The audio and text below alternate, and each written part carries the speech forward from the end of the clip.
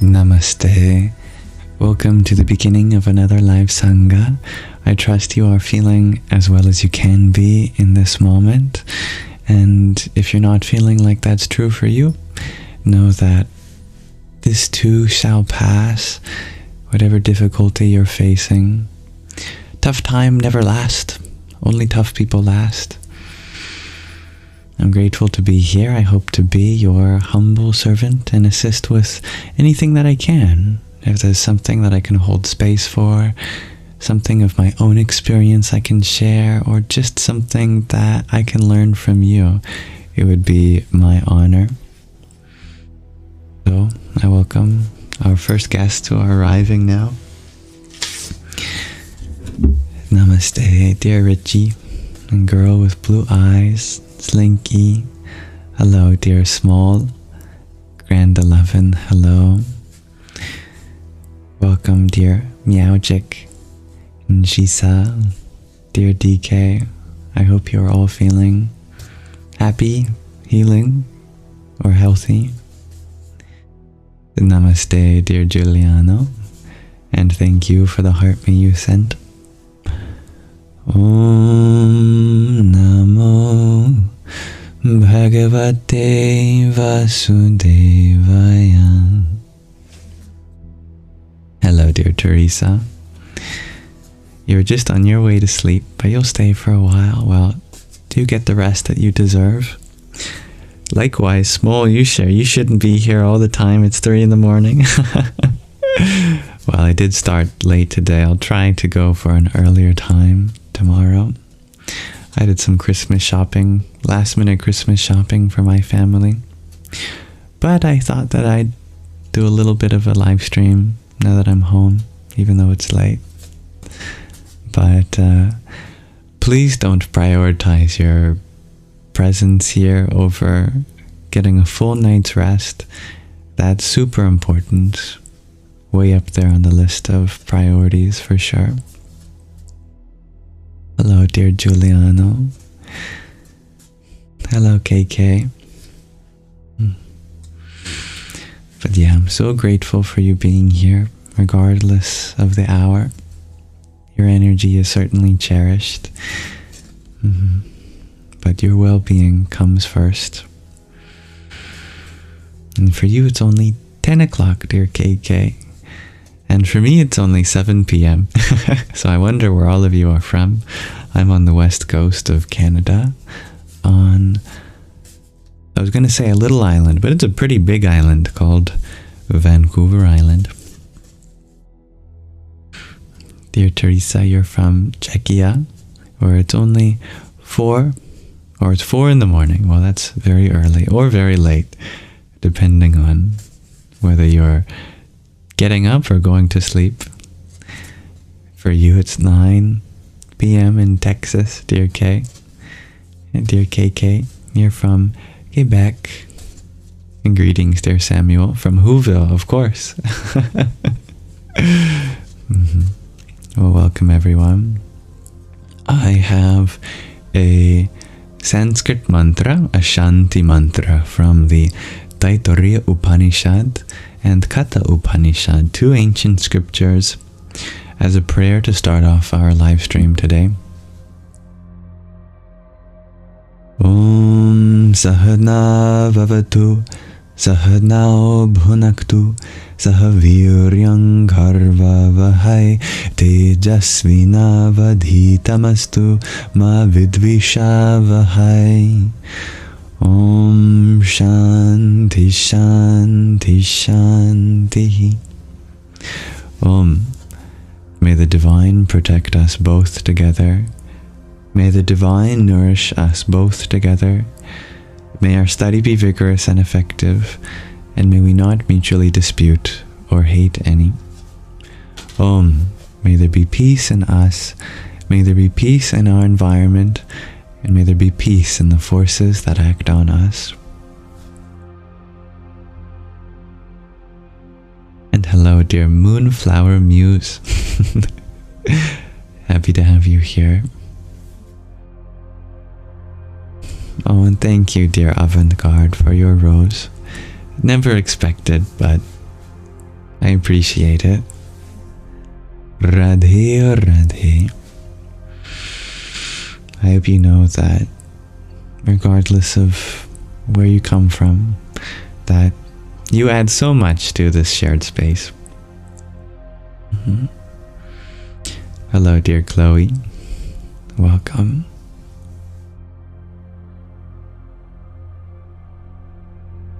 So, I would like to begin our Sangha today with a little show and tell from one of you. Let me get it set up for you.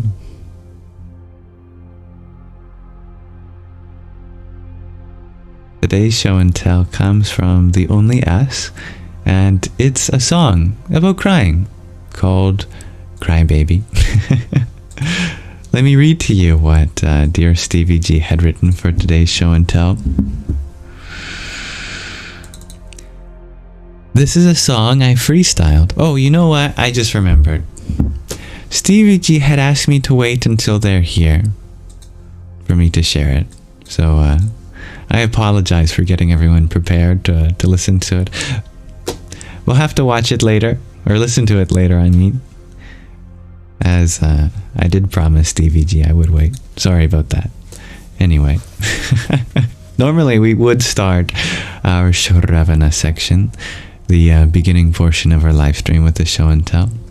But I have extra special instructions to wait. Thank you for your patience, dear Crystal and Small. And good night, dear Chloe. Thank you for valuing your own self-care. Alright, instead of a show and tell starting our Shravana off with tonight, I will start with a reading from our book, Moksha. So let's continue where we left off. In our book, our protagonist was up in the Himalayas, in the mountains with Sid. She had gotten very sick all of a sudden and could barely move, so Sid had picked her up and came into a cave and laid her down to rest while it started raining. And she woke up in a daze, and she was alone in the cave. She must have fallen asleep. And when she looked out of the brush that was covering the cave to protect them from the elements, she saw what appeared to be someone without a shirt on, with long hair, with a snake slithering across the feet, and thunder struck in the background, illuminating them. And she ended up falling back into sleep. So may this reading relax your mind and awaken your heart, and I'll return to all of you after I finish this section. We're almost on the chapter.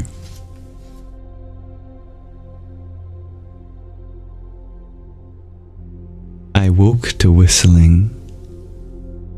I was stretched out on the ledge, and Sid was crouched down, lacing his boots and whistling. I cleared my throat.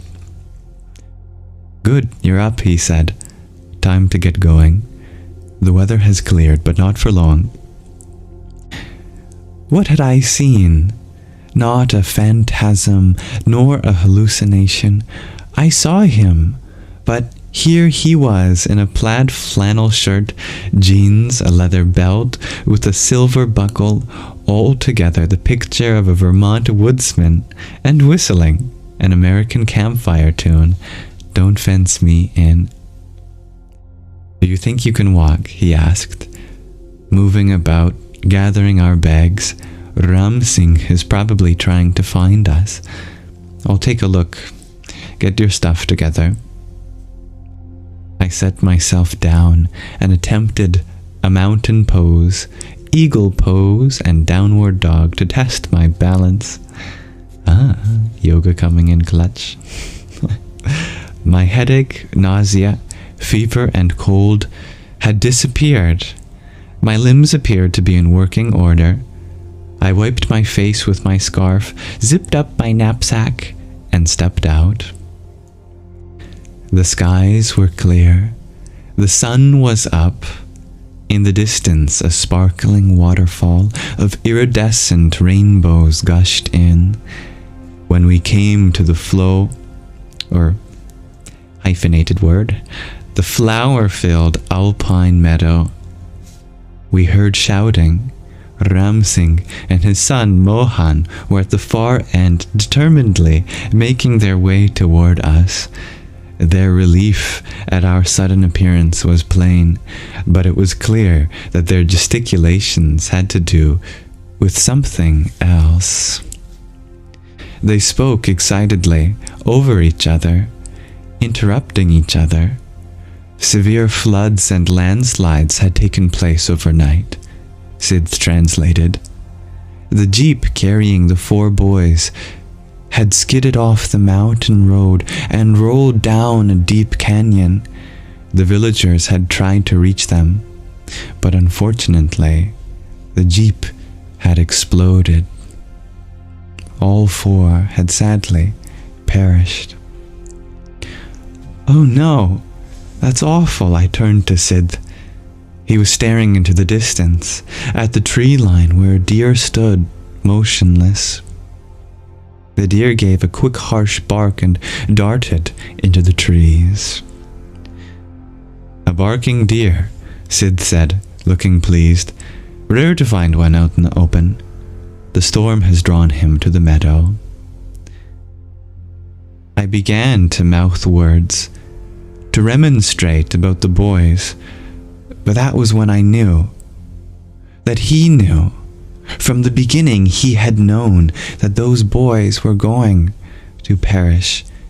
He had been nice to them, allowed them their bonfire, danced and drunk with them because he knew.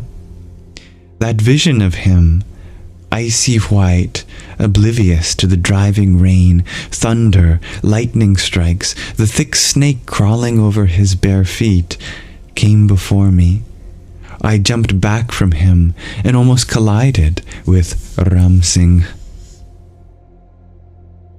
"We should get to the rest house in good time," Sid said brusquely. "Best to remain here for the night and set off for Saṅgha in the morning. From there we'll most likely have to walk the few miles to the Virat Lodge. Joshi will get you to the airport. I must go north." The pristine lake we had left 2 days ago was muddy and covered with the debris and dead trout. There was no power. The rest house generator had been struck by hail and was out of commission. Gomati cooked us a meal of chapatis and cabbage over a Primus stove, after which I retired to my room, where I remained awake, watchful and afraid. The rain began a frenzied tapping on the tin roof around midnight. I expected my fever and headache to return, but the next morning I woke energized and eager to get moving. There were a few downed trees to get past, but with 3 or 4 stops we were able to reach Saṅgha in good time. From there, along with a mass of dazed people, we made our way south, and by the late evening arrived at Uttarkashi. The mountain had exploded onto the edges of the town, and entire buildings had crashed headlong into the swollen river. "Head on down to the Virat," Sid said, moving away in the opposite direction. "Let Joshi know you are here. I'll catch up." He disappeared into the crowd. The unflappable Mr. Joshi was at the reception counter, single-handedly fending off a mob with stranded pilgrims, trekkers, tourists, and uniformed soldiers. When he saw me, he swung open the counter flap door and came forward. very good, Mataji," he cried. "You have come back. Transportation is here. I am arranging. You will reach your homeland very quickly. Just come this side. Wait in my office, please." I clutched at his sleeve. "Mr. Joshi, there was a man, a foreigner. You saw him. That man no good. He is in custody. Very bad man." "Jonas Gerhardt?" I asked. "That is correct," he said. "Very bad man. Foreigner. He came here. Police were here because of storm. They caught him. He is wanted. Very bad man. He is behind bars. They will take him to Kathmandu jail." He led me to his office with its books, papers, and gods. After a few minutes, he stuck his head in the door. "You must go now, please, madame."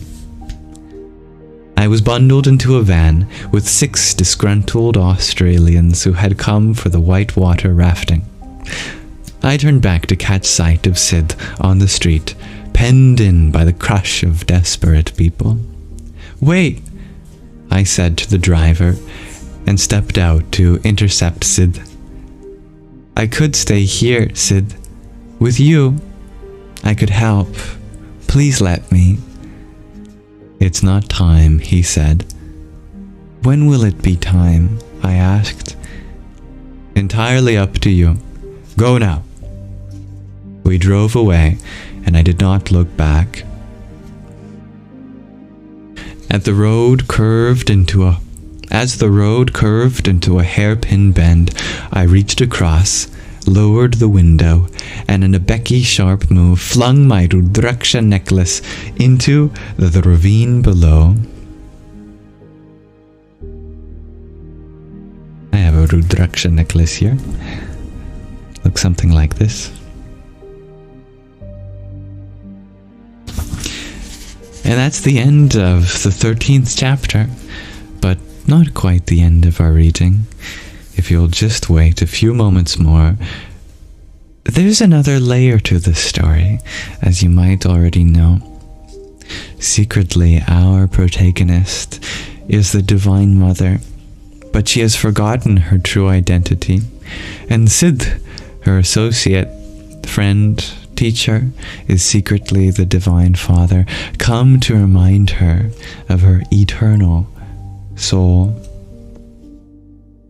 But they are not the only beings secretly incarnate. Besides the forms of the divine, there are also forms of the demonic. Here is the layer of the story happening at the layer of the demonic. The stars were lackluster, the winds aimless, the gods were silent. In a drafty chamber of the Bavarian castle, Helmut Gerhardt rose warily from his marital bed. Birth, his pregnant bride, lay beside him, a mountain of pink flesh snorting in alternating gasps and sighs. Gerhardt was confident that victory was his, but he took little pleasure in this certain outcome. The American had been an unworthy opponent from the start, our protagonist. A poor specimen, greedy and commonplace. He would win the great battle easily with a simple strategic takeover, but there would be no great honor in it. He prodded Birth awake. "I'm going," he said. "Where?" she mumbled. "Nepal. I'll be back when it's time." She turned on her side and began her intermittent gasps and sighs. A trickle of saliva ran down from one corner of her fleshy mouth. Birth, a peasant who perpetually reeked of some fetid bovine odor, would produce the sons he required. Gerhard grunted in morbid anticipation. Tough, strong, ruthless. Rory had been smart, who was actually the late husband of our protagonist, but weak and soft, hardly a demon at all, whereas Jonas, the brother, was blatantly stupid and given to filthy habits from which he had been continually rescued. Gerhard gazed admiringly at his reflection in the ornate full-length mirror. The Swiss mountaineering jacket and hiking pants fit the bill. He might acquire Nepal while he was there, he mused, and strapped on his Rolex Explorer. The country was racked with corruption, infighting, and earthquakes, and primed to submit to a firm hand. Easy pickings, but first he had to find her, neutralize her. He called for his pilot as he bounded down the baronial stair, as gleeful as a boy on his first hunt, on his first killing spree. And so ends our reading, and ends the third part of this book as a whole. Next time we'll start the fourth part, titled Ayam Brahmasmi, a quote from the Brihadaranyaka Upanishad, an ancient scripture, which translates to, I am Brahman, a truth of universal consciousness.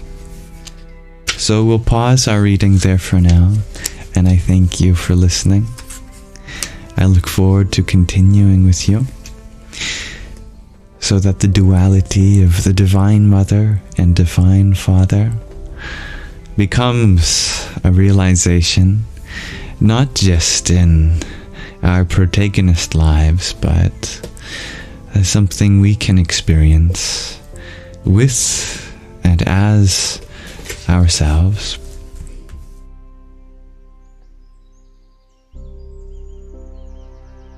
And that concludes our Shravana section of our Sangha 2, dedicated to hearing from a new perspective. Welcome everyone who joined while we were reading. Welcome dear Tattvamasi, thank you for your quintet of roses. Om Namah Shivaya. And dear Jeremy, thank you for your hand hearts too. Here's some for you. Om Aim Saraswatyai Namah.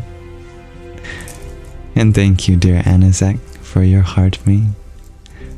Radhe, Radhe. Hello, dear G. And thank you for coming with me, dear Crystal. Hello, dear Magdalene Rangy. Nafalafagus.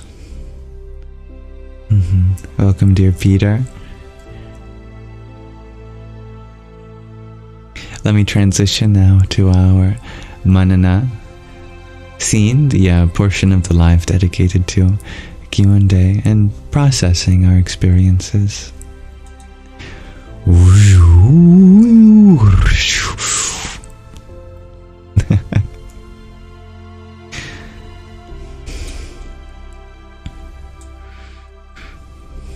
Hello, dear Celine. You inform me of a name change from Pleasant Moon. Welcome back. Happy to have you and everyone here. Dear Crystal, you share that you had questions about meditation. Stopping our minds from wandering is hard. I agree.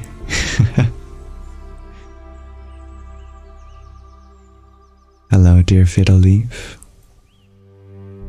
My Christmas shopping went well, thank you. It was very quick, in and out. I don't want to spoil what I got from my family, because my family has been known to watch my live streams too. So just in case. Hello, dear Mariham. It must be very late for you.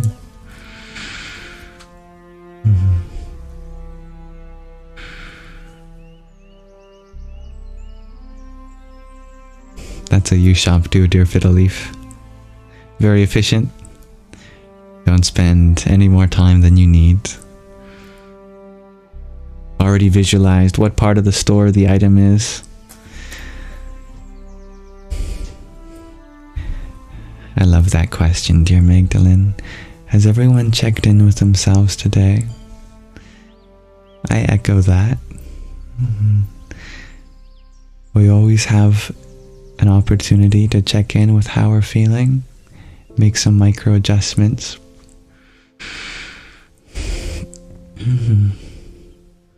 But I hope everyone feels the warmth of our community here, especially in this winter time for us in the Northern Hemisphere.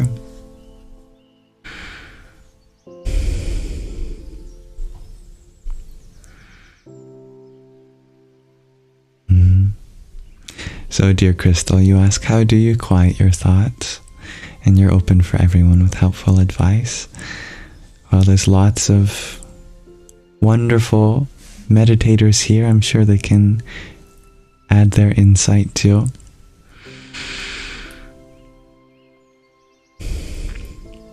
I'll tell you a secret. Do you want to know the secret?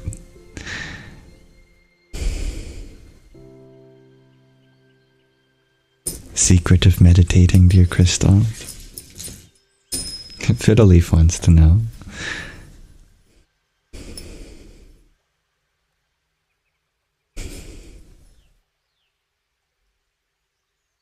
Of course, okay. The secret of meditation is that you don't quiet your thoughts. You let your mind wander. And what you do is you let it wander away from you.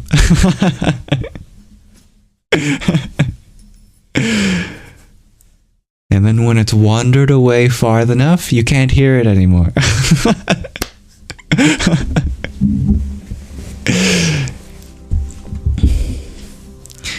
The truth is that it's the nature of the mind to think. If it's not thinking, it's not fulfilling its duty. And there's really nothing we can do to make it not think. A good mind is the one that thinks. So in meditation, it's less about getting the mind to be any different, but simply increasing the space between you and the mind. And it's in that space that you find silence and quietude. Just like when you fall asleep at night, the world continues to go on around you, but you withdraw yourself from it, or the world withdraws from you. And while in that state, it's like your ears are no longer receptive to the outer world, even though it's still just the same, producing sounds. In other words, you find a place beyond your thoughts.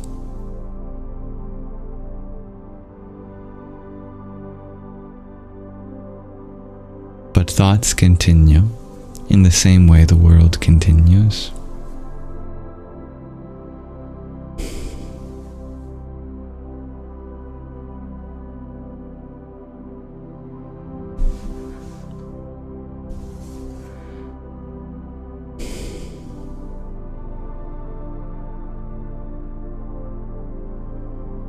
You share, you've heard this before, but there's still room for more understanding. Does it happen naturally over time, or as we grow used to meditation, Absolutely. And you've already known what that's like. When you fall in love with somebody and you look into their eyes, it's like everything around just dissolves. Or if you play your favorite video game and you get sucked into it, it's like everything around that just dissolves. When you get started on that creative project and you give yourself to it, the time just passes by through you. That's meditation. Meditation happens to everyone. We just don't often recognize that it's meditation. but any time in which you surrender yourself to something, be it true love, your favorite game, or a creative endeavor, you are meditating. It's not like what you see in the movies where someone crosses their legs and put their hands in their lap and they start levitating and their eyes close and they go,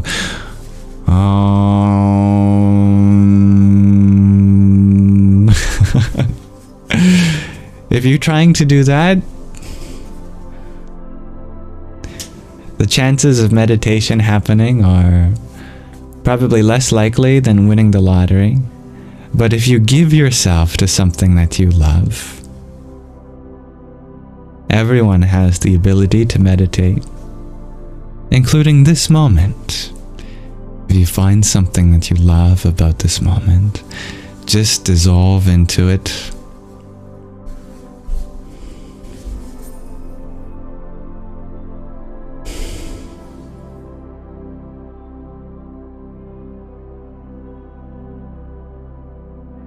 Thank you, dear Dob Darker, for the heart me you had sent.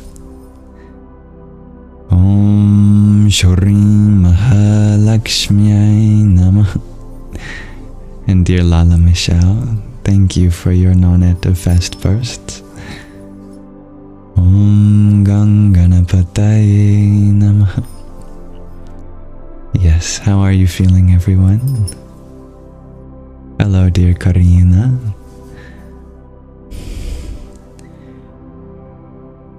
Dear the favorite feminine, you had asked, how do you not feel heartbroken with how much pain and suffering there is on earth, and how wicked people are? What an important question, oh the favorite feminine. The truth is, you do allow yourself to be heartbroken, but not broken down, broken open. You let the reality of the world peel away the layers of your heart and not add to the toughness that surrounds it. And you see that for every person suffering, there is an opportunity for you to help. And when we look at it from the point of view of divine orchestration, everything is set up for us to be able to help others, to give and to love. All that negativity in the world is the fertile soil for us to plant the seeds of positivity. When you keep that in your heart, then you balance out all of that absence with presence, all of that limitation with possibility.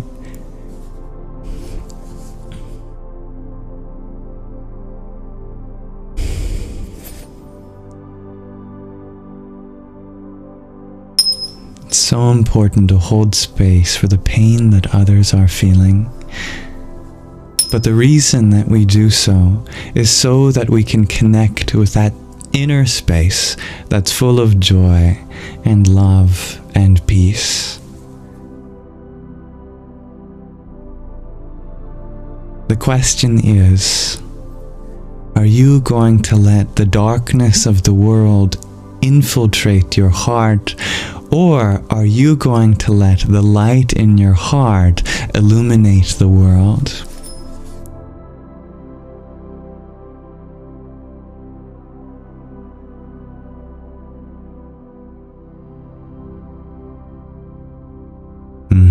That sounds very festive, dear Fidaliv.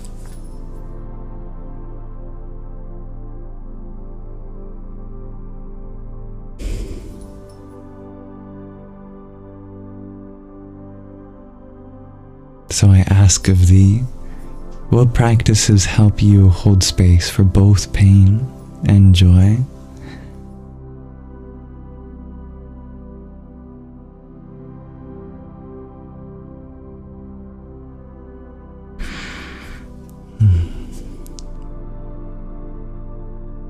Remember that the nature of the world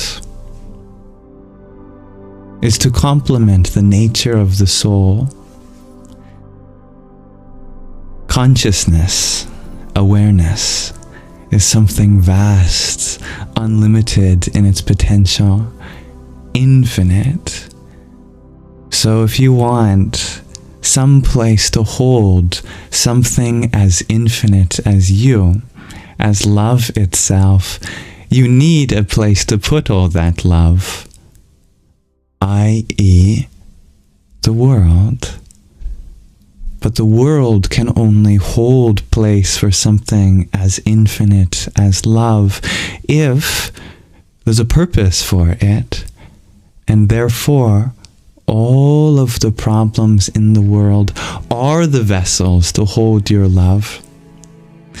That means that every time we hear news of something that we can help with, that we should be inspired because the universe has created a place to hold us as love itself. It is by no mistake that we have the capacity to make the world a better place, and therefore it is no mistake that the world is not yet that better place that we see is possible if we come together and hold space for each other.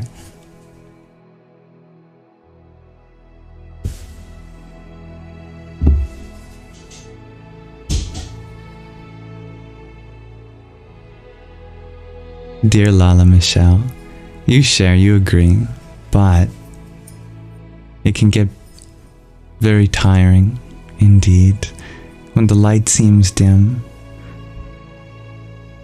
When the light seems dim, it's important to reflect, introspect, and remember that all of the light exists within you. And your instrument for sharing that light, your body, your mind, it needs to be taken care of too. Remember that since we are not the body, we are not the mind, we are not part of the world, but we are here to attend to every part of the world. That means that we also have a duty to attend to the part of the world that is our body and our mind.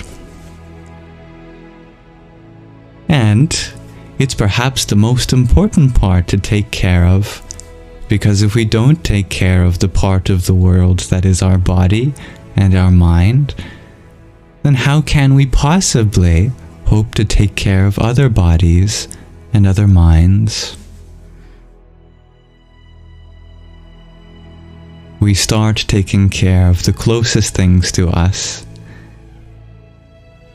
And as we take care of those things, they begin to take care of the things around them too.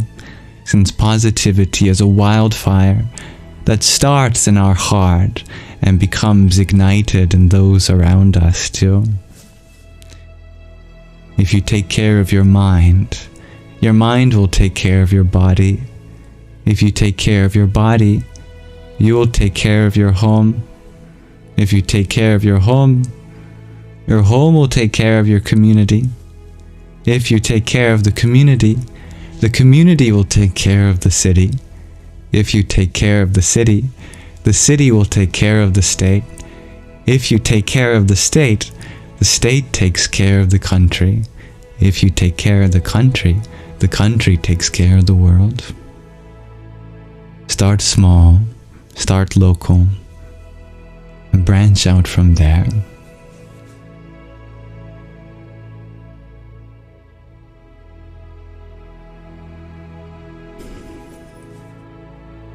And thank you, dear Ella, for your trio of roses.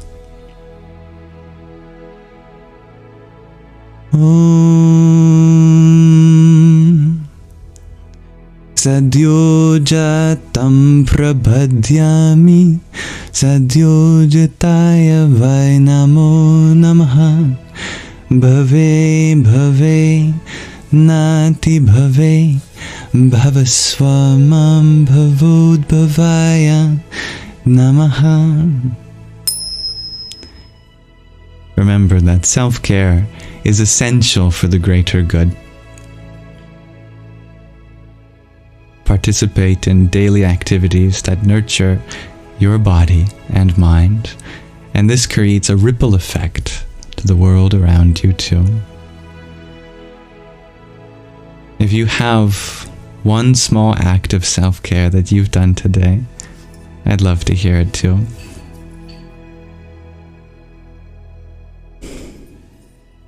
And thank you, dear priestess, for your quintet of roses.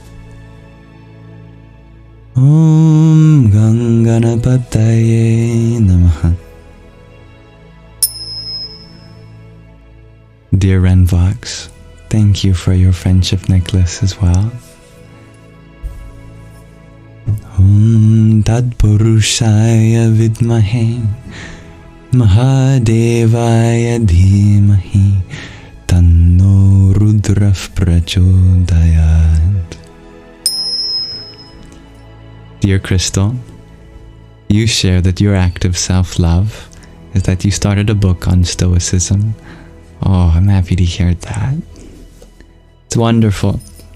Stoicism can be really helpful with regaining inner solidarity, to find that unshakable part of you, to find your values, your principles.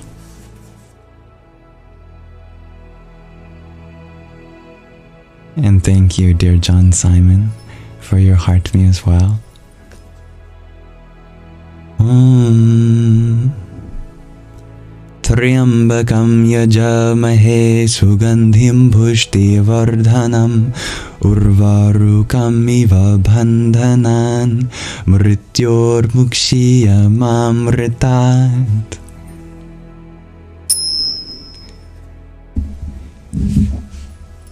Dear grateful human, you exercised, although you had no desire to.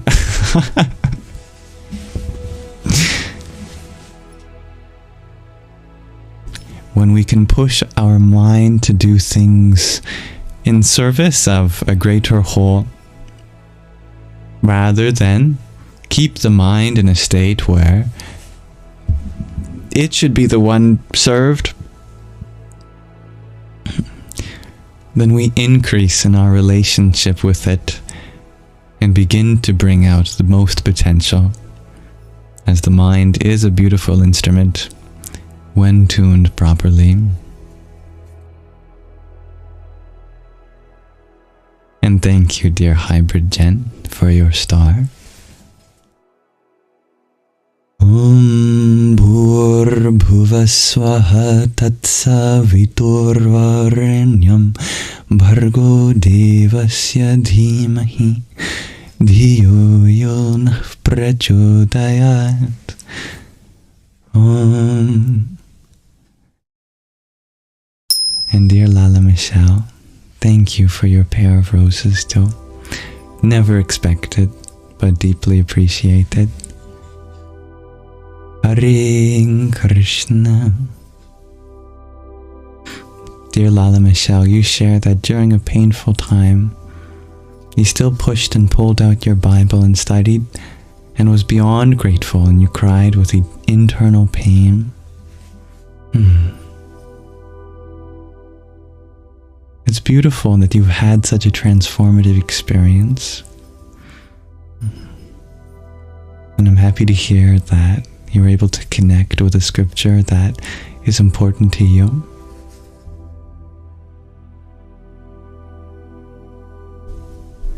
Dear Small, you're wondering, did we listen to the song yet? No.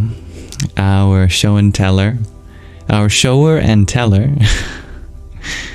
he had kindly asked if I would wait until he was here for us so that he could be in the audience with the rest of you. So we'll see if dear Stevie G joins tonight.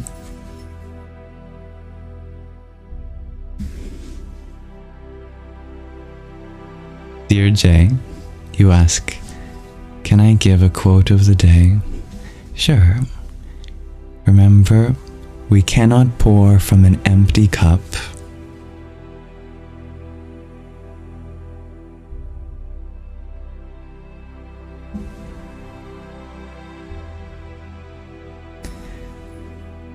Thank you, dear Fiddle Leaf, for your trio of roses. Om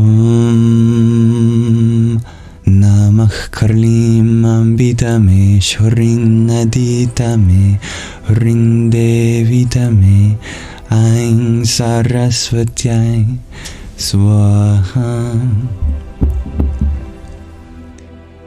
Dear the favorite feminine, you ask, have I tried to wear braids? No, I don't think I've ever tried that, but I like that idea. I think that would require taking perhaps a little more care of my hair, as it's not exactly one that you could run your hands through without getting caught and some hairs wrapped around each other very tightly. So I think it would be difficult to separate strands of hair to make a braid. But I do find braids to be one of the most beautiful hairstyles.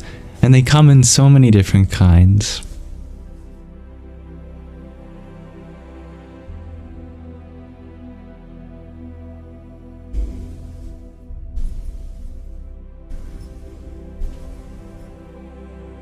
Dear Crystal, you had asked, how do we know if we're investing too much energy into someone or something? That's a great question, dear Crystal.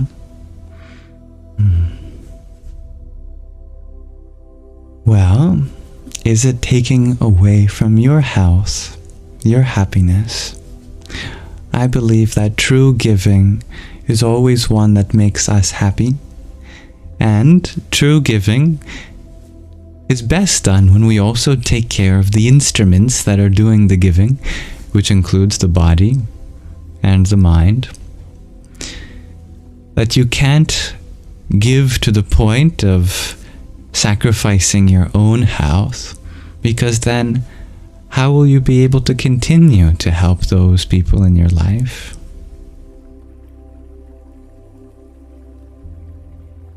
So, are you taking enough time for your body, your mind too? Or do you find that when you are giving yourself to whatever you're doing, that you notice that you have to recuperate afterwards? Now, naturally, you might feel exhausted, as with any good hard work. But is it taking away from your ability to do other stuff too, healthily? Taking away from your health, your hygiene, your mental health, or other important interpersonal relationships? Then I think it would be time to reflect on how you can balance that.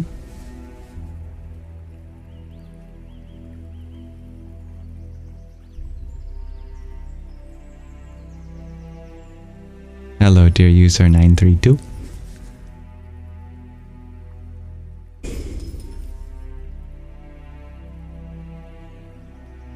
And thank you, dear Ella, for your trio of roses.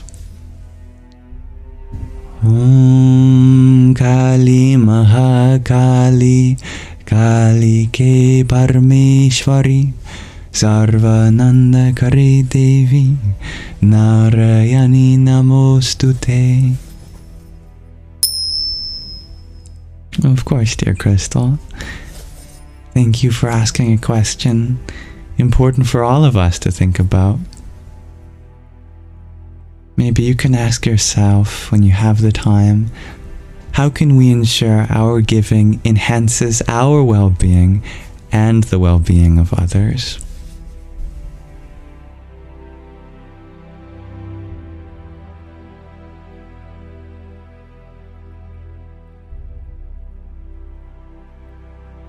Well, considered some... maybe I'll ask my sister or my mother to put braids in my hair. Dear the favorite feminine.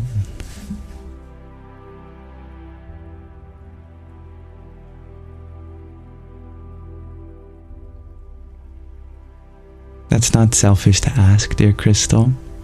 You raise a good point. Is it selfish to ask about how we can take care of our own well-being at the same time we take care of others? Well, consider the fact that when we take care of our bodies and our minds, it's also for the purpose of being able to be in other people's lives, to take care of them for longer too.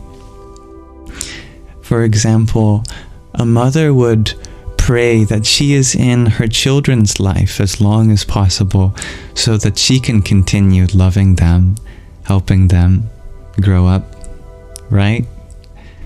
But if that mother does not take care of her body and her mind, and she ends up passing away prematurely, would that not be selfish in a way? That she gave so much of herself that she was not able to be a mother for as long as she could have been? Or, here's another idea. Can you really teach others how to take care of themselves if you don't show them what it's like for you to take care of yourself? That we should be a role model to others, that we would want other people in our lives to participate in good self-care, self-love. How can we do our job in being a role model for them without engaging in self-love too?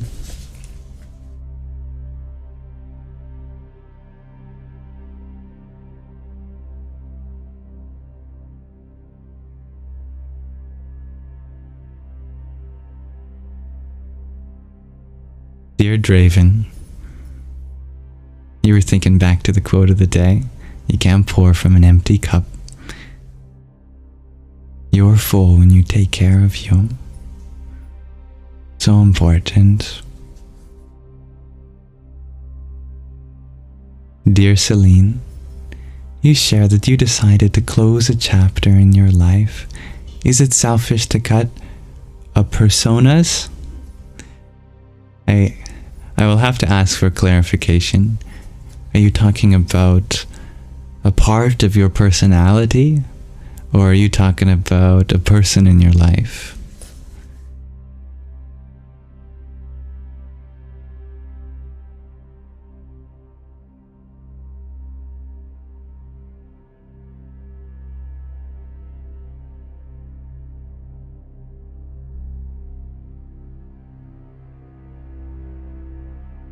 I'm happy the message of sustainability resonated with you, dear Crystal. Yeah. Because if you are constantly taking care of others, eventually you'll run on empty and you won't be able to take care of them anymore.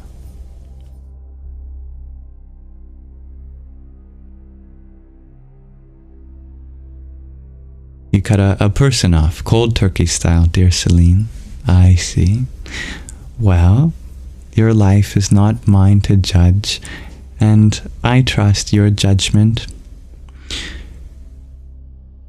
If it's easier for you to go cold turkey depending on the circumstance, the context, then I trust you. But as long as you know that there's other options as well. Because sometimes what's necessary is just proper communication. And because we don't have trust in ourselves to be able to establish that communication, then we might feel like it's easier to just cut people off that way. But you can empower yourself by believing, no, it's possible for me to set the boundaries where they need to be. Say that I am willing to compromise with you, that I have this role that I want to play in your life, but when you do this to me, it makes me feel like this, so I have to ask you to make sure that you do that in return. If that's the case, I'm happy to have you in my life as long as we fulfill our responsibilities to respect each other's boundaries, for example. And if you feel empowered to do that, wonderful. But of course, I don't know the situation exactly. And if you wanted to share more, perhaps we could investigate that idea further. But remember that nothing has to be permanent. That you can have an indefinite closure and come back later. You don't have to be thinking in terms of forever. Just in this moment, you don't want to talk. In this moment, you need space. That's great. Think in terms of moments. Trust your intuition moment by moment.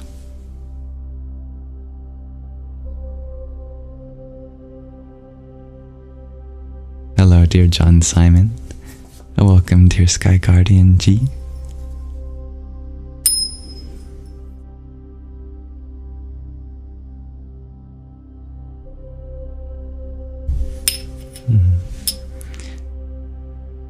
Well, if in their eyes you're the problem, then you can't be the solution.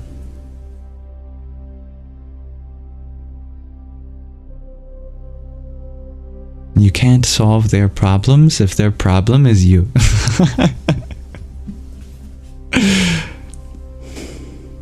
Or how they feel about you, I should say. The version that they have constructed for you in their mind, that's just a part of themselves that they're rejecting. And that's their journey. And it's very good of you to give them space to discover independence in that.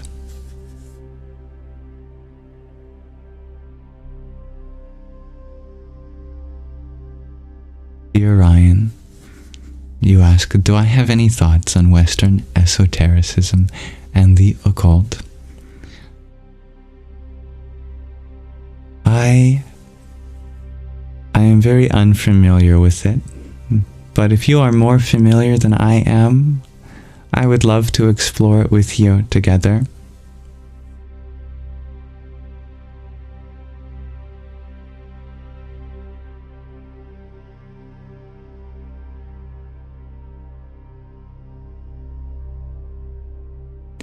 Dear the favorite feminine, you shared that you're quick to get angry.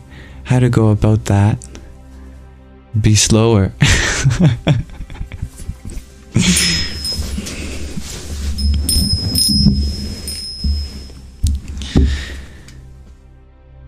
The quickest way to regulate your nervous system is to act slower.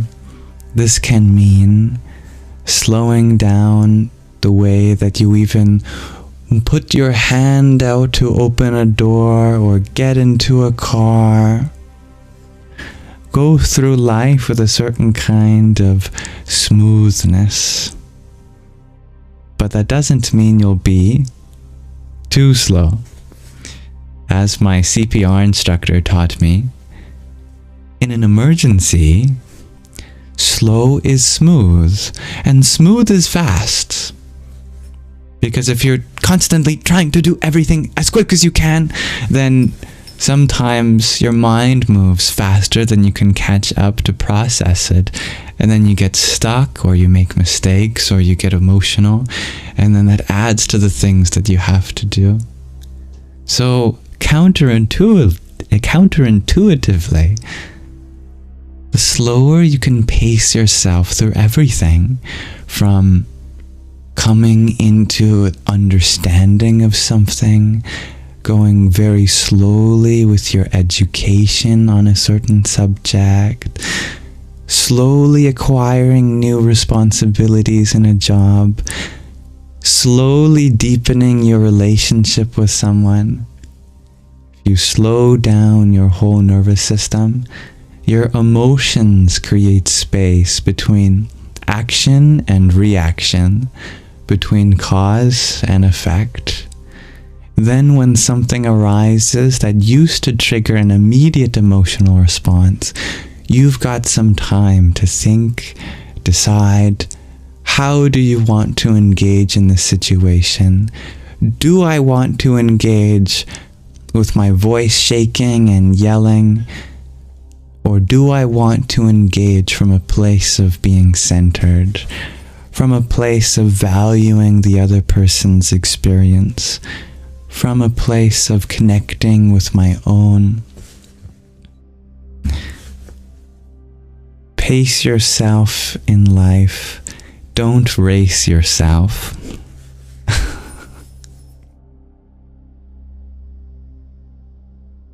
And thank you, dear V, for your rose too. Om Kring Kali Kaye Namaha. And dear Fiddle Leaf, thank you for your pair of roses. I love how kind you are all. So nice to see kindness shared with each other here. Lots of love.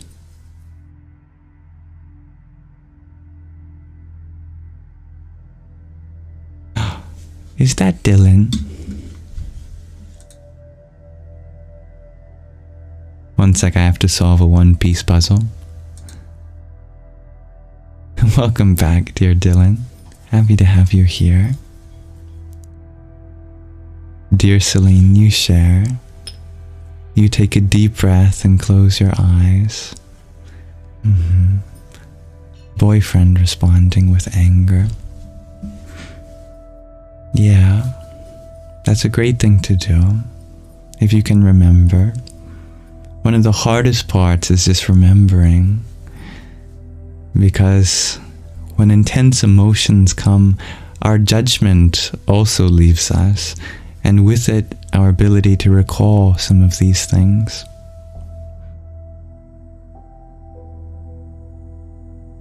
And it's very easy for us humans to mirror the emotions of those around us also. When you see someone sad, we feel sad.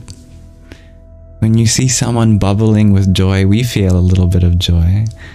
But also when someone is angry, we also get angry too. That empathy is a beautiful thing. But it shouldn't be what determines our feelings.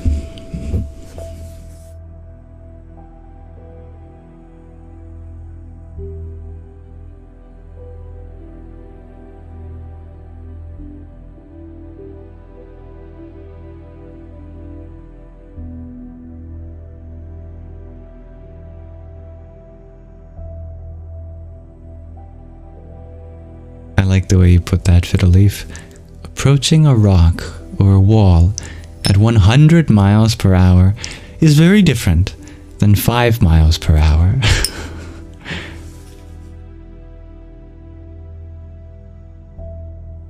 Inertia. Yeah, dear Celine, empathy can be pretty challenging at times.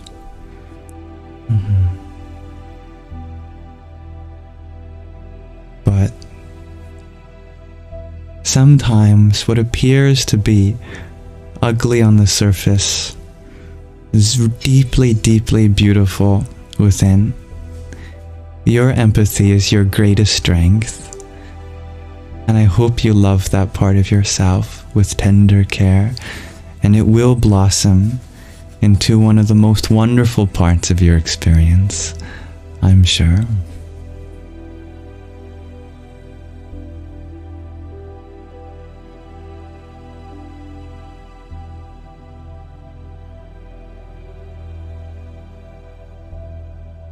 The tricky thing about empathy is we often forget to empathize with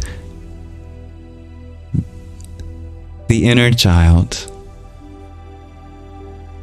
We can empathize with the people around us. We can carry their feelings. But are we holding space for our own traumas and making sure that we're taking care of that inner child?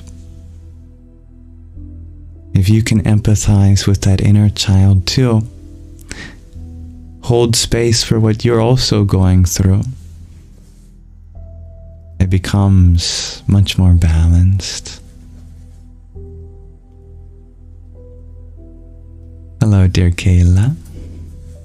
Or Kalia. I realized the Y is before the L.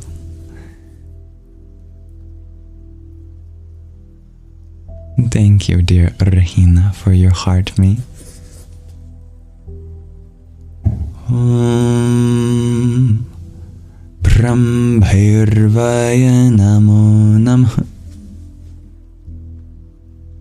Dear Celine, you share, your trauma has been abandonment. Sometimes the healing of our trauma is very counterintuitively built into the trauma. Remember to not abandon your inner child. We can get so worried about creating for ourselves something that others wouldn't abandon, but in the process we abandon the part of us that truly wants to be independent and free.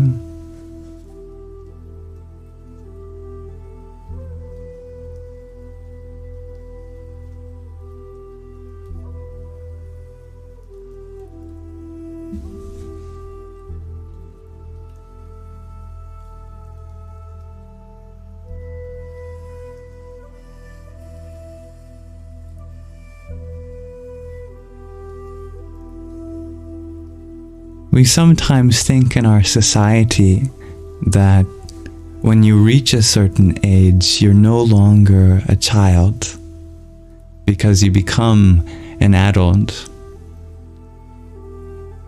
But everything that I've experienced in life tells me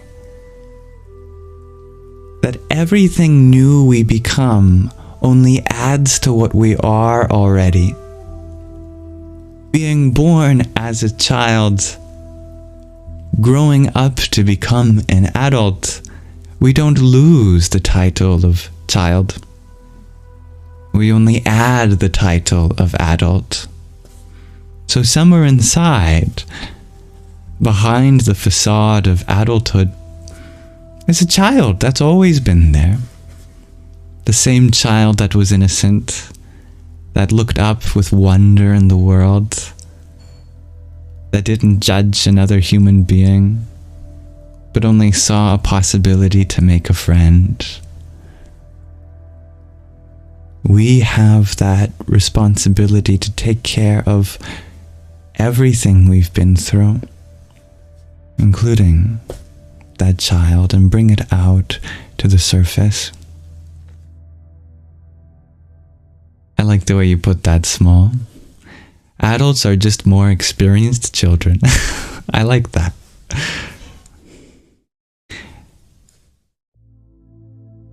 We're all just children trying to figure out how to run a planet. Difficult. Difficult, lemon difficult.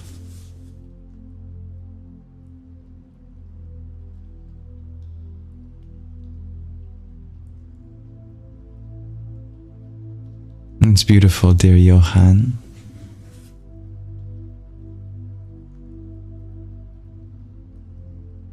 And thank you for being here, dear Runvox. I like that, Fiddle Leaf. You have been a highly functioning 14-year-old for decades.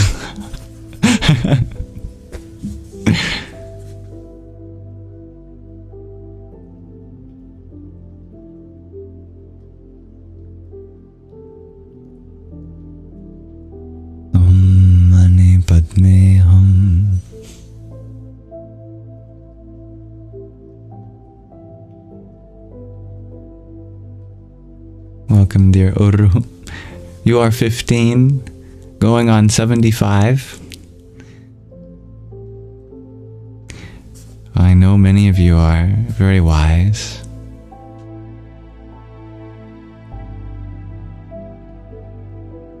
You have so much wisdom that surpasses this lifetime, that's for sure.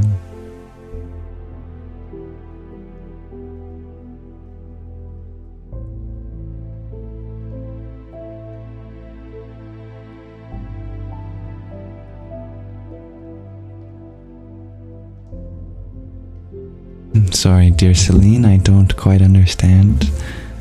I didn't remove anyone's comment. Everyone is welcome to voice their opinion. But sometimes I know that TikTok can filter some things. That's not my doing. I apologize if that ever gets frustrating for you, by the way.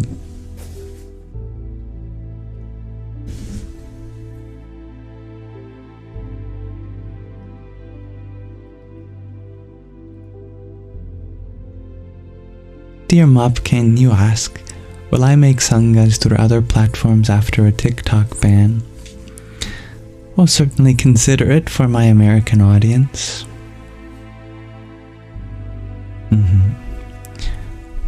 I will still be able to do TikTok live streams being Canadian, and I know a lot of my audience comes from around the world. So we'll see how it affects most people, but I'll absolutely consider the viewing experience of my American audience too.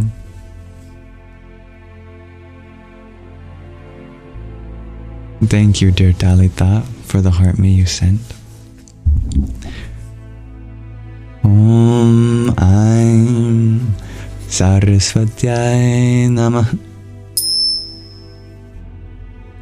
Dear Ella, you share, you're 44, but you're still very much like a young girl. I think we all are. What does your inner child want to say to you today? Create that deeper connection with self. The inner child is the higher self. And the highest self is just like a baby. I don't know why people are always imagining God as an old man. I imagine God as a baby. So pure, so loving, so tender, ever new.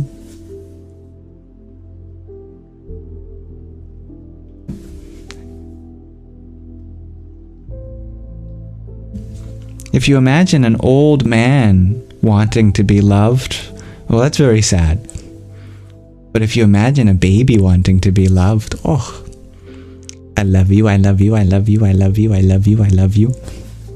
You just gotta love babies. They're so lovable. The divine is like that. So pure, so baby-like.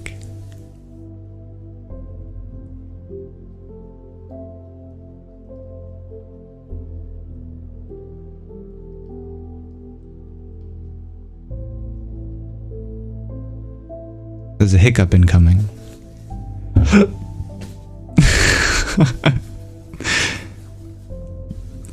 Dear Vince, you ask, any thoughts on my interpretation of celebrating? Oh, we have to celebrate.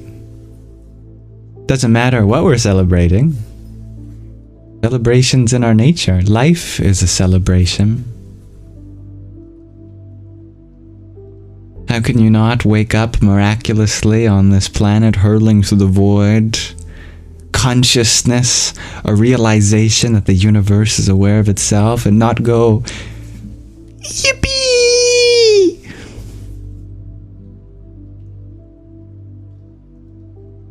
What a miracle this all is.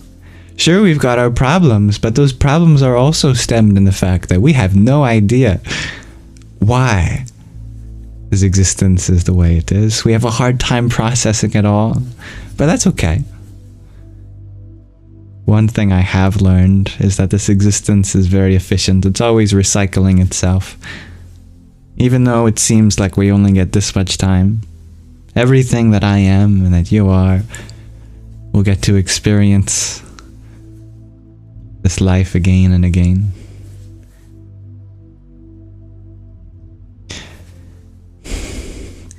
Dear the gingerbread lady, thank you for your 1, 2, 3 plus 10 roses, a baker's dozen.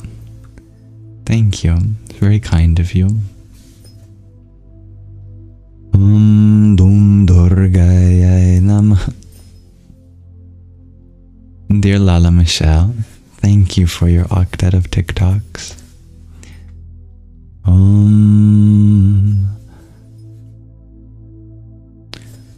Vamadevaya Namo Jeshtaya Namah Shrishtaya Namo Rudraya Namah Kalaya Namah Kalavikarnaya Namo Balaya Namo Balavikarnaya Nama Sarva Bhuta Damanaya Namo Manonmanaya Namaha.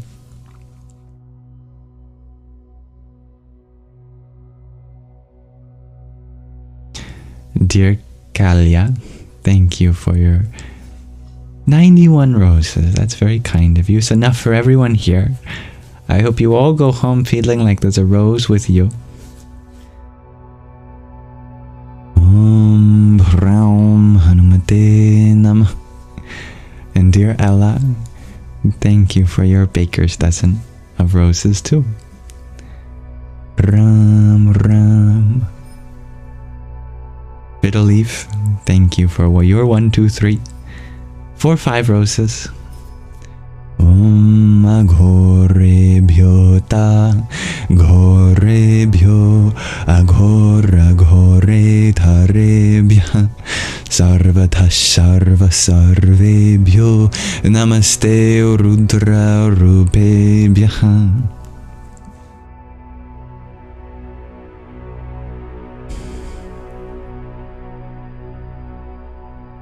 Dear Celine, you only get 1 hiccup every morning. Why is that? Only 1? You must not have enough hiccup karma. You know when someone's intoxicated, they hiccup? No. I only had 1. Just 1 drink. Well, if you're intoxicated with bliss, the bliss of being truth, consciousness itself, Satchitananda, you might just hiccup as well. Dear Ella, thank you for your baker's dozen worth of roses, and 24, and a septet, and 18, and 10, and another baker's dozen, and 15. Thank you, dear Allah. It's very kind of you. No gift is ever expected here. And I love you just the same. But I thank you very much. And it helps me know that there's more that I can do to bring out the value that you see in this space.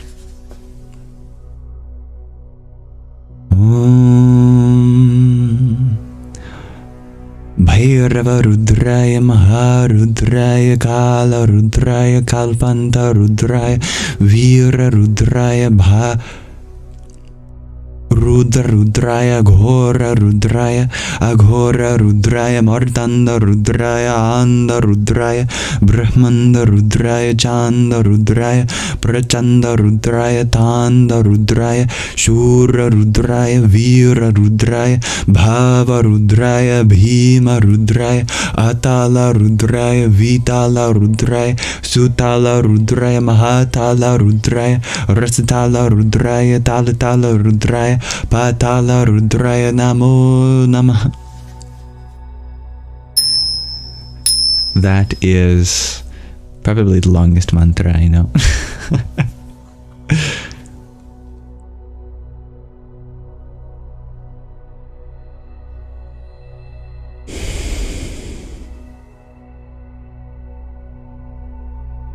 Someone was asking about the Discord. It's simply the Discord icon in the link tree in my bio.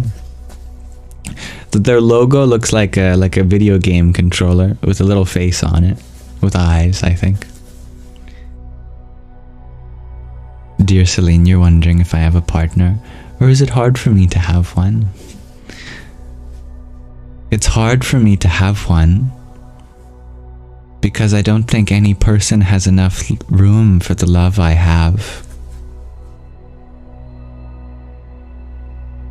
Naturally, I fell in love with people who needed a lot of love. And then I realized that that was unhealthy Because truly, no matter how much love you give someone who needs that much love, the only way they can truly find fulfillment is in discovering that love within themselves. At the same time, the only way for my heart to be fulfilled is if it brings that love to as many people as it possibly can reach. And I consider the whole universe to be my partner. I consider every animal, every tree, every blade of grass. I consider even the bacteria in my gut. I consider the wind, the ocean. I consider mountains and valleys, sun and moon, stars to the grains of sand to be my partner. Why fall in love with one person when you can fall in love with the whole universe?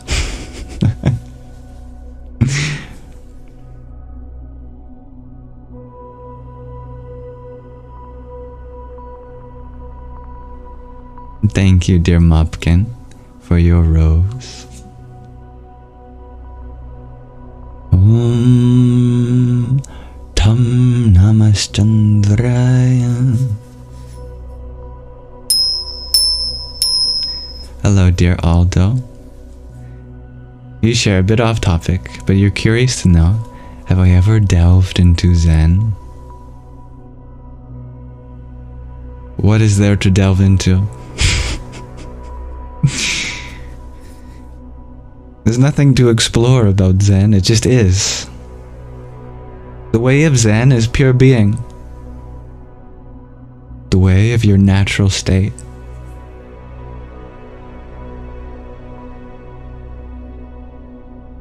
No point of meditation, no goal to reach. Just sit and shut up. A sensei will tell you. But for me to you, no, let nobody silence you. I have a different technique than a sensei.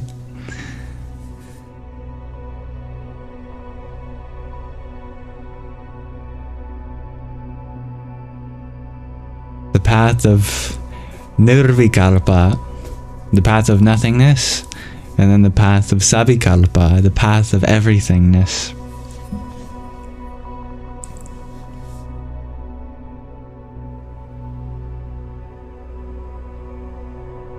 Thank you, the gingerbread lady, for your pair of roses too. Hello, dear Hexagon. So Zen is not good, dear Silly? No, it's wonderful. Zen is the best. It's simpler than simplicity itself. Therefore, of Zen, there's nothing to talk about. Because all words only point in a direction away from Zen. For me to talk about Zen, I'd have to stop talking.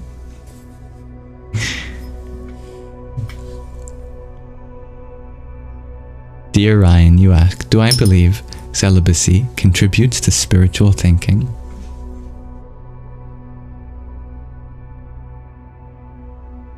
It's all about the flow of energy.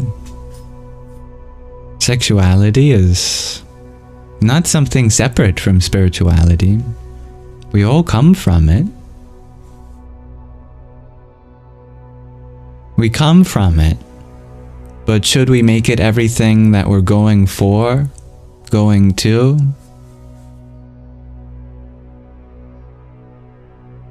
There is no doubt that you can experience very spiritual things through it. But it's only one dimension of life. It's all about freeing up space for other dimensions, other aspects of your life. If you're using 80% of your brain just for the pursuit of a momentary pleasure, think about what you could be doing with that 80%. if you directed it towards something much more long-term rather than just momentary pleasure.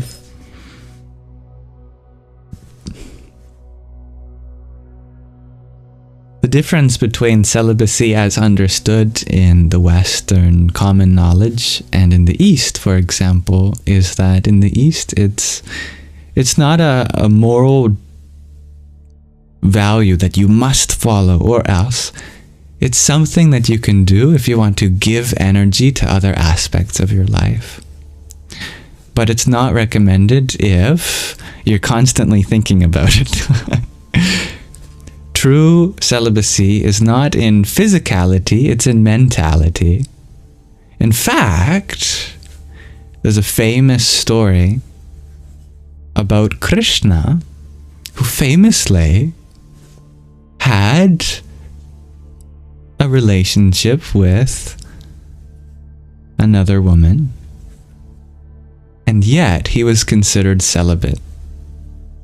And the story is that some of the students of Krishna were going to the other side of the river, and they had asked Krishna, how are we going to cross the river?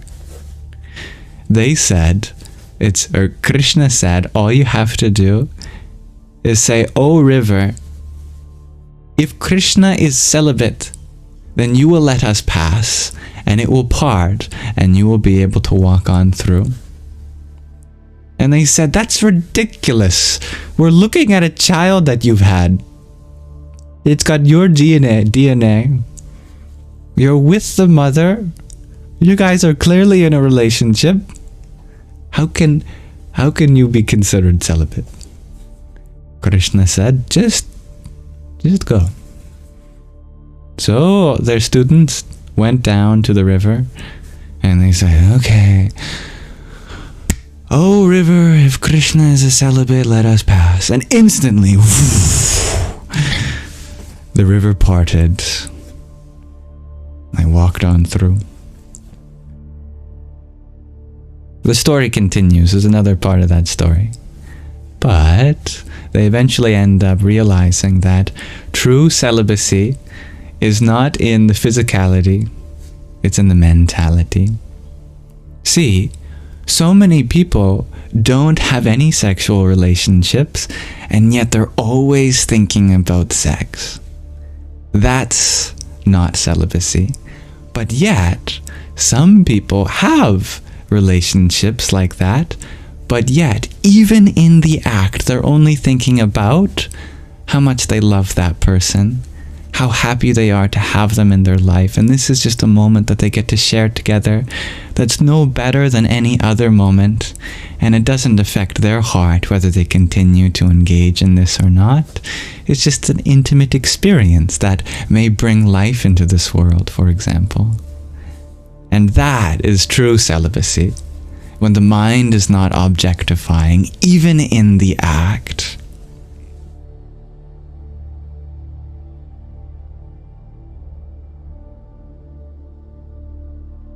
So if we understand it like that, then yes. You can clearly see for yourself, with this logic, that kind of thinking frees up so much space within yourself to pursue other dimensions of life.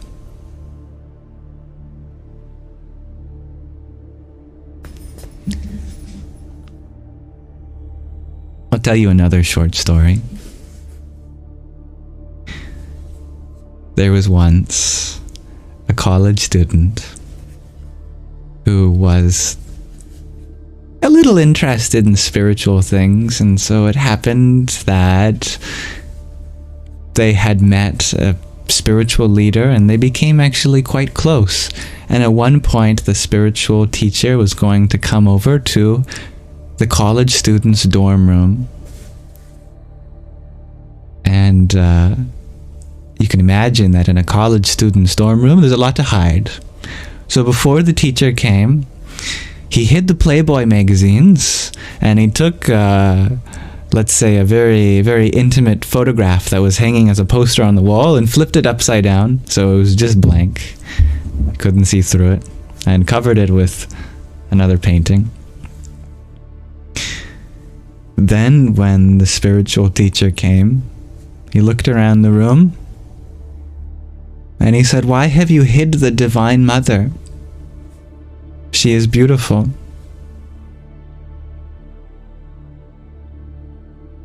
Her body is wonderful. You don't have to hide it.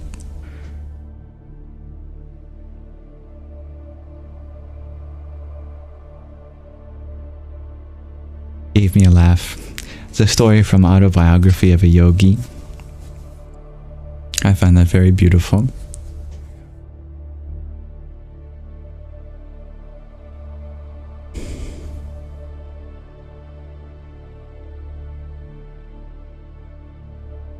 Dear G, you're wondering if what I said is true even for brahmacharya or brahmachari. True brahmachari is in the mind, in the heart, but it doesn't mean that there isn't also spiritual significance in keeping space from the physical act too. And so most brahmacharis also abstain from the physical. But again, it's because they've reached a point naturally where there's just even more blissful things to do with another person. Even more intimate things to do than engage your bodies in a game of fleshy puzzle pieces.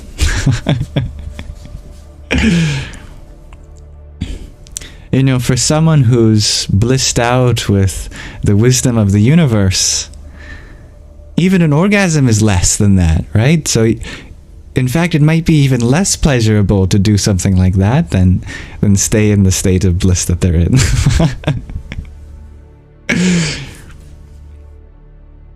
Could you imagine getting to a point where you're so blissed out that that even something like that would actually take you down? It would feel less good as what you're already experiencing.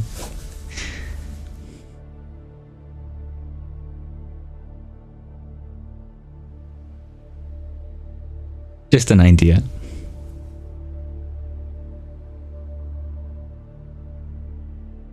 Thank you, dear Lala Michelle, for your quartet of roses. Rim Namah Shivaya.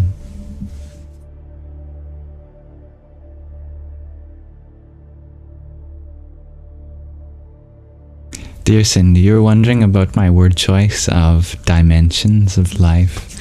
Yes, I come from a mathematical background, so I use the word in a very mathematical sense, as an independent axis for you to explore. Just like how there are 3 independent axes for us to explore spatially. You can move left or right, but no matter how left or right you go, that never makes you go forward or backwards. No combination of lefts and rights can get you forward or backwards. So forward and backwards exist on another independent axis for you to explore. And again, no combination of left, rights, forward and backwards can ever get you up or down. So that's a third independent axis for you to explore. Such is why if you need to locate anything on Earth or in the atmosphere, you need 3 distinct coordinates. You need a longitude, you need a latitude, and you need an altitude. Einstein said, "Why stop at spatial dimensions? No amount of left, rights, forward, backwards, up, and downs can ever get you before or after something. So before and after is another independent axis for you to explore." But why stop there? There are also dimensions of emotions, like the patience-impatience spectrum dimension, like the anger to, what would be the complementary of anger on the spectrum? anger, all like bleh. Complementary of that would be being at peace. Yeah, sure. We'll go with that. The anger peace spectrum shares Alex. But there's also the spectrum of sexuality, the spectrum of every single discipline, every study is its own dimension for you to explore. So I just mean that in a direction for you to expand your sense of self into. Don't limit yourself by any dimension in particular.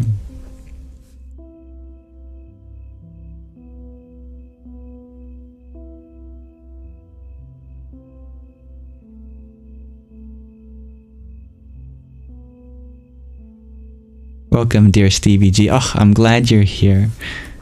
Would you like to have everyone listen to the song that you sent in?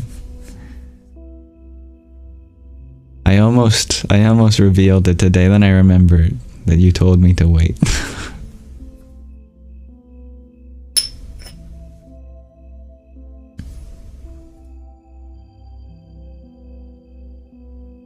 Dear Leah, you had asked, how can you start trusting people more, especially your partner? Do you trust yourself?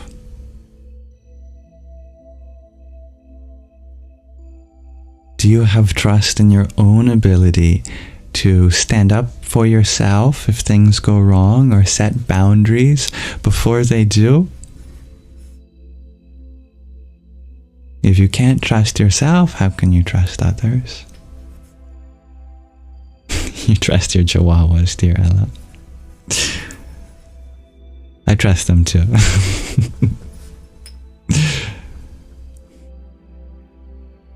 Dear Lola, you had asked, what is Buddhism? Buddhism is a way of life, and it comes in many different forms, from Tibetan Buddhism to Sri Lankan Buddhism to Mahayana Buddhism to Theravada Buddhism.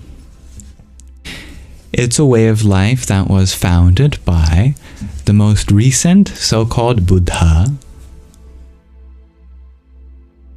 The title Buddha comes from the Sanskrit verbal root Bud. And Bud means to awaken or to understand. And so Buddha is the one who understands, the one who is awakened.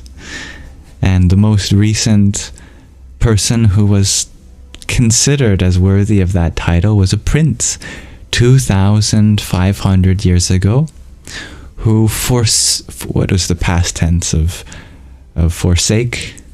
Forsook? He forsook? He had forsaken his princehood,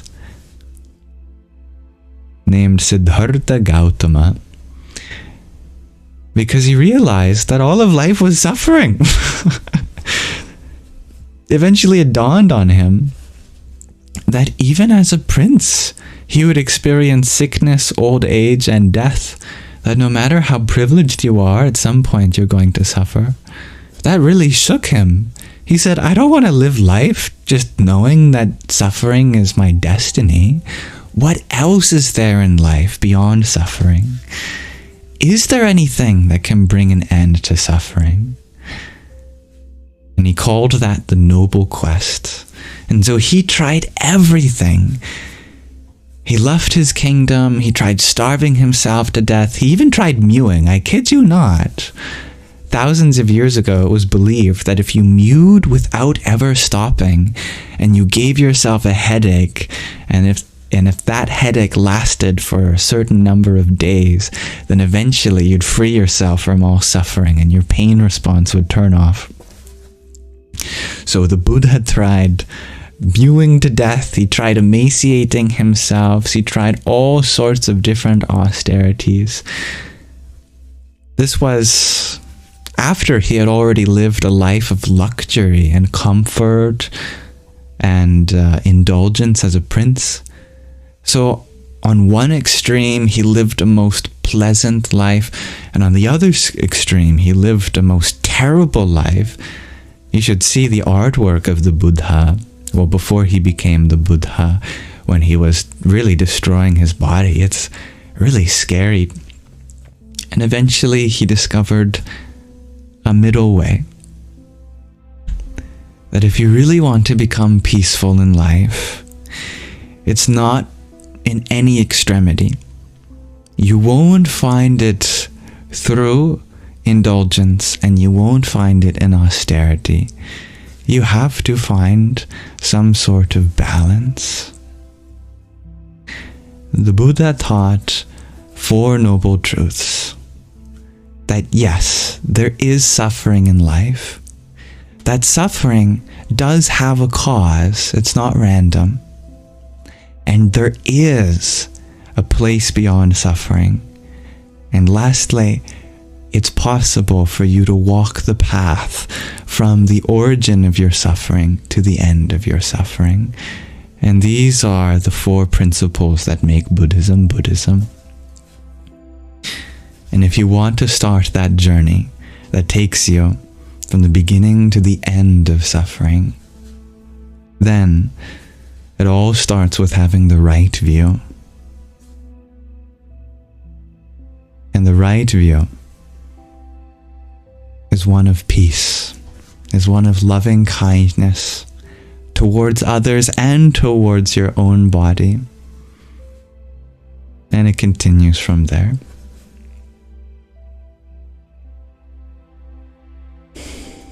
I'm happy that resonated with you, dear Ella. Yeah, the Buddha was mewing 2,500 years ago before everyone else.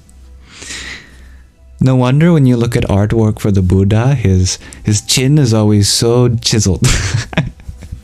He mewed for years for the purpose of trying to gain enlightenment, but he never reached it.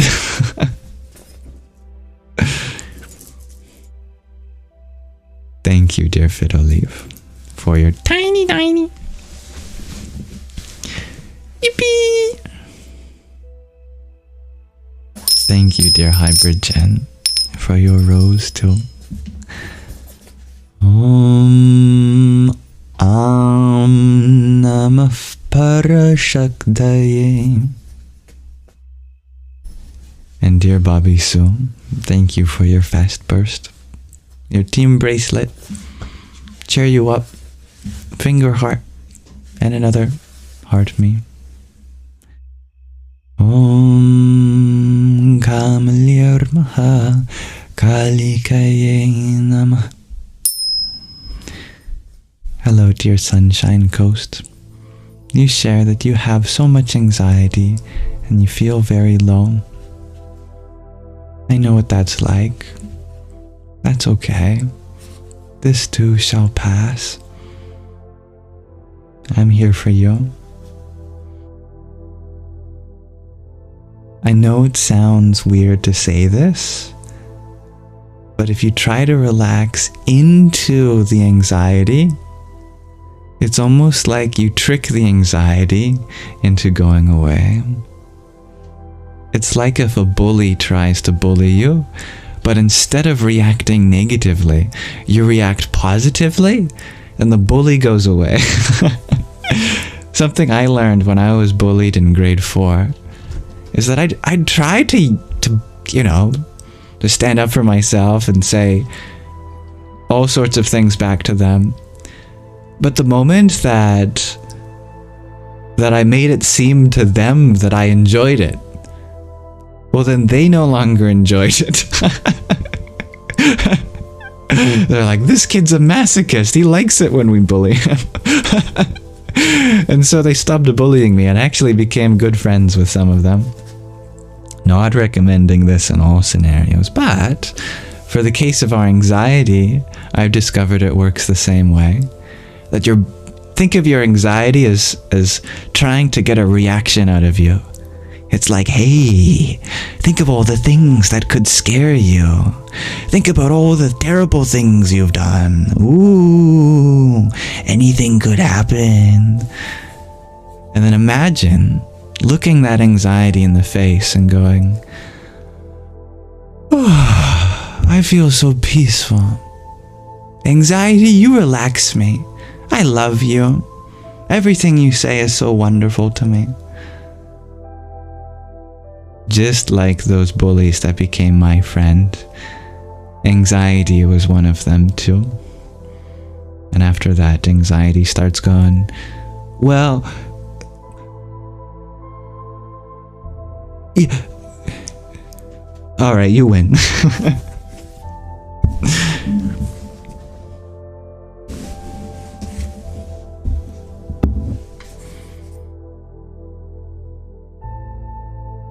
Do I say the word but funny, dear G? But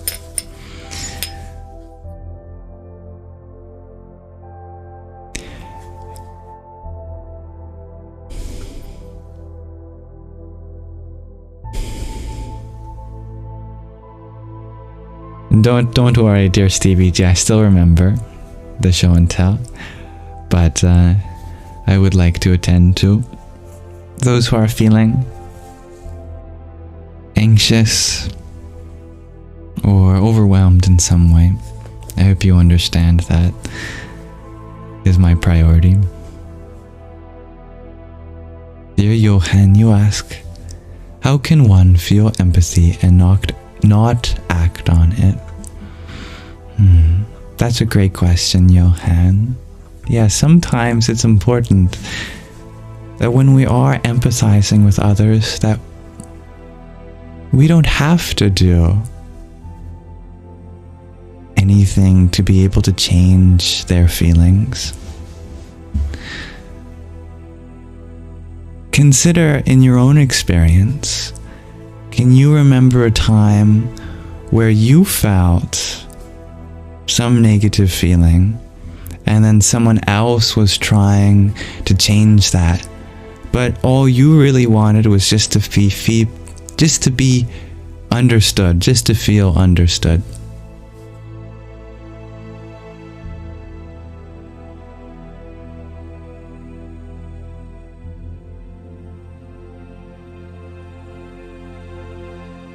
Then the same, you can see, may hold true for others. That when we are empathizing with other people's feelings, just as we wouldn't necessarily want others to change how we feel, we just want to be understood and validated, then we can hold space for their feelings and allow them to feel just as they are.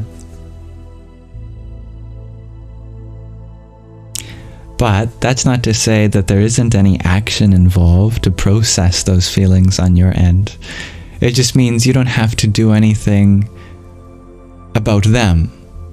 But for yourself, there's absolutely practices you can engage in that allow you to process those feelings. Handing off your feelings as prayers to the divine or the universe can be really helpful. The greatest empath, of course, is the spirit of creation. If you can say, "Oh, divinity," or whatever term resonates with you, I am holding space for other people's feelings, and it can be quite heavy. You have infinite strength, O divine. Please help me carry these feelings too. Allow me to pray for those who have resonated with me. Allow me to pray for those who are hurting and are unintentionally hurting others. May they get the healing they need to be happy and make the world around them a happier place in the process too. That's your mail delivery system to the divine, prayer. And fortunately, you don't need to pay for postage. No matter how heavy your burdens are, you can send them for free. And it's an express post too, because it gets delivered instantly. Good morning, dear Michelle.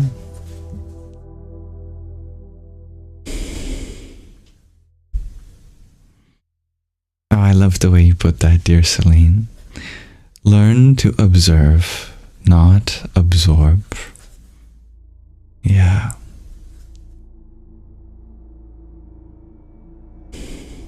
And I love that, Maddie. The opposite of depression is expression. Create art.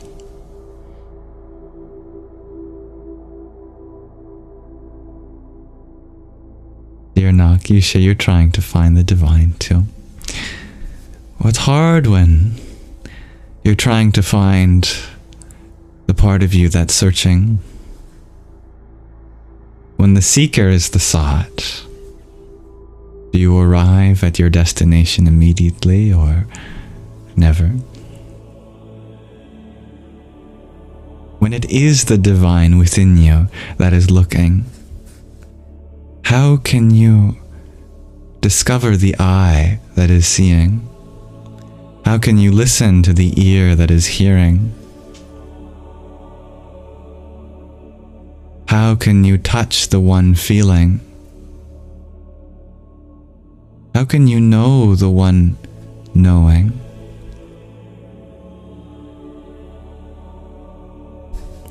How can you watch the one who watches?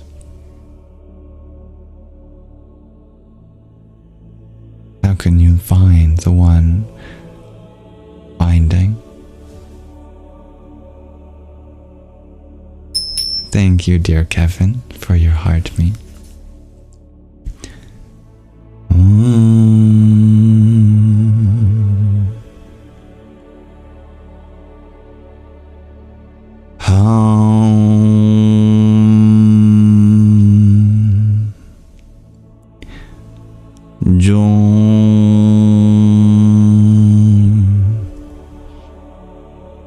So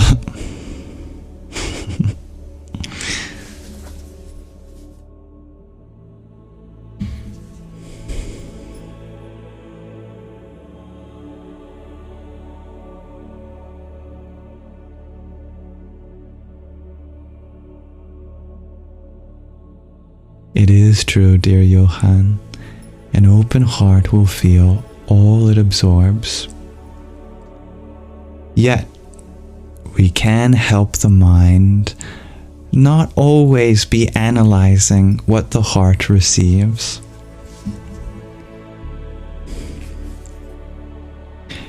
There is a way that the ancient ancestors have given to us through scripture to being fully open and yet not overwhelmed in the slightest, to be able to be empathetic with the emotions of the whole world and not yet a single one take away from your peace.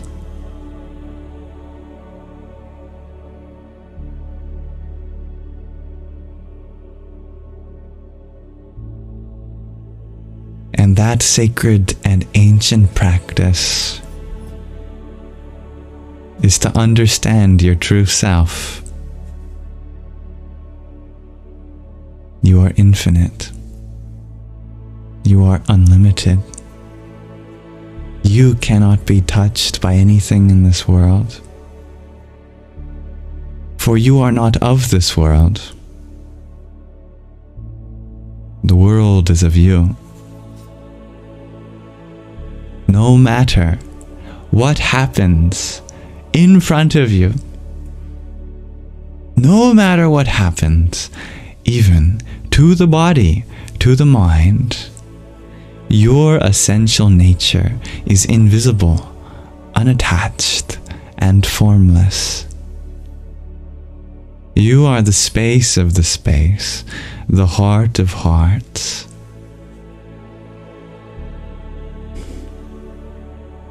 It is your nature to affect and not be affected. It is your nature to give and receive nothing. that you don't already have in the infinitude of your being already.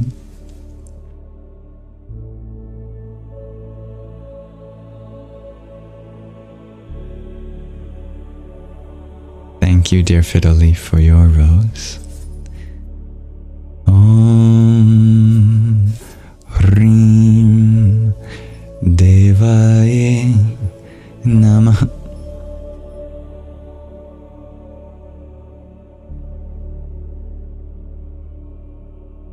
Dear Shan, you ask, would I be a werewolf or a vampire? Well, can a werewolf get bitten by a vampire and become a werepire or vamp wolf? Or vice versa? Why not have the best of both worlds? I'm a yampire.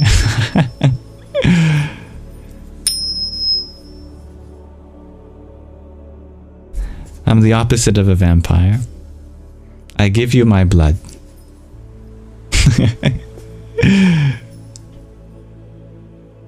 All my energy is yours to drain.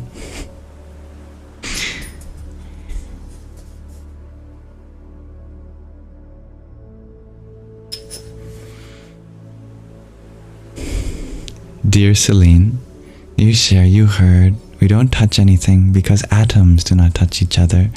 We are energy. Well, you know, Celine, that's a beautiful idea that came from the idea of thinking about particles as little points. And in the particle model of the universe, indeed, no particle ever touches. It's called...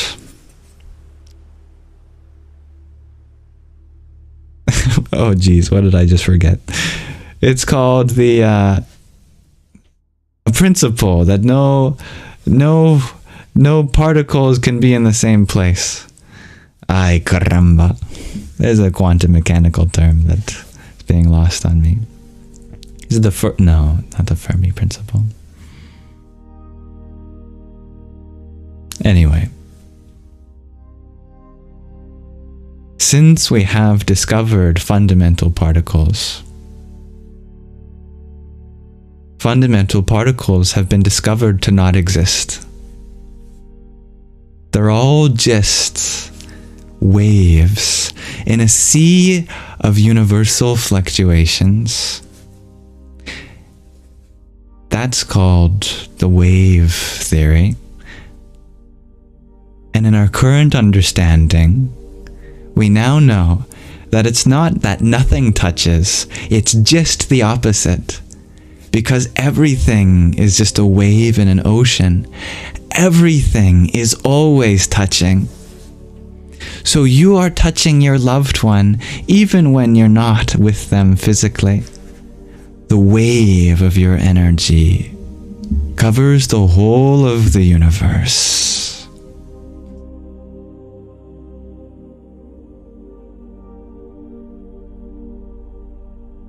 And thank you, dear RPG Zone, for your fest burst.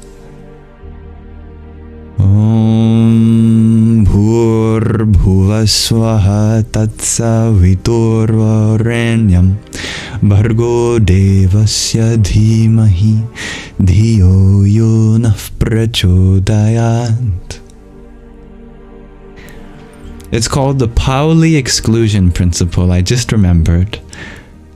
The Pauli exclusion principle states that no particle of matter, with the exception of bosons, can occupy the same place, state, and time.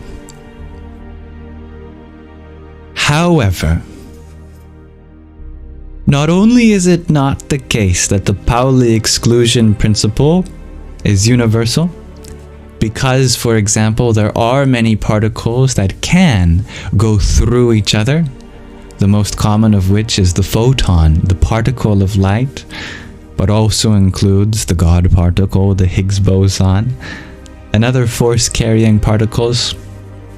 It's also true that the particle model is only a model, and our current understanding, as paved the way by quantum mechanic physicists like Erwin Schrödinger in his Schrödinger equation, is that everything is not made up of infinitesimal points per se, but vibrations in universal fields, like the electromagnetic field, such as how an electron is actually just a very specific local vibration. But a wave has no distinct start and stop. There's a place where it exists mostly. We can say that here is the top of the wave, and over there it dissipates. But in that dissipation, in the tapering off of these waves, is there any point in which we can say it's no longer?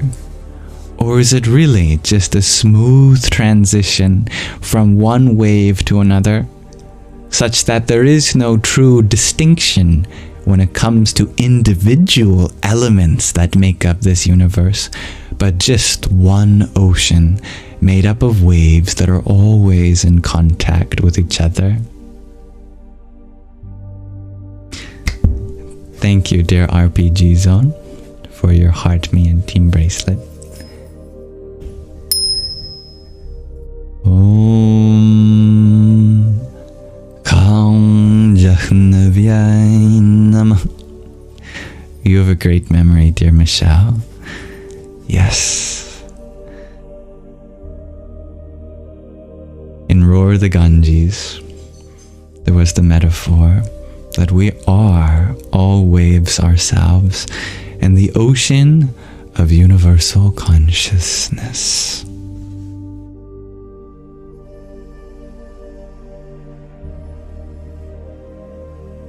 Thank you, dear I am Bob, for your rose. What does it mean for you to be part of this ocean? Om Triambakam yajamahe sugandhim pushti vardhanam urvarukam iva bandhanan mrityor mukshiya mamritat.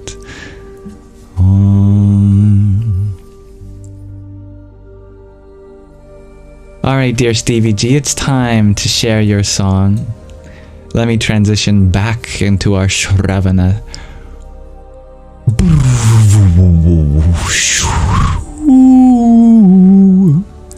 Here we are. Now I can display the caption I had prepared. Okay.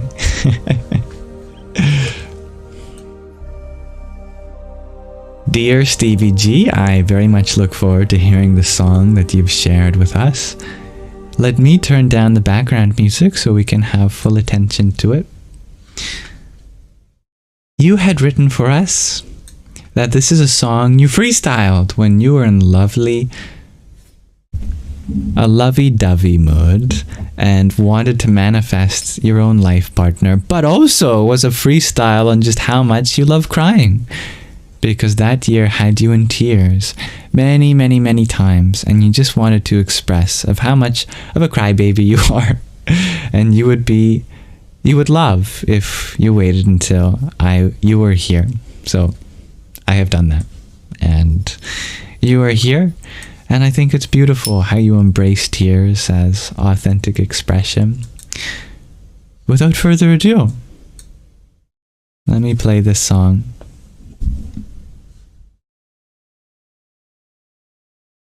E-Mastered Crybaby Test 2 HD. Na, na, na, na. And that's the whole song, E-Mastered.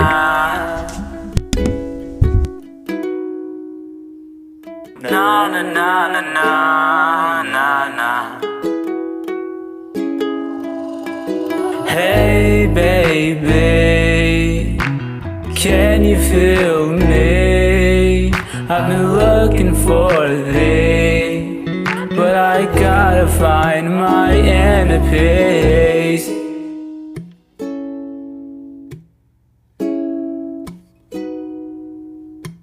Things are looking rough now, but I'm getting tough now. Oh, I'm like, wow, what a wonderful day. Oh, everything's going my way, letting out my light. Oh, I'ma let it shine. I can't ignore the times though when I am crying. Oh, you're such a crybaby. You're such a crybaby. You're such a crybaby. You're such a crybaby. Tough shit, rough, quick, but I'm getting tough now. This is it. Hit you with a brick. Now I'm it. I'm the shit. No one's gonna stop me, no, 'cause I found my home.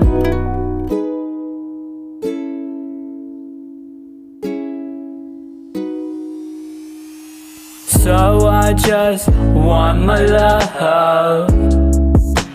Where is she though? Following the doves. Maybe she's home. Knock at the door. Maybe I need more noise, but now I hear a voice. She said hello, I said hi. She said how have you been? Then I started crying, why? I missed her, so I kissed her.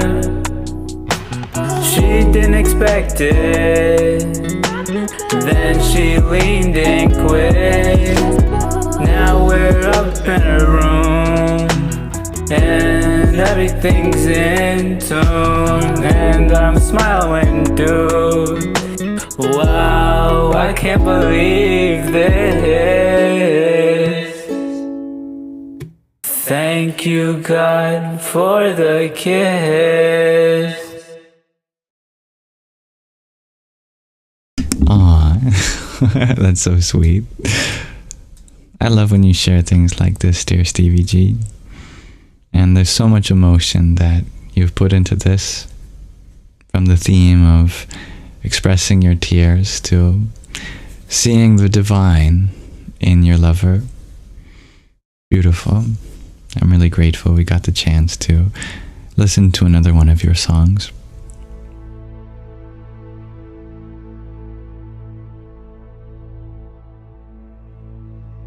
You quite liked it, dear Fiddle Leaf? I'm very happy to hear that. Snuffleupagus says that we all have that inner crybaby that needs to express itself. We honor your vulnerability, dear friend. It was good, shares Scott. You're very talented, shares Fiddle Leaf. Nice and genuine, dear Myrna.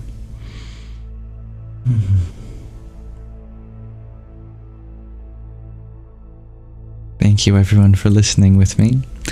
And if you ever want to share something important to you, do check out the show and tell submission form in the link tree in my bio.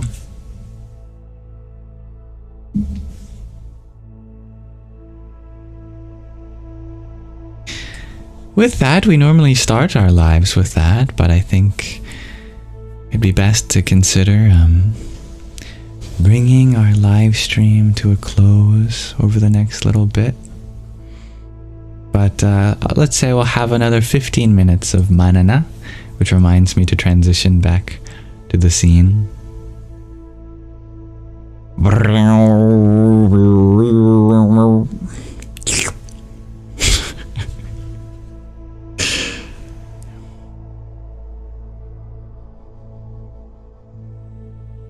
Oh, dear Fiddle Leaf, it's an honor to provide a place for people to share their creativity.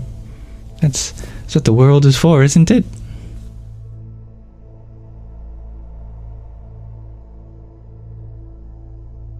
You know,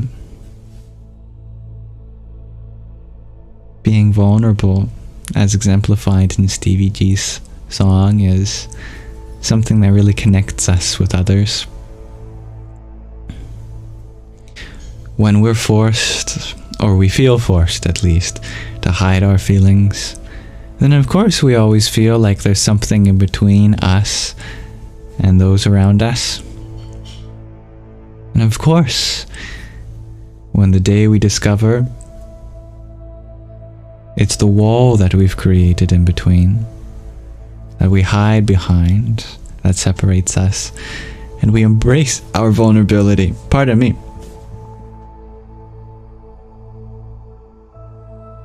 you'll find that almost nothing separates you from everyone else.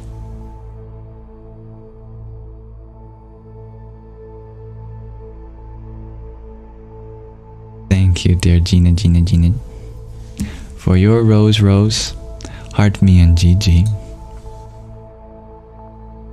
Om Shri Hanumate Namah. And dear Jan, thank you for your Heart Me. Om Som Somaya Namah. Dear Truth Seeker, thank you for your Heart Me as well. Om Vastudevataya Namah. Hello, dear Granette. You're wondering, have you any feeling of what is coming worldwide in 2025? There's going to be lots of love and lots of successful revolutions to stand up for injustices. And we're really going to see a shift from people being problem-oriented to solution-oriented. Many people are going to find different ways of living that are non-traditional but work for them. We're going to see a lot more of the divine in each other. And when we do so, we're going to be faced with all sorts of new and even more difficult challenges than we faced before. And there's going to be a lot more difficulty because we're going to higher levels. And the higher level we get to, the harder the challenges will be in the world. But that means we're growing. That means we're evolving. We're ascending. And we get to keep all the experiences we've had thus far and rejoice in our journey to this point. Thank you, dear Celine, for your rose. Om Brahmbhirvaya Namo Namah.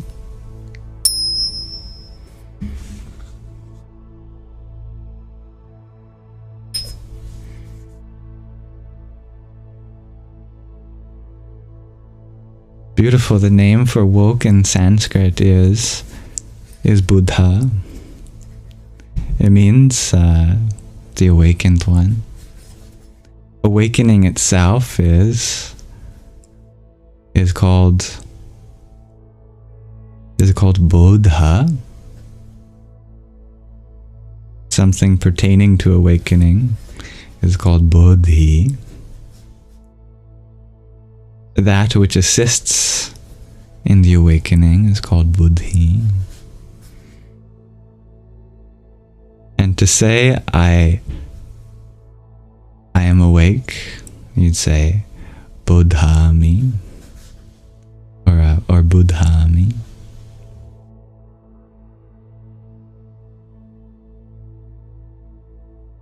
Dear Celine, you ask, do I think our lives are based on mathematical solutions? Did you ask this question correctly? I like how you chose to ask it about mathematical solutions rather than mathematical problems.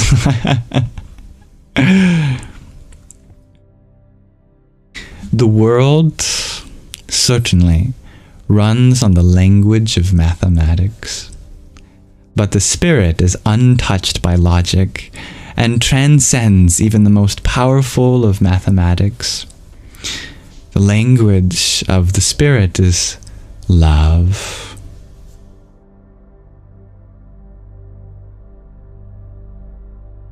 The world provides the problems.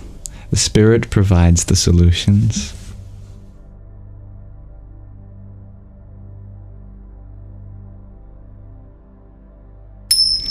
Dear Ella, you share that your dog is called Bodhi. I love that, yes. Dear Waterwind, you ask, how does one find perfect posture mentioned in the Yoga Sutras? Before breathwork, the physical posture, yes. Asana Yoga. Well, you've already placed it as before Pranayama Yoga, but it comes after some other yogas. It comes after Yama Yoga and Niyama Yoga. All of the yogas in the Ashtanga yogic system are based on the previous yoga. They have their foundation. So they're like rungs on a ladder.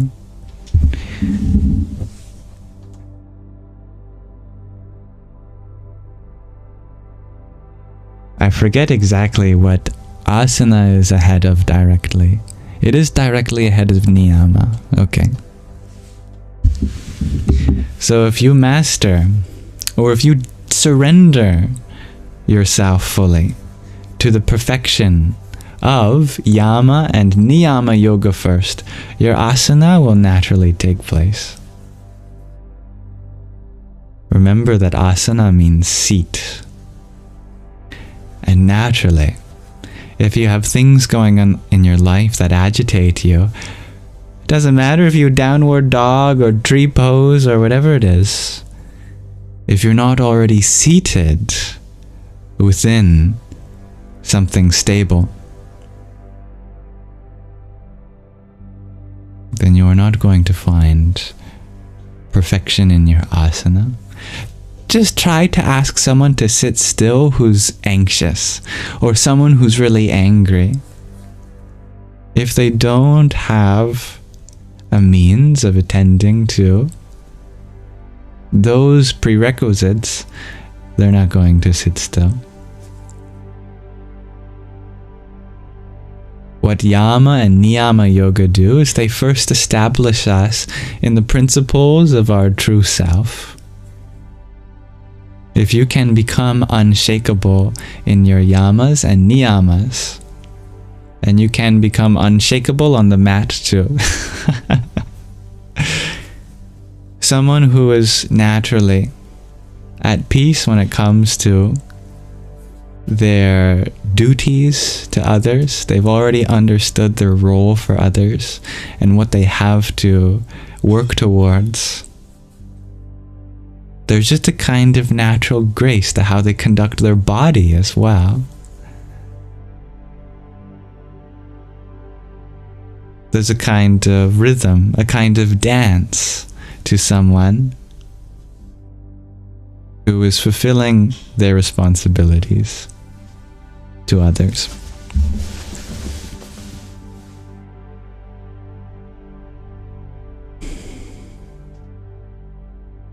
Dear Granette, you ask, how can we do all those things I said?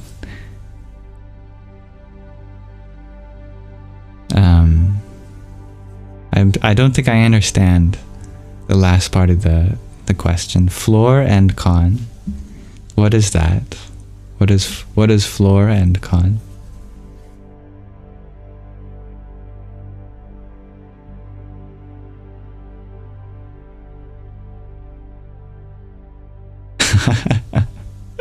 You're funny, dear Stevie G. Can I remind you what Yama and Niyama Yoga means, of course? Yama Yoga are the 5 moral virtues, which include ahimsa, striving to always cause the least harm, satya, striving to always be truthful, honest, authentic, and vulnerable, asteya, non-stealing, only taking what is yours. Aparigraha, non-hoarding, and I'm forgetting one of the yamas.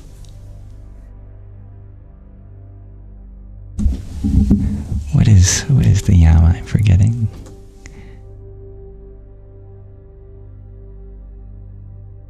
Oh, that's right. Brahmacharya. Keeping our energies open to pursue more aspects of life than any one in particular. Non-lustfulness. Thank you, Candy Cake. Those are essential. They're non-negotiable in a society.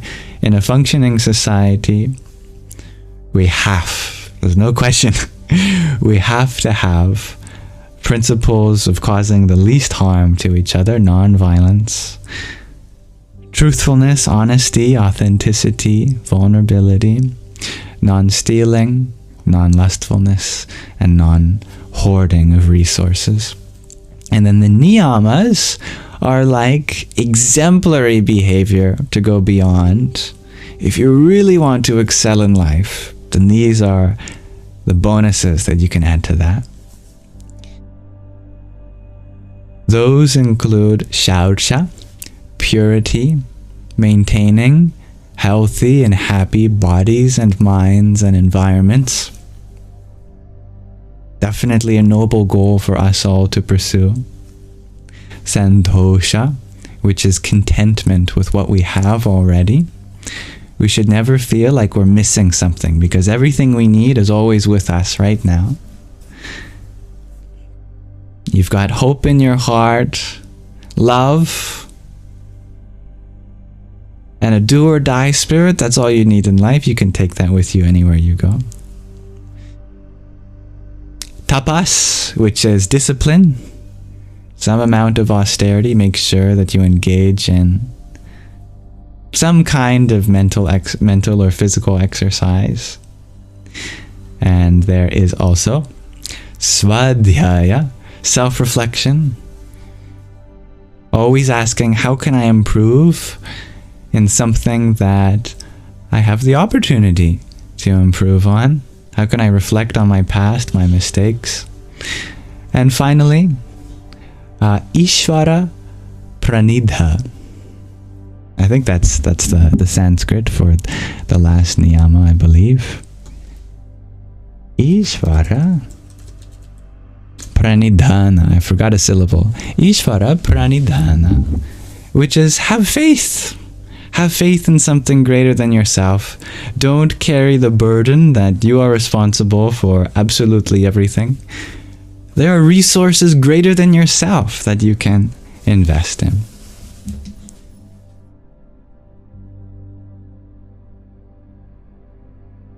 Those are the yamas and niyamas, and they're the first two yogas of Patanjali's Ashtanga yoga system, 8-limb yogas.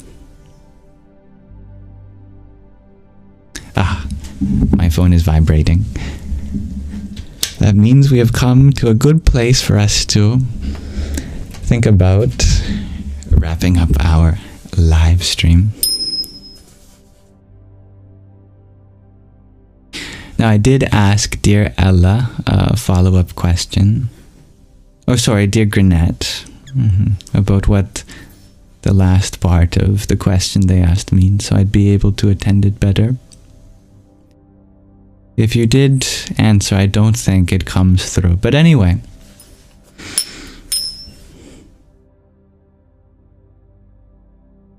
don't be tricked into believing that change happens at the level of policy. Even the best policymakers can't change the evils in each other's hearts. The greatest history makers have never been world leaders, but always citizens that stand up for each other and inspire each other at the level of their community And from the community, it grows into something bigger. And if it eventually affects the whole world too, that's a possibility. So never be disheartened by who's in charge, because the real change always happens inside our hearts. It doesn't matter who people vote for in the world. What matters is who we vote for in our hearts. And in my heart, I vote for love. I vote that love take hold of the government of my body and mind. And I can only pray that that serves as a role model for others.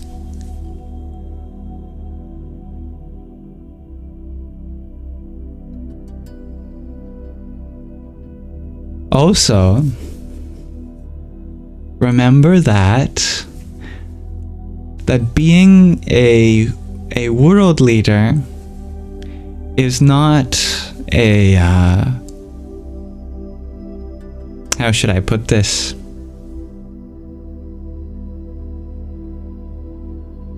It's not a privilege, but a burden. To be a leader of something like that is a great burden and not a privilege. So, it's about karma. People who have gone into karmic debt with the whole of their country, in their next life, they will likely become leaders so that they have a chance to give back the debt that they have gone into in a past life, for example. That those that are destined to become world leaders are really just fulfilling a kind of prison sentence because they've gone into debt with their country in a past life. So you don't want to be one of those people. What you want to be is someone who brings change from a local level, because then you're giving. It's not about repaying a karmic debt to the people. It's about giving something that they haven't experienced yet. So, understand that it's not the people that have to deal with the karma of a leader. It's the leader that has to deal with the karma of the people. That's the unique journey that they're on.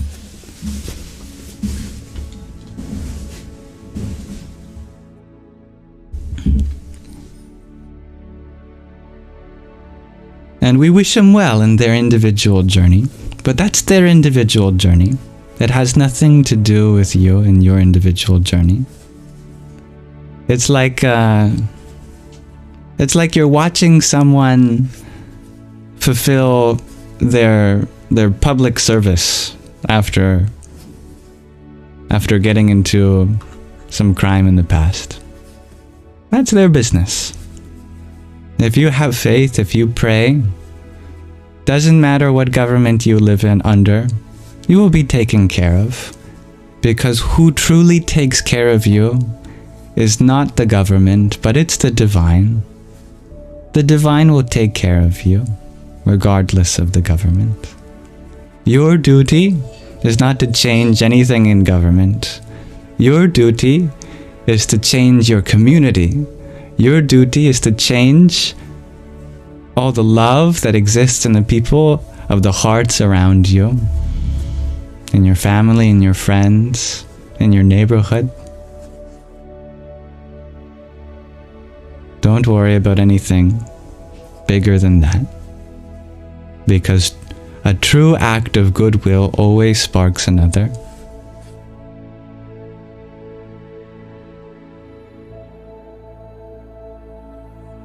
Thank you, dear Anna, for your trio of ice cream cones. Om.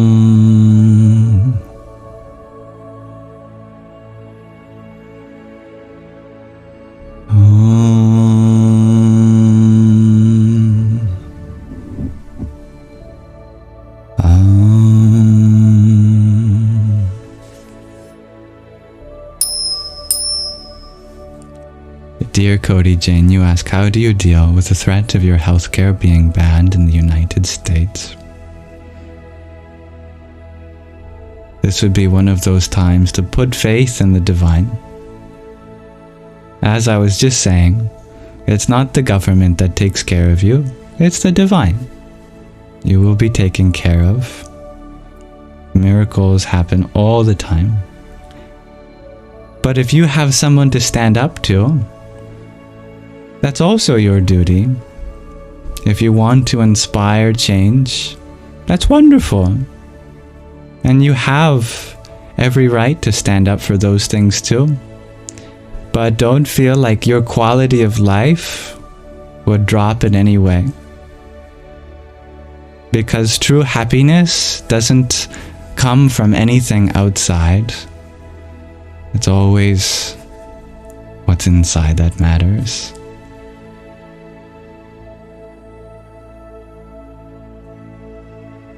Happy winter solstice, dear Celine. Shouldn't we fight? Asks Gurnett. Do what you can, but know that there are some things that are out of control, and your duty is not to make the world at large any different. What can any individual do, really, for the state of the whole world? It's always going to have some problems, and that's okay. The most we can do is attend to the things within our control. Cody Jane, for you, you share you have an option to move to Norway, but you're so scared. Well, do that then. Always, it's a wonderful thing if you have a chance to move to a developed country. The United States is a developing country. It's not quite there yet, but it might get there later. If you have a chance to go to a first world country, like Norway. I'm a bit tongue-in-cheek right now.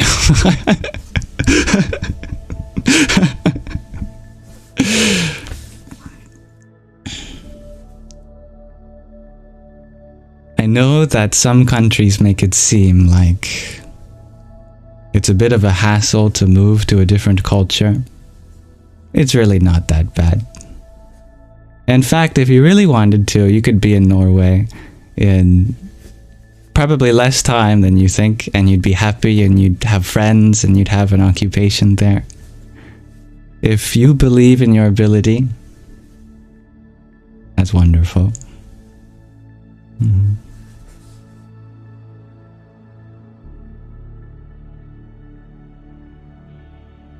You could also come to Canada. I'm very grateful to live in this country. But wherever you go, there will always be people who are ungrateful.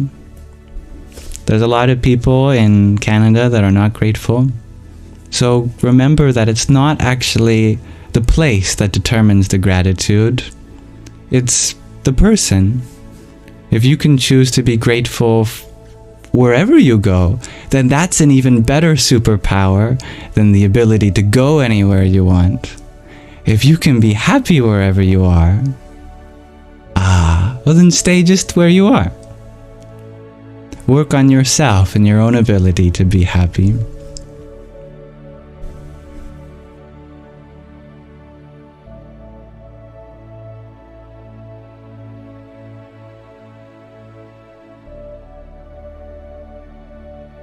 That sounds like a big decision, dear Cody Jane.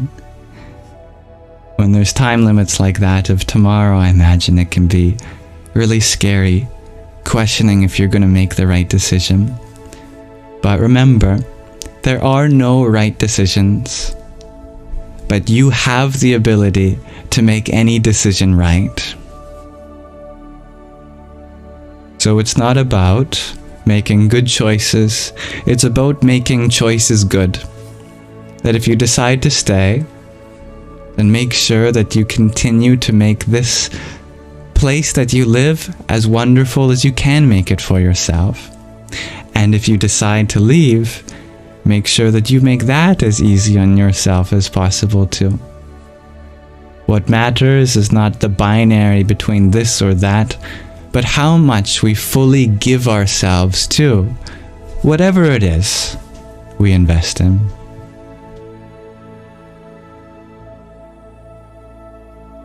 And dear, a day late and $1 short, you share. As a US citizen, you're still worried for immigrants, women, and LGBTQ people, and oligarchies. Well, that's understandable. You have empathy. But worry begins to creep in when we forget just how much you can do. That there's so much you can do to help immigrants, women, LGBTQ, and other minorities. And your duty is to do what you can. And hopefully that inspires others. But you don't have to worry about other people not doing their duties, because that's not the point of your life. The point of your life is do the best that you can. And naturally, you inspire others to do their best too, because all of our lives are so interconnected. And just by being exemplary, you serve as a role model for others to be exemplary too.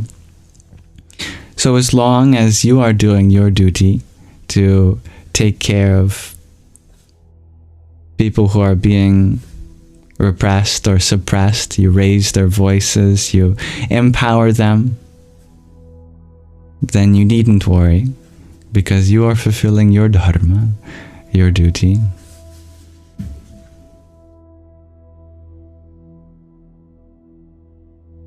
Much love, dear Gaudi Jane.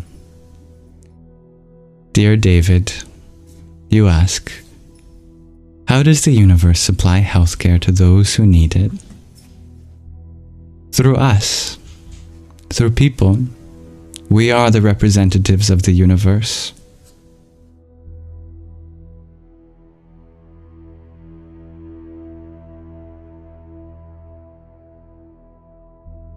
Thank you, dear Alec.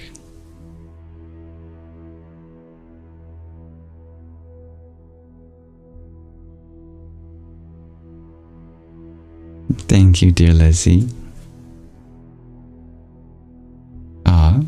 I'm happy to share a name with your boyfriend. Much love to you both.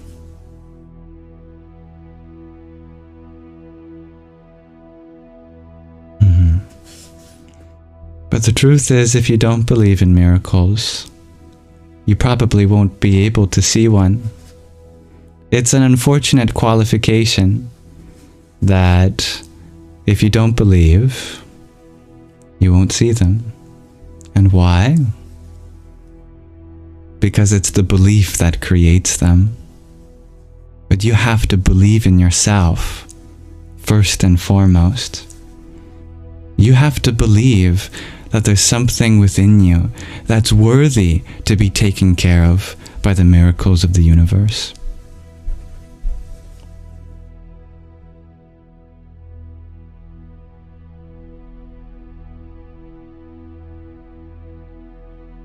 The secret of manifestation, of the law of attraction, of conscious creation, is in gratitude. The more grateful you are for what you already have, the more you will be showered with grace. And of course, vice versa. The more we complain about what we have, what we're experiencing, the less we'll end up having later.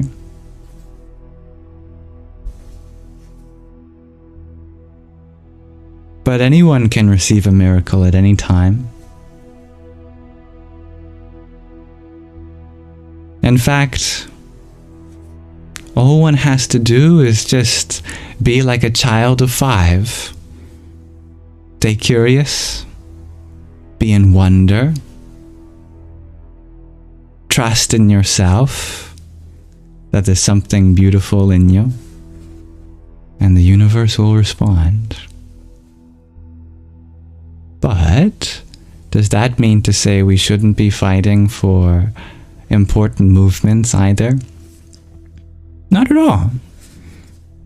We should absolutely be continuing to bring privilege that others don't experience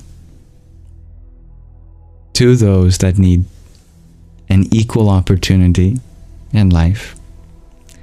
But that we shouldn't let the reason for that be some kind of burden that we feel like, oh, I have to live in this world where this problem is happening and so it's my responsibility, whatever. That it's more of a gift to us to be able to be in support of something.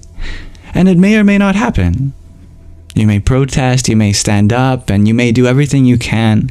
And it's okay if you don't get what you're fighting for. Because the real gift is to be able to be alive at all. To be able to fight for something. To have something worthy of standing up for.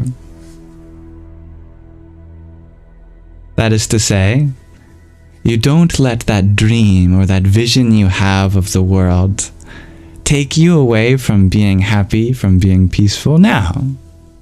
In fact, you'll even be better at manifesting that dream for the world the more you believe in all of that peace and love that's with you now. Thank you, dear Anthony, for your heart me. Om Pram Hanumate Namah. I love that grenade. Dear Chris, you're wondering, how do you grant all wishes for all people in Vedic Sanskrit? Well, you can have the following prayer that I'll bring up for you.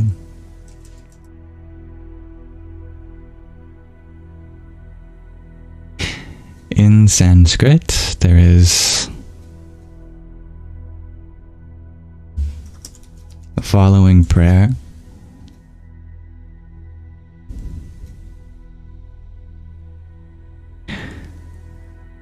Lokah samasta sukhino bhavantu.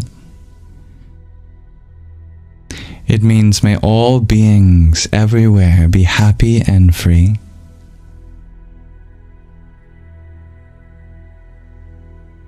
I can put it in chat for you.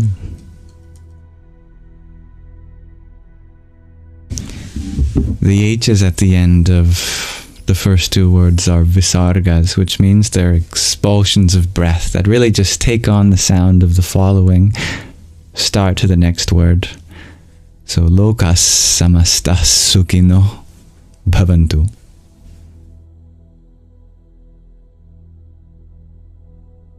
May all beings everywhere be happy and free.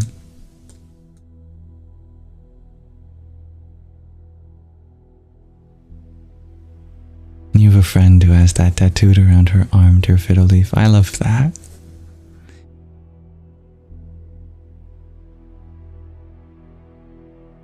Dear Marlon, you ask, do I have any advice on how to have better communication with people around you? How are you at communicating your needs to yourself? How are you at listening to your own needs? If you become a good self-communicator, a self-listener, if you have honest conversations with yourself, that will extend to the people in your life around you too.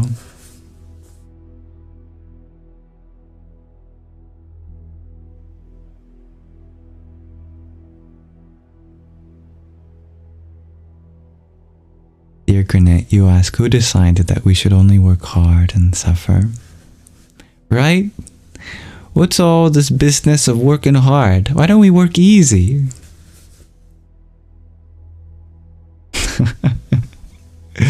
Why do we congratulate hard work? We should make our work easy. Why do we celebrate studying hard? We should study easy. Everything we should do easily, not hard. Much love, dear Marlon.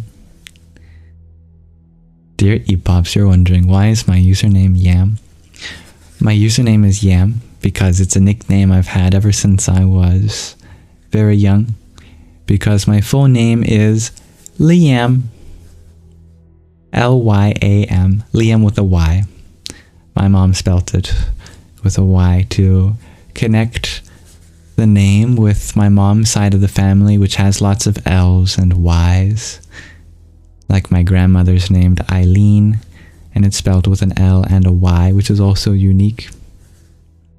But Liam comes from my father's side, because my grandfather was named William, and Liam is a shorthand for William. And so these two parts of my family came together to form my name. The name Liam coming from my dad's side, but the spelling of L-Y coming from my mom's side.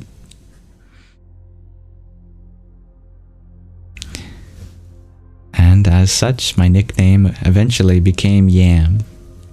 Because if you take off the L, when I stop taking L's, I become Yam.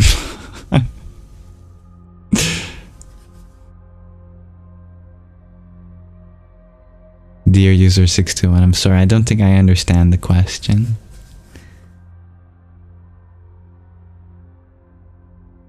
Would you rephrase it in some way?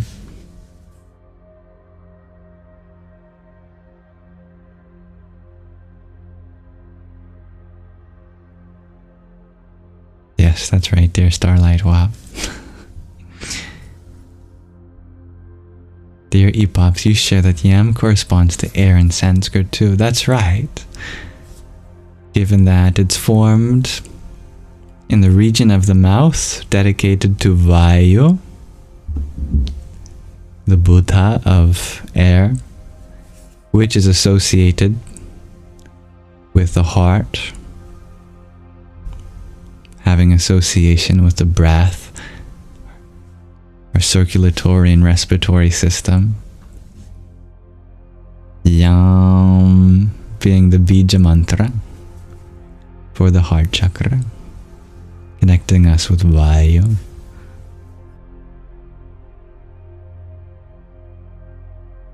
Dear Granette, you ask, you have a serious question.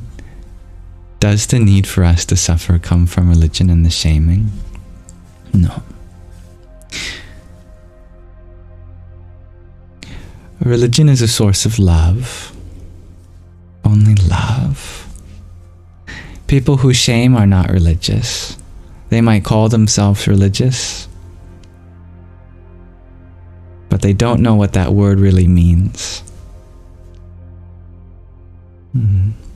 Religions have always been a source of love, but people have used religion to cause harm to others. And that's because people get hurt, and without proper understanding, hurt people hurt more people, and they use whatever tools they know to be able to continue that pain to the next person. Whenever something powerful is created, it's always a question of whether it's going to be used for good or not. And of course, the true purpose is always in good. But people will always find a way of using it for something else. So what about the Crusaders? They weren't religious. Because no one... pardon me. If anyone causes harm to another human being and says that the divine wants it so, they have not actually understood the divine. The divine is only a place of love, a place of peace, a place of joy. What they did is they heard a part of them that was hurt. They heard a wounded part of themselves speak up and say that I need to hurt someone else. And they think that's God. But that's the definition of idolatry. A false idol is in believing in something selfish. People who say that I curse you because my God gives me the power to do so, they don't actually believe in God. What they do is they believe in their ego. And their ego is acting as God. There's actually very few religious people in the world. There's probably less than 1 million people in the world that are religious. Because there's less than 1 million people that truly understand that the source of this existence is within everything and is all loving and cares for everything and is in everything and does not discriminate. Are you going to be part of that rare bunch that understands the real secret of all the world's religions? To understand that the source of life is within you? Dear Granette, you share, you understand what you mean, but most words are coming from quote-unquote religion. That's right, it's quote-unquote religion, but it's not actually from religion. Because, check this out.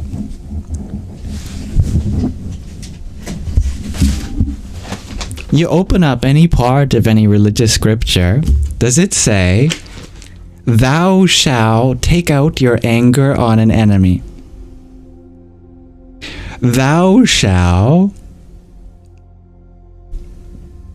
hurt others. Thou shalt suppress each other's emotions. Thou shalt... No religion says that. No matter what the scripture is, you open it up, does it say anywhere, your duty is to convert others to your belief system? Your responsibility is to make life miserable for others. Does it say that anywhere? No. So is it from the religion that these wars come from?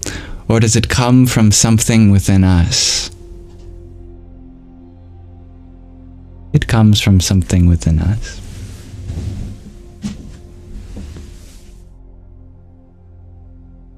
That there's a wound inside of us, and we're using the guise of something bigger than ourselves to justify causing pain to another human being, like the pain that we've experienced.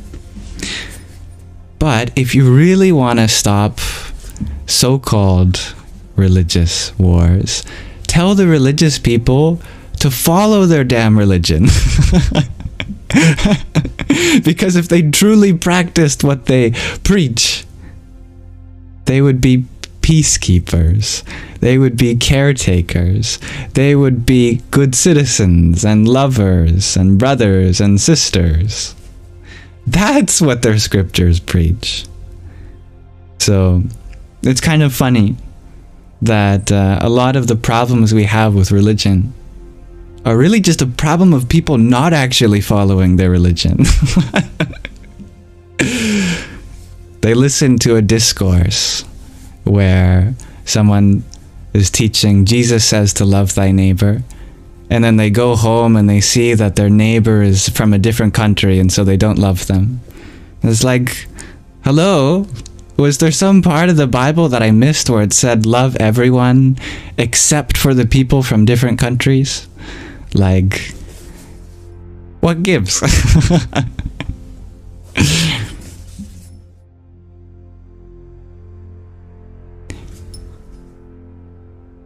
That actually, Jesus would be on the side of people who are against religion. That if Jesus came back, he'd probably look at all the people that are standing up against religion. And they're like, these are my people. These guys are standing up for each other. Right? Anyway. Point is, The true essence of spirituality is always love. And religions are an organized way of trying to bring out that love. Whether they are successful or not is dependent on the individual, if they truly embody the teachings themselves. And that's all of our duties. Thank you, dear Giannis, for your 40 fest bursts. Om Namo Bhagavate Vasudevaya. Dear Anna, thank you for your quartet of roses too. Radhe, Radhe. I'm sorry to hear that, dear Hexakin. If you need help processing the feelings surrounding that, I'm here to help you with that.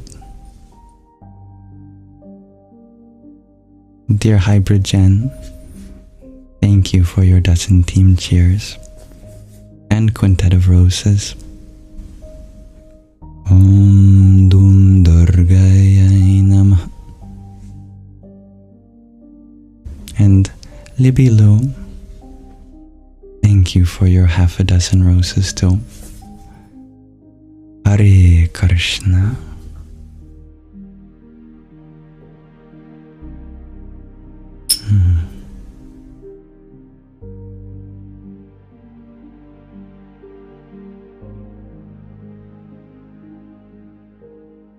I resonate with that, dear Cody Jane.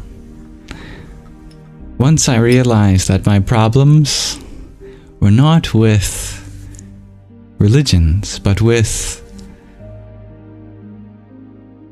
something within ourselves that keep us from truly living the teaching, living the truth of treating others how you want to be treated, and from acting on divine will, bringing out prosperity for everyone. It started to make a lot more sense.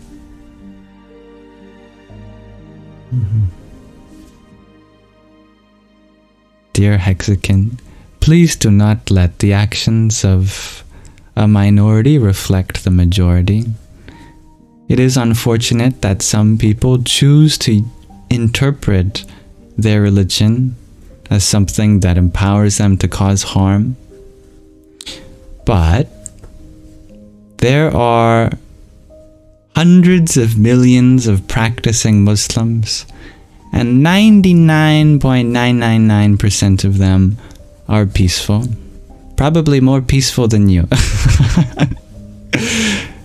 It would be Islamophobic to assume that somehow the 0.001% represents a religion of hate.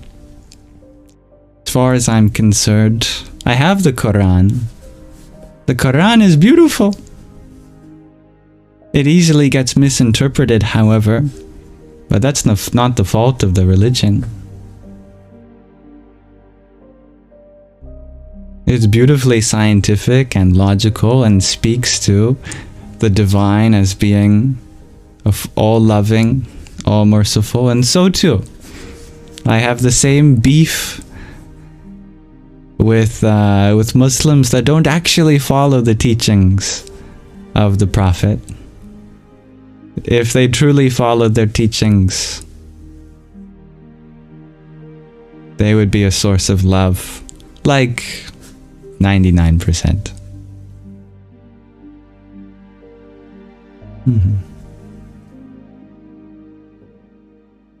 I can check out what happened, but only if that helps you feel less alone.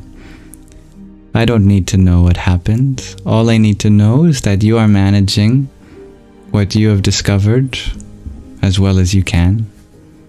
And if I can help hold some space for that,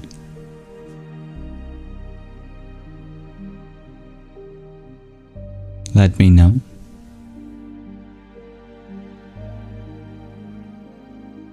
But no negative story is ever going to change my mind about coming to the peace within you. In fact, every time there's something negative happening outside of you, that should be your sign to realize that peace is not the nature of the world, it's the nature of yourself. And so our duty is not to make sense of the lack of peace in the world, but to try to make sense of all the peace that's inside. And I encourage you to do that. Do not be disheartened when you hear such terrible stories. Remember, your duty is not to shove your brain full of all sorts of terrifying things and then somehow try to make sense of all that. All you have to do is take care of this body, this mind, the people around you. Focus on the immediate. If you can, then maybe donate to humanitarian efforts towards those things on the other side of the planet. But hold space for love, for peace, for joy. What we give attention to, we give energy to. And I wouldn't want you to be burdened by being so depressed about what you hear and see in the news. It's not your duty to be depressed about that. It's your duty to provide as much joy and love for yourself and others in your life. Yes, I believe in you, dear Hexagon. And I see you have come a long way already. And I can't take ownership because it's all your effort. But in the ways that I can affirm you, I am proud of you.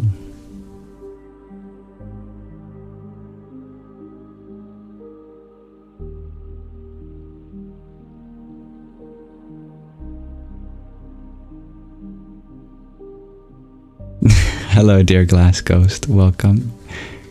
Dear Nar, you are wondering, is the King James Bible a good source? That's a great question. If you want a source that takes into consideration a lot more context, then there are better sources. There are generally two streams when it comes to versions of the Christian Bible. There's one stream called the Textus Receptus, and there's also another stream called the Critical Edition. The Textus Receptus has been the standard for most Christians because it is what was established by King James, for example. And so there haven't been any changes really, and other similar versions. The Critical Edition is really not one edition, but a series of versions that have come out of scholarly work.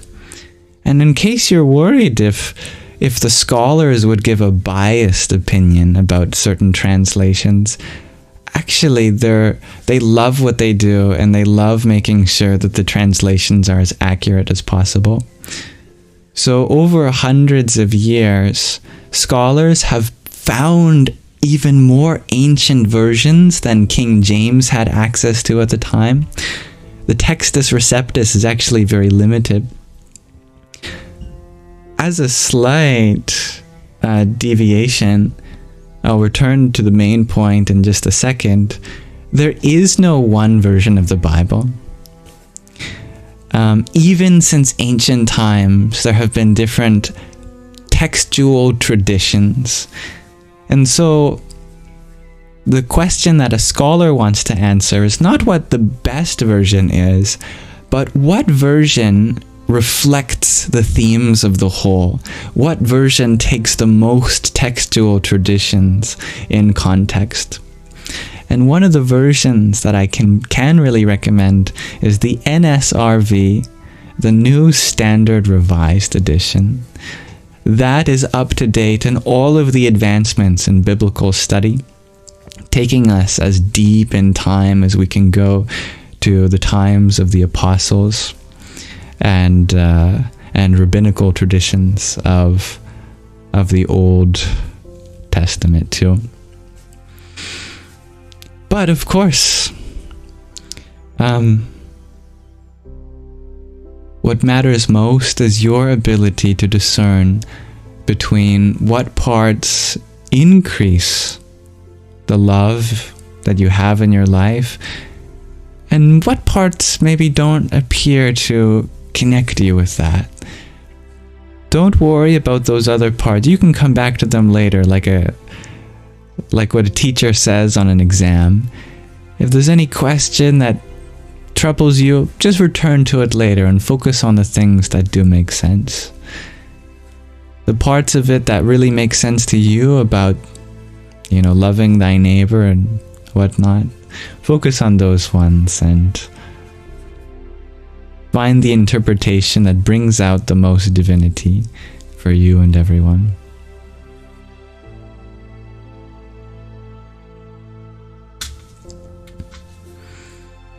Now, dear, a day late and $1 short, you're wondering, have I read all the Bibles? No, I have not. There are so many Bible versions that it would probably take a lifetime. But I have heard from biblical scholars that the versions that come out of the critical edition are a lot more up to date. Which is kind of funny to say. What does it mean for a Bible to be up to date? Well, it means that we have actually learned more about how to properly translate some of the Aramaic and Greek and Hebrew, and we found more sources, for example.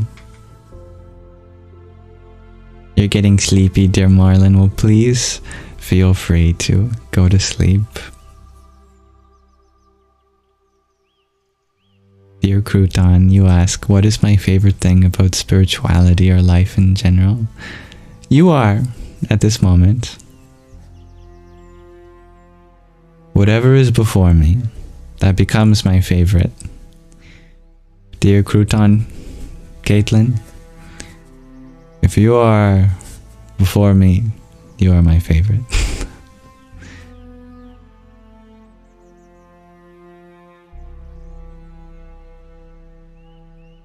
Dear Granette, you share that the Bible is written by men for men. That actually is not true.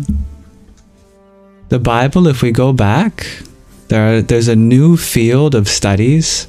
It's called biblical feminism. So many things have been misinterpreted.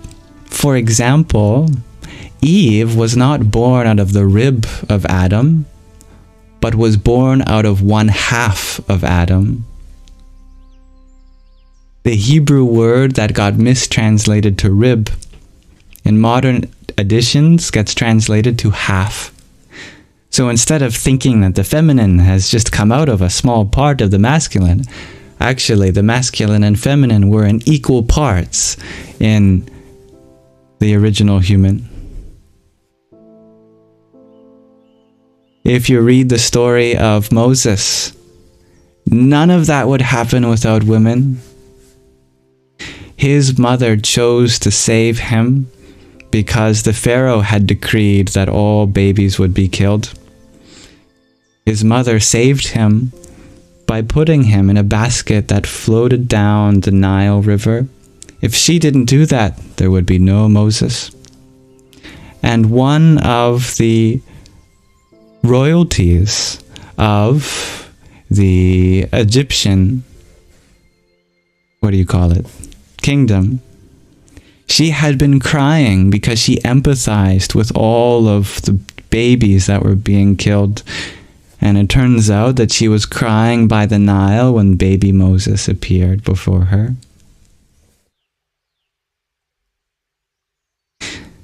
There's a story later in Moses' life where his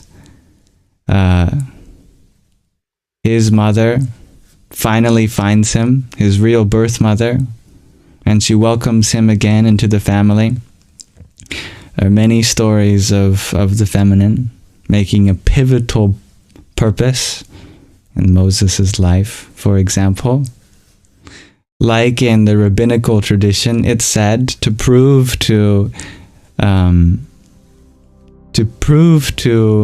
the Hebrews, the Israelites, that he was sent by God, he had to whisper the name of God in the ear of one of the elders, and the elders was a woman. And so there was a matriarchal system in keeping the spiritual knowledge of the Israelites, and that only the eldest woman held the secret name of the divine, for example, and she was the one that nodded her head and said to everyone, "He is right," for example. And think about Jesus. Where's his father? Huh? It was all the work of Mother Mary. What did Joseph do? God himself came from the mother of God. If anyone tells you Bible was written by men for men, it's probably men, because they don't realize that there's so much feminism in the Bible. They've just mistranslated it. That's all.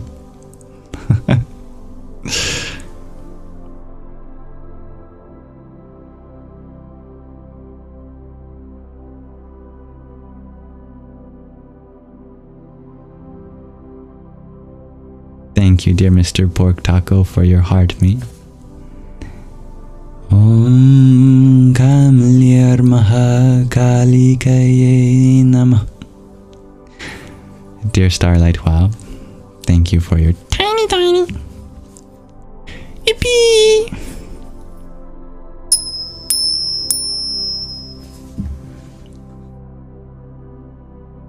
Dear Starlight Wow, you ask, why do many spiritual texts discuss the difference between the real self and the unreal, the ego or the world? Because so much of our suffering is caught up in identifying with the world. We think that who we are ultimately is what we make for ourselves in the world.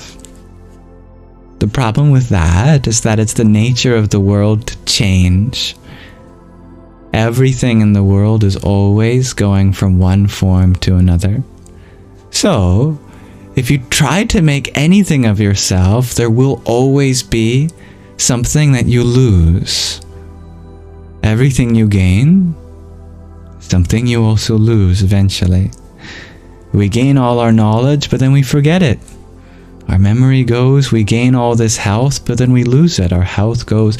We gain our body and we lose our body. We gain a job and then we lose our job. We gain relationships and then we lose relationships. There's nothing in the world that lasts forever. So spiritual teachings are trying to get us to recognize that we're doomed to suffer if we identify with anything in the world, because no matter what it is, it's going to change, and we are going to grieve that change. But we grieve that change unnecessarily, because there's more than just the world. There's more than just energy and matter. There's the consciousness. There's that which does not change. Pure awareness itself that pervades the world. If you identify with that, all of your grievances will end. One more point. It's not that the world is an illusion. That's a modern interpretation coming from something called Neo-Advaita, and I don't want to get into it right now. The world is real. What's illusory is chasing after joy in the world. That you are something of this world. That is the illusion. The real illusion is not that you have a body, that you have a mind, that there are people, that there is an earth and a sun and a moon and everything. That's all real. You really do experience life like this. But if you think you are anything you experience, then you are under an illusion. But that illusion doesn't come from the world. It comes from a lack of understanding within us. When we understand we are not the world, it's not literally so that the world disappears, but our identification with the world disappears. The world we've constructed in our mind on top of the world, all of that dissolves. And then what you see before yourself, which used to be called separate from you, is no longer anything different, but just an extension of your being. And what a paradox that is. You discover you're not anything in the world. At the same time, you discover that everything about the world is an extension of you. What a beautiful paradox.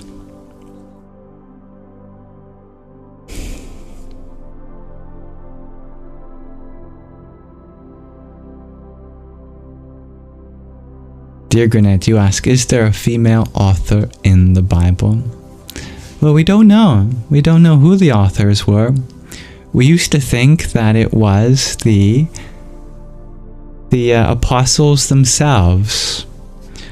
But scholarly analysis shows that the first editions of the various Gospels happened long after even the apostles had passed away and gone to heaven. So no one truly knows who the authors were. They were so humble that they didn't write their names down. What they did is, in fact, write the names of the apostles down, that I am writing as Thomas or Matthew or John or whatever. They said, these are the words of the apostles. We don't attach our names to them. So we don't know. All we know is that they are accredited to the apostles, which are male. But many of the apostles had wives, for example, and they also played an equal role. Unfortunately, the stories that were credited to many of the wives of the apostles did not get included canonically. But there is such a thing as the Gospel of Mary, for example. This is Mary Magdalene, that is, one of the many followers of Jesus, aside from the male apostles. That there are many other books of the Bible that just aren't included in the modern editions, but they still exist. They haven't been preserved as carefully because misogyny does exist. That's very much true. But misogyny does not exist in the Word of God, and that's the point I'm trying to make. It only exists between humans. But no God of mine ever speaks negatively of the mother, of the daughter, of the sister. If any divine revelation appears to suggest otherwise, then it's not the correct interpretation, or it's not a divine revelation. But the divine absolutely sees the masculine and the feminine as equal. They are different in many ways. It's not like a male has the ability to create a body, but just plant the seed for a body. A female has the ability to grow a body, but it's not what defines her. It's a nuance between, but there's a difference between gender and sex. But femininity and masculinity flows through everyone. Male, female. Masculinity just means how much that you can withdraw within yourself. Femininity just means how much you can expand, radiate from yourself. To be a full human being, you must be fully masculine and fully feminine. fully able to withdraw into the space of yourself and fully able to blossom from that too.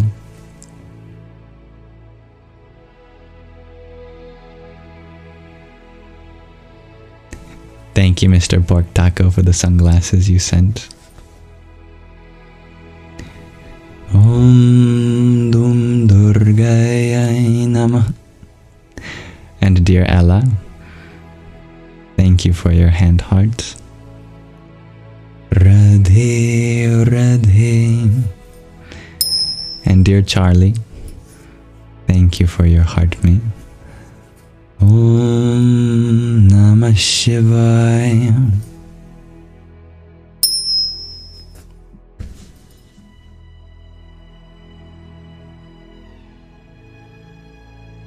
Dear Charlie, you had asked, does consciousness/beingness, is it persistent after death? Do we continue having a personal experience? What a great question. Yes and no.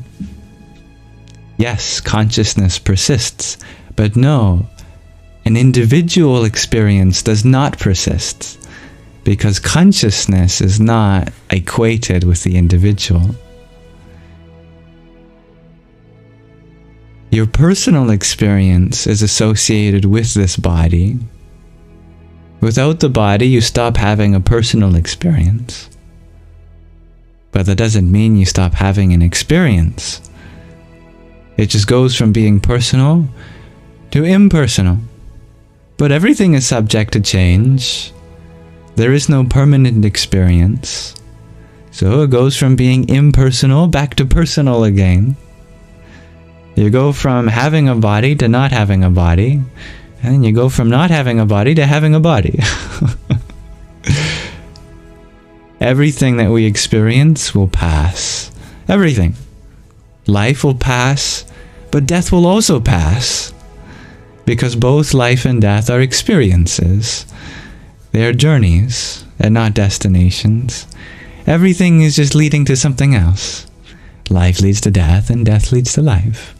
Just as death is certain for the ones who are born, birth is certain for the ones who have died. All things exist in cycles.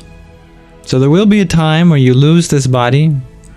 It'll be a very impersonal experience. But that impersonal experience does not last forever either. Why? Because you are not any part of the experience on this side.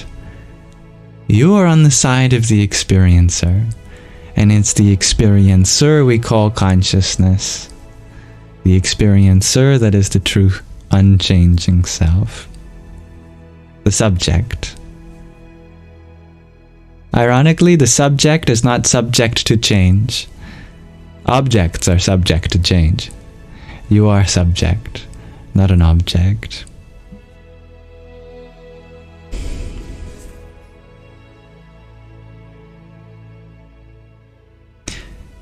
Dear Granette, you ask, why is it so hard to acknowledge women? Why can't we be equally acknowledged? Women and men at all? It's an important question, dear Granette. From the people in my life that have spoken negatively about women, unfortunately, it's probably because they have been taken advantage of by women too. And it's their mistake for seeing one negative experience in life and then generalizing it to the whole. Although I love mothers, I have absolute respect. I see motherhood as divine. There are people that call themselves mothers and probably shouldn't, and have caused traumatic experience for people. They grew up thinking that that's what the feminine means for them, and they are mistaken, because one experience should not generalize to the whole, and it's their learning journey to be able to trust the feminine again. But it wasn't their fault. No one gets to choose to be traumatized. but they can choose to be open to new experiences going forward. And I pray that all of those who have made such hasty generalizations come to recognize that both masculinity and femininity are beautiful and necessary for life. And we shouldn't conflate those two forces with any person in our experience in particular. I pray that they discover how beautiful it is for them to be feminine. That they don't have to try to be stoic all of the time and hide their feelings and whatever is associated with masculinity without any femininity. That we all deserve to experience the fullness of life when you bring both of these together in harmony.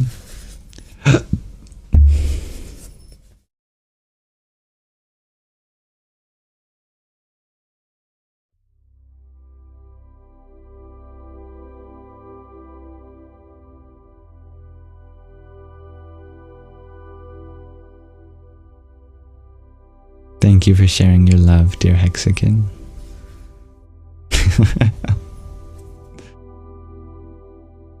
Dear Jastpur, you ask, is there any quotes that stick with me that I've heard? I must admit I have a difficult time remembering quotes on the spot, but they usually come to me at the right times. Just like Luke Skywalker, when Obi-Wan Kenobi, as a Force ghost, appears to him, use the Force, Luke. That until that happened, Luke had forgot. I am like Luke in that I forget most things until there's a moment in which they need to come to the surface. I try to make myself open enough that all the tools I've gathered so far come up in the right time. But the tools don't come to the surface when there isn't a need.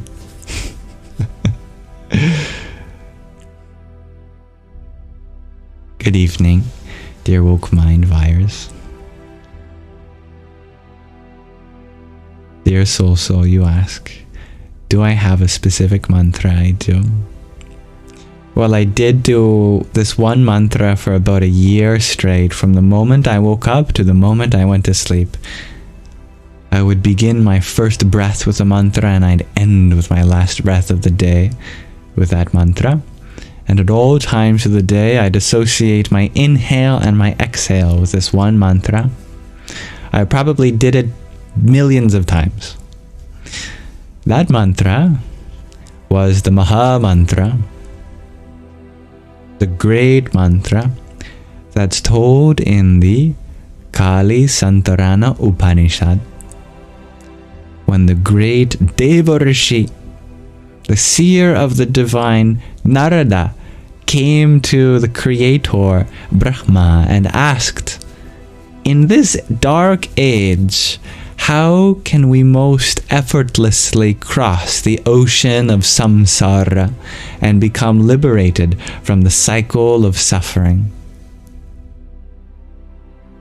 Brahma said, in this age, there is no other way like that of the 16 names of Lord Narayan.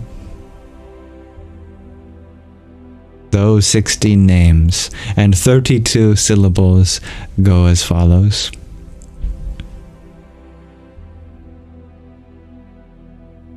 Hare Krishna, Krishna Krishna, Hare Hare, Hare Rama, Rama Rama, Hare Hare. I am sure you have heard this before, maybe sung a little differently, with a different rhythm, a different intonation. That was Narada's second question. Who can chant this? And how do they chant this? To which Brahma replied, anyone can chant this in any way. And so there's lots of different variations and musical renditions of the Maha Mantra. Haridam, Haridam, Rama Rama Hare Hare, Hare Krishna, Krishna Krishna, Hare Hare. George Harrison famously sung it. You may see it in two different versions, one with a Hare Rama part first, or one with a Hare Krishna part first. Most people agree that it doesn't matter, because when you're chanting in a loop, does a circle have any beginning? Does it have any end? When you chant Hare Rama before and after the Hare Krishna, and vice versa, are you really making a difference?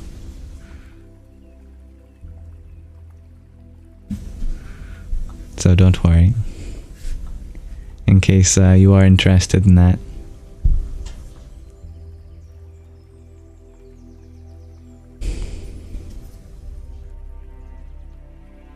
Dear Chris, you share, you have all things in heaven. How do you make them appear out of thin air from one space to another?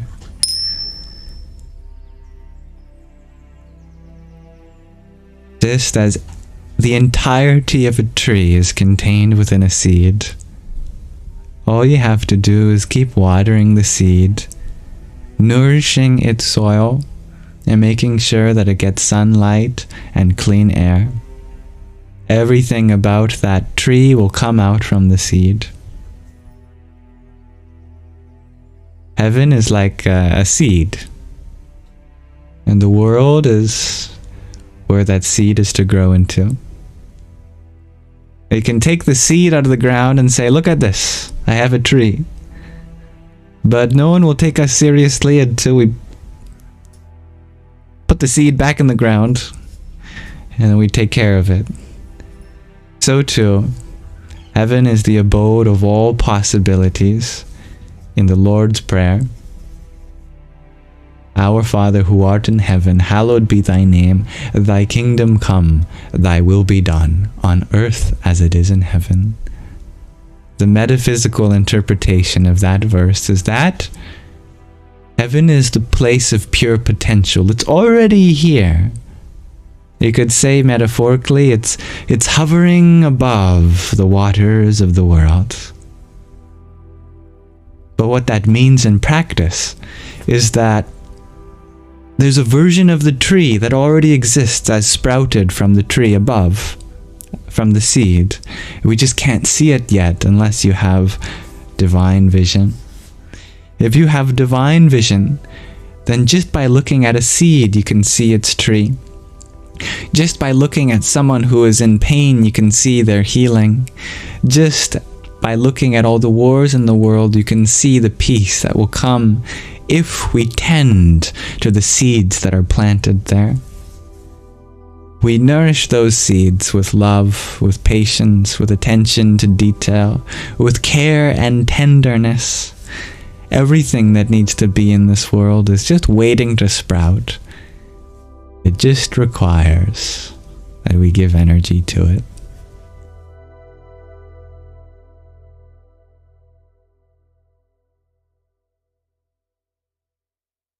You love the George Harrison song, Dear Hexagon, My Sweet Lord. Yes, I think in that song, the Maha mantra is sung as a part of it.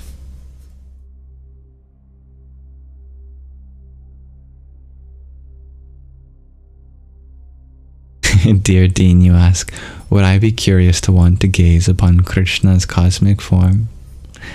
Who's to say we're not already looking at it? When you look into the eyes of another human being,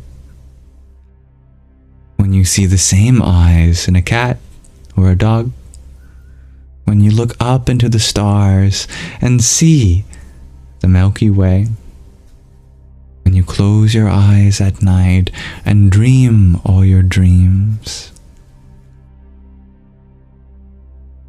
O Arjuna, I am even you.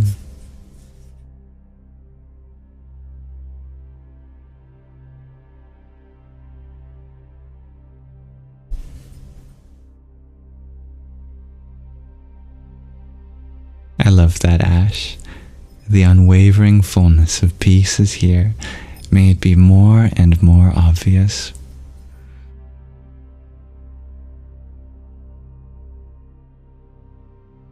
Dear Cody, you ask, do I think animals remember their past lives? Other animals, you should say.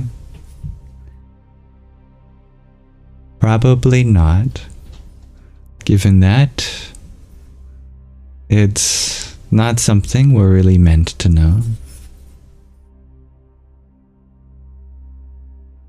We are meant to live in our present life. That's why we are who we are in this one. The process of birth and death is naturally traumatizing. As long as we are identified with any part of this experience, in the process of reincarnation, we feel our sense of self stripped away, and we're left with only the most dominant impressions from our past life, our subtle inclinations, aspirations. But there is a way that the great yogis can retain their memories into the next life. Simply put, don't identify with this life. If you are not identified with any part of the experience this time around, then birth and death won't be so traumatizing. You won't be stripped away of everything because you don't hold so tightly onto those things. There's a beautiful irony there, that what we hold on to tightest gets pulled away the fastest, but what we leave and let be continues with us for long times to come.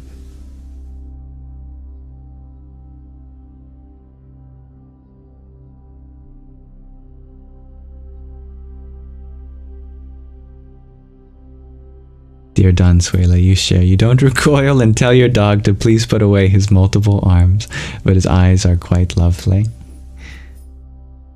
I love that.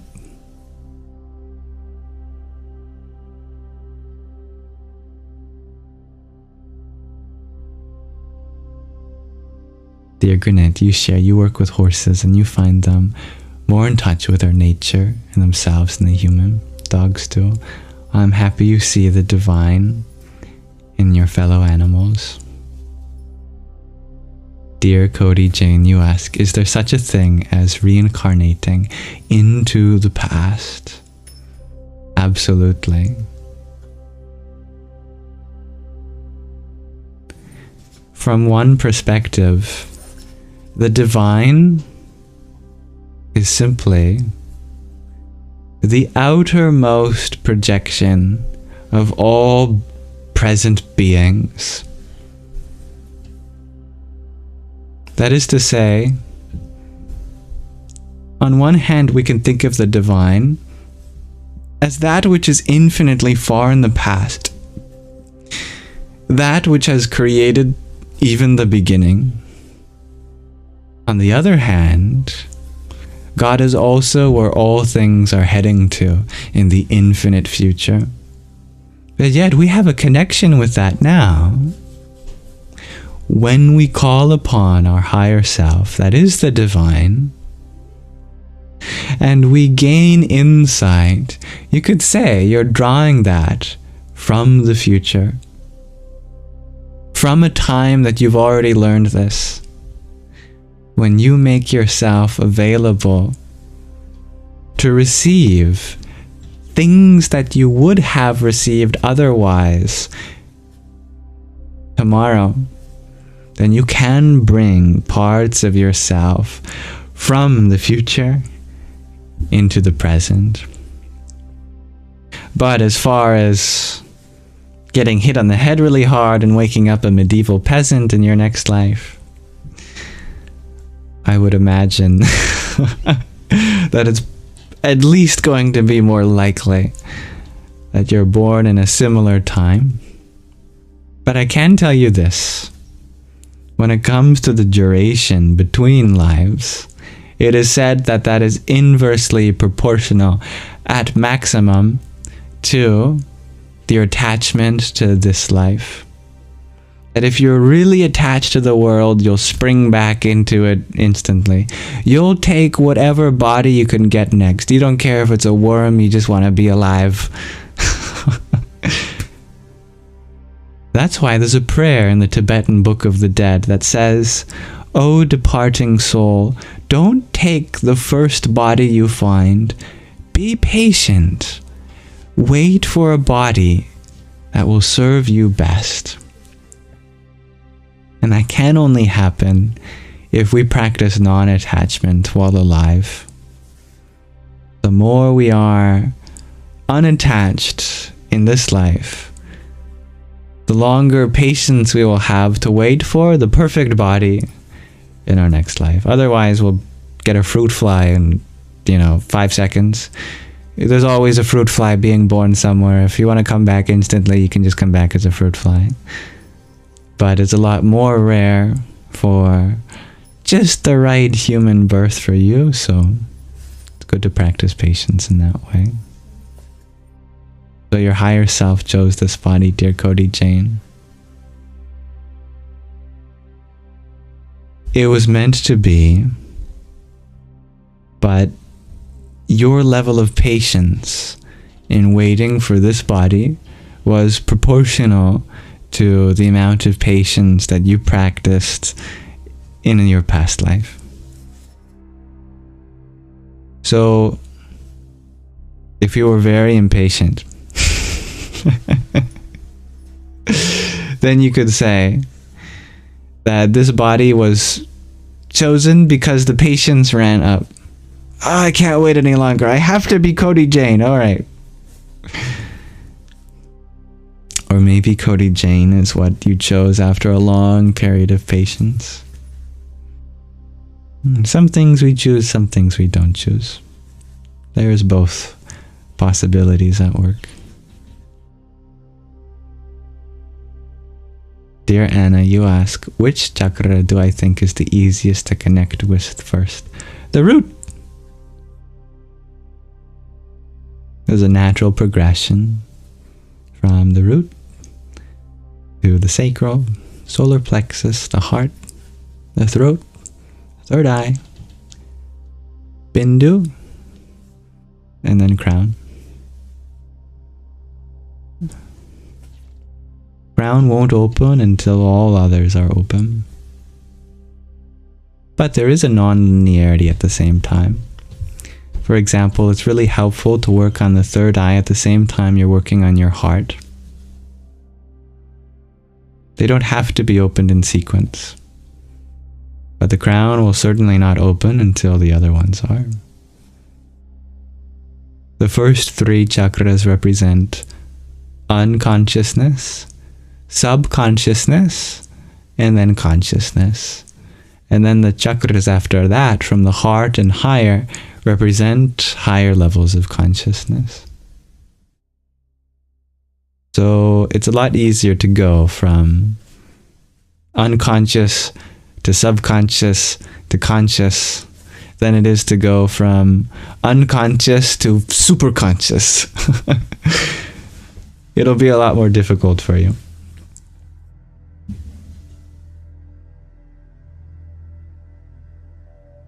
But actually, there are even lower chakras than the root.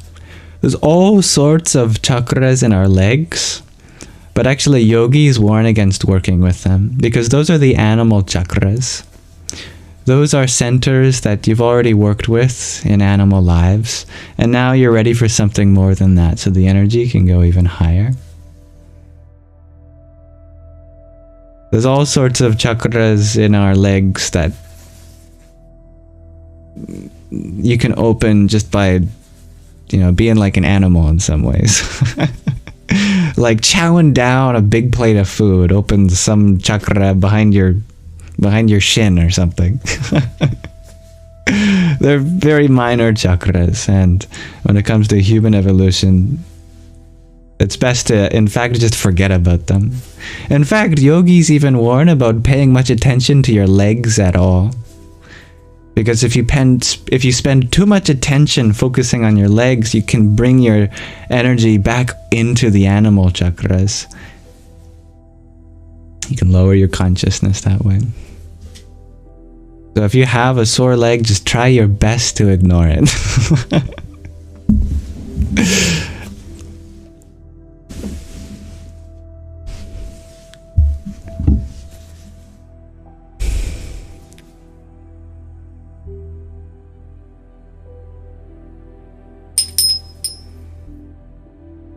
Dear Soul, you're wondering if I've personally worked with my chakras this way. Good question. No. No, because you don't have to work with your chakras at all, in fact. It's like, it's just a bonus. If you want to know how it works, then you can. But if you're already on the spiritual path, they'll open in their own ways and their own times. You don't even have to even hear the word chakra ever. Your chakras will open without even knowing they exist. You don't have to meditate on them. You don't have to do the mantras for them. But if you really want to, you can. But that's a personal choice, and it's not essential for spiritual development.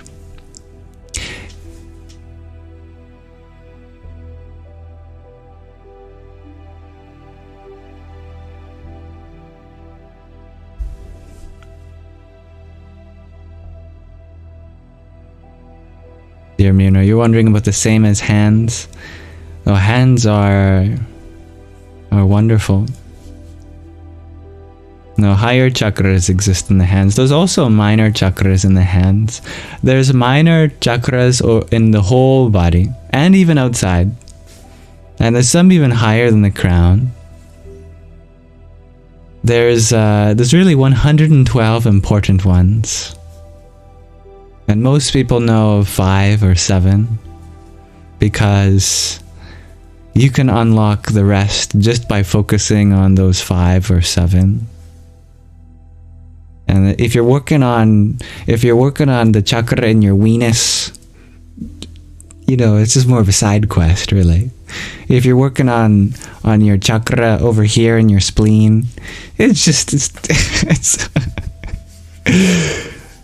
it's only going to add how much to your life. But the major chakras are the most important. But they open naturally over the course of a human life. In fact, if you live an honest life, if you're 80 years or so, by that point all your chakras will be open. Even if you've never heard of spirituality. If you've just been a farmer, you've been working the fields, have a wonderful partner, care for them, have children.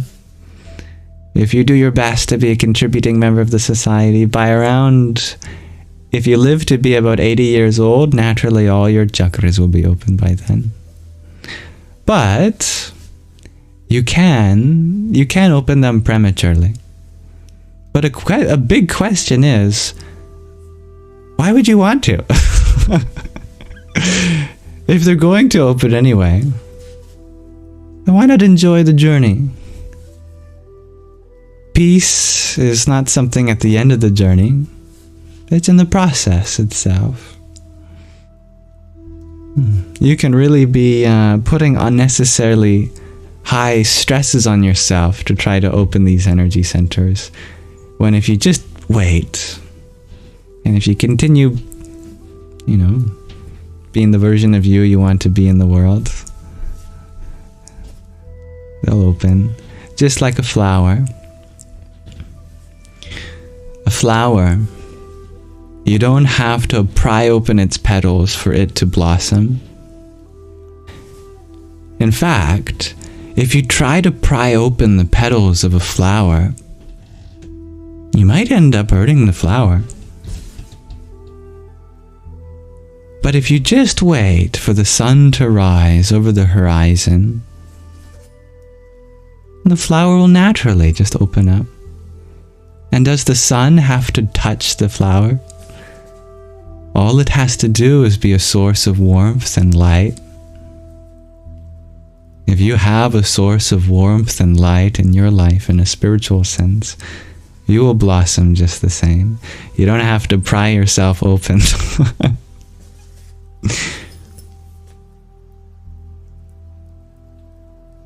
Thank you, dear. May the Jartai Handa for your heart me and team bracelet. Om Kring Kalikaye Namaha. Dear Dean, you asked, can we gain any value from reading the Old Testament? You can gain value from reading anything, including, and especially including, children's books. In fact, if you really know what you're looking for, you can gain value from reading the back of a cereal box. Remember that truth is universal, omnipresent. You can find it in anything.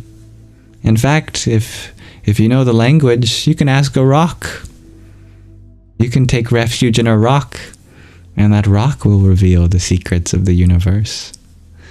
What's most important is not where you get your truth, but choosing the language that opens up the most doors for you to walk into that truth.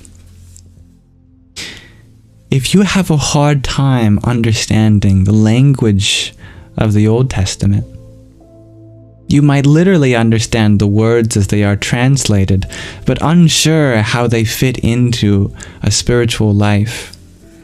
Then, look for something that you do know the language of.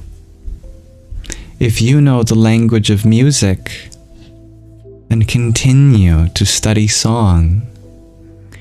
If you know the language of logic, continue to study mathematics. If you know the language of crochet, continue to study the stitches. If you know the language of the heart, then continue to study love. The best place to study is the one most accessible to you, the one that you know the language of. All paths are valid. What matters most is that you choose one that you can connect with most easily, as that makes for a less stressful experience.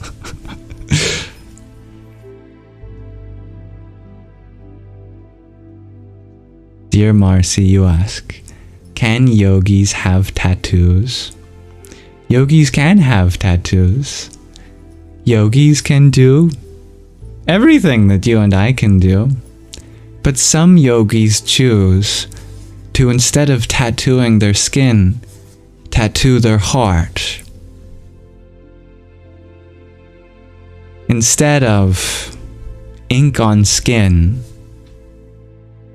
they choose wisdom in heart. That the impressions are not just surface level, but they strive to create a place of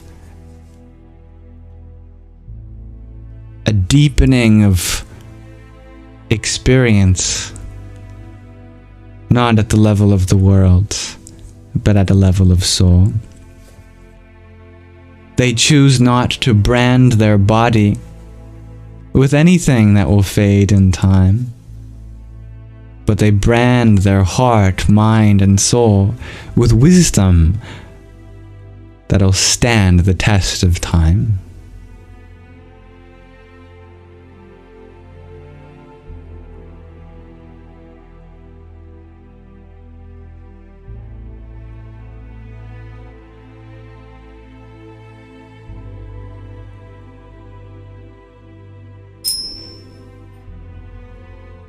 And I'm happy to hear of your beautiful unicorn, dear Brunette.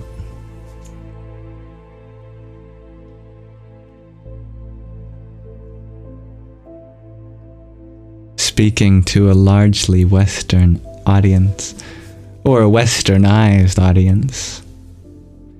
We often associate religion with rules, regulation.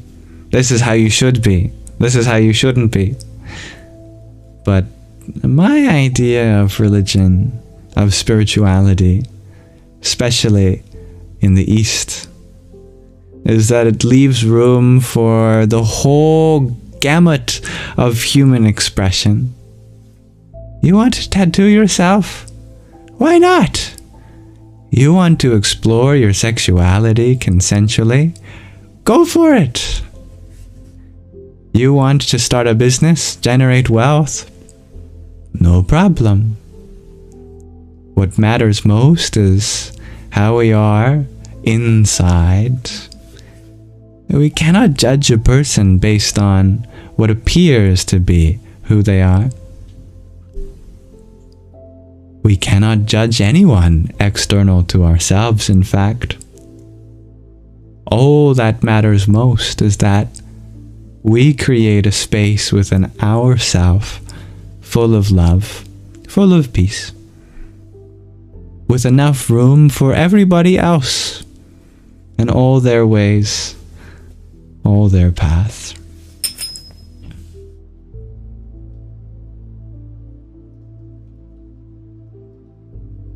Dear Rafi, you ask, are dragons real? Absolutely. And it's called the ego. The ego might appear to fly high and be huge and monstrous and unconquerable. It likes to hoard its treasures in caves for nobody else to gather. And if you threaten it, it will breathe fire. But with the sword of knowledge, we can cut asunder this dragon we call our limited self, our ego. We can ride on its back, tame it even, and soar high in the skies. Distribute that wealth again, and use that fire not to burn, but to cook, and to ignite the fire of compassion in everyone's heart. How do you train your dragon?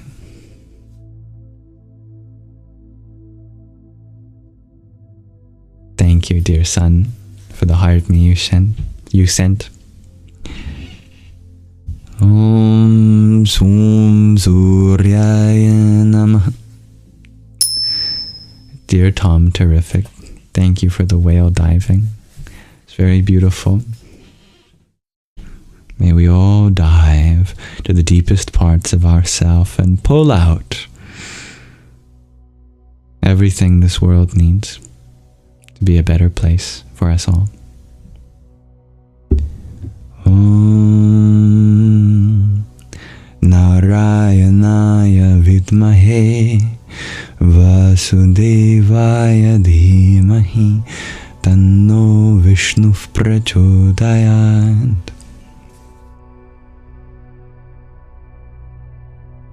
Dear Rafi, you ask, does a yogi want to prove anything to other people? Absolutely. A yogi wants to prove to others what's possible within everyone. A yogi wants to climb the mountain, not to say, look what I can do, but to say, look what you can do. A yogi creates possibilities as a mirror to reflect all that is good in the hearts of others.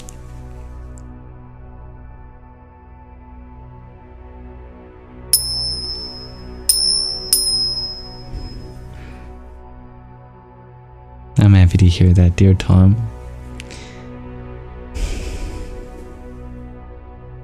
Welcome. You're a yogi then, dear Myrna? Yes, you are. Dear Cody Jin, you ask, are there any Hindu New Year's traditions? Yes, in fact, there are many.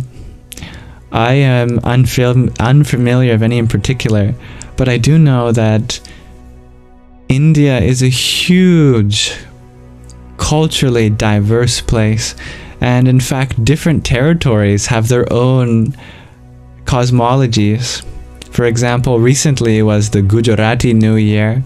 I'm sure that in Tamil Nadu they'll be celebrating their New Year differently.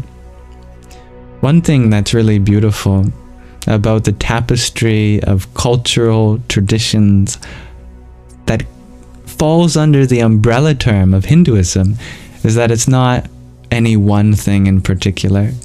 There are so many different ways of celebrating, ways of being spiritual. In fact, Hinduism doesn't really exist. We say that there's something called Hinduism, but really, it's this enormous encyclopedia that includes absolutely every spiritual tradition that you could possibly imagine, all within a place called Bharat. Within Hinduism, there's monotheisms, there's polytheisms, there's pantheisms, there's panentheisms, there's even atheisms, there's agnosticisms. Within Hinduism, there's people practicing the ways of the yogi, the ways of the monk, the ways of the householder. There are people who are preaching the fact that you are one with the universe, and there are others that preach the fact that no, the universe is something very separate from you. But what's very fascinating is that all of that coexists. And that's what makes Hinduism so special. Is that on one side of the street you say, I believe that God is Krishna. And on the other part of the street they say, I believe that I am God. But they both consider themselves a part of the same spirituality. And that's the essence of Hinduism. That no matter what you practice, you're all part of the same thing. It's all valid.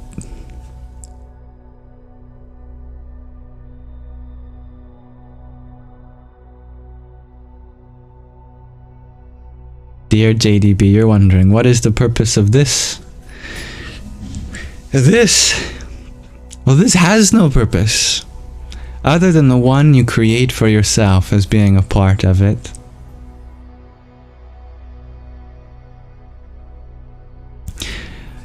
You walk into an art room. You see that there's a blank canvas on an easel. You say, what's the purpose of this?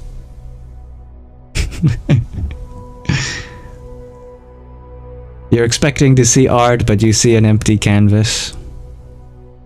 You go into a music studio. You're expecting to hear music, but you hear silence. In the soundproof recording room, you say, what's the purpose of this? You go onto the internet, you find that there's a dance performance near you. So you go and you see that all the dancers are lining up and they're perfectly still. You say, what's the purpose of this?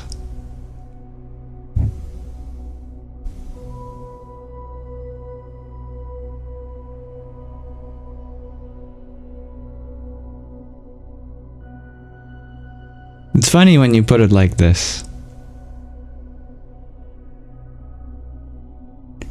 See, the thing about a canvas is that if you're expecting art to already be there, then we're putting the cart before the bull. Because the purpose of a canvas is to be a place that anything can be painted. You go into a music studio, you're expecting to hear music, but the purpose of the silence is to hold space for any music. You go to see dancers dance, and you see them find their position, expecting them to already be dancing, but the purpose is to provide an entry point for their dance, for it has yet to begin. Likewise, we look at this world in the same funny way. We expect purpose to already be there. Just like someone looking at an empty canvas and going, why is it empty? Because you have yet to paint it. The song has yet to be sung. The dance has yet to begin. And what painting you see, what song you hear, what dance you experience, that is up to the artist. And you are the artist of life. This is a canvas that happens to not just be a two-dimensional white blank thing. This is a canvas that doesn't happen to be pure silence or pure stillness. It's a dynamic canvas. So on this dynamic canvas, what do you want to see? That is your purpose.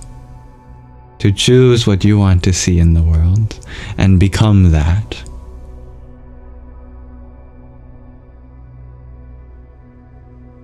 Thank you, dear Sergio, for your trio of tiny tinies. Yippee!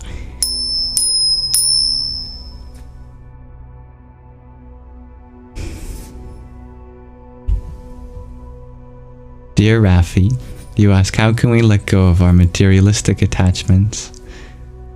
Don't. Just use them for something spiritual. Have a house, but don't see your house as a reflection of how great you are. See it as a space, a home that hosts love, that can transform people who enter it, so that they leave more healed, more loved.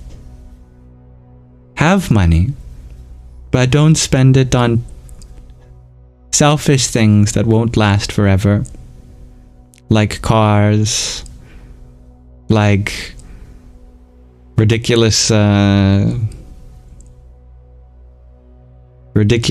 fixtures that just serve to increase the value of your property. Spend it on experiences. And spend it not just for yourself, but for other people. And invest it, but don't hoard it. Put it to work, making a difference in the world. Have relationships. Don't run away from people, but see them as opportunities to bring out more love, rather than opportunities to extract more love. Have jobs, but don't think that your job is what makes you the fullest version of you. Because you could have even a minimum wage job and still contribute great value to the world by all the people that come your way, all the smiles you paint on their faces. Be grateful for what you have. Generate wealth for more people than just yourself. And strive to use the materials as building blocks to build something long-term for the happiness and well-being of not just your limited self, but the self within all beings. See every object not as something to attain that completes you, but an instrument that can be used to usher in more love to this world.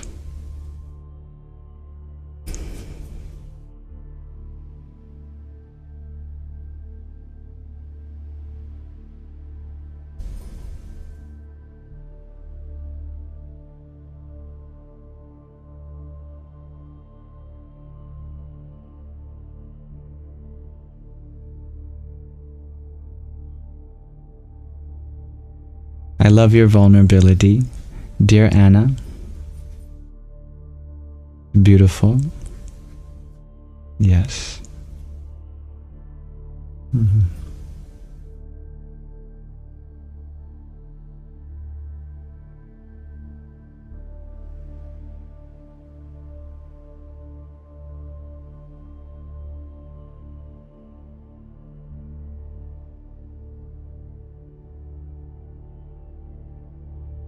It's okay that sometimes we are naive, because every time we learn from those experiences too.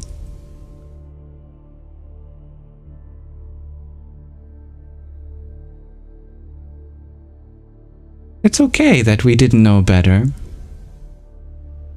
We're allowed to have made mistakes and have been in situations that were out of our control. Now we know. And it's a cycle of life.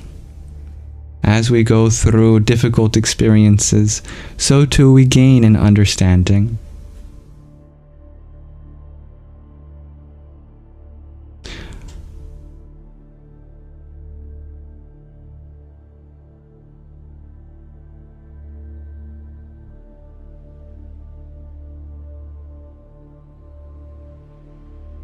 Because there's no knowledge that you need at any moment in order to be happy. There's nothing you could do differently in order to save yourself from suffering. Both suffering and happiness are created within and not in our circumstance. The link between our external circumstance and our internal feelings is only what we choose to let in.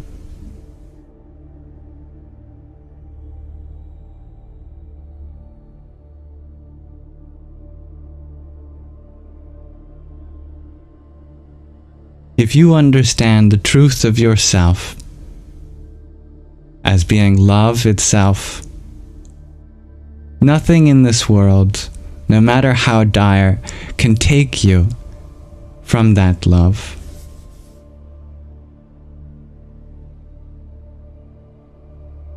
So I say, be naive.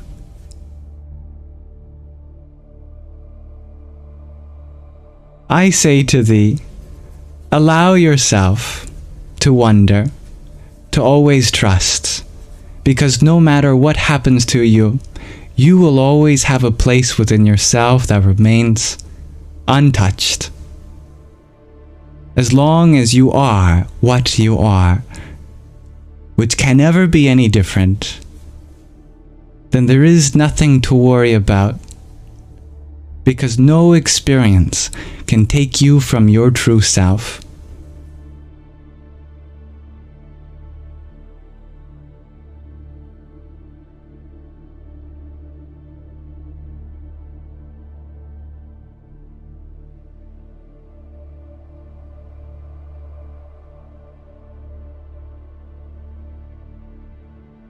If you're always on guard, then how can you ever feel free to be yourself now? If you're always looking for danger, then you'll always be in fear. But if you cast this fear away and understand that the only thing to fear is the fear itself, that what takes us from life is not anything outside of this life, but our inability to be open, vulnerable, and present now, then we can be naive without consequence.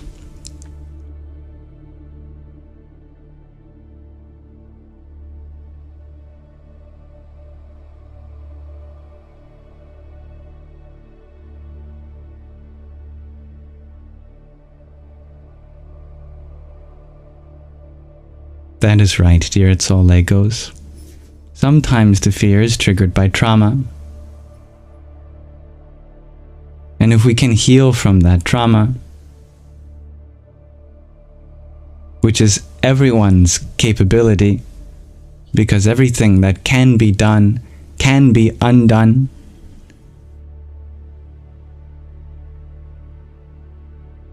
We did not have the tools at the time to process the experience. If we have the right tool set, we can be equipped for any situation. If you trust in yourself, then it doesn't matter what the next moment has for you. You can be blissful now.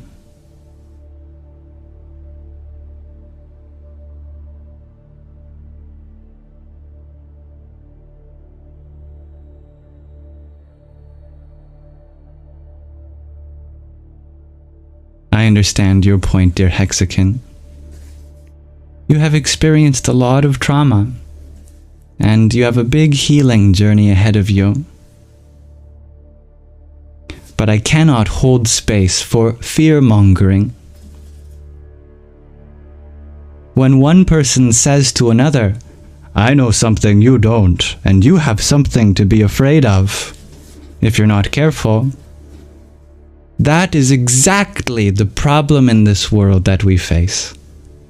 The problem is not, and it will never be, what you're pointing to and saying that's what you should fear. The problem is the pointing itself, that we point at something and say you should be afraid, you should be in fear. And the solution to this is to dissolve this fear by affirming the individual that there is nothing to fear. Because joy and misery are creations of our inner world. We produce the feeling of happiness. It does not come from the air. We produce the feeling of misery. It does not come from the air either. Both are vibrations within.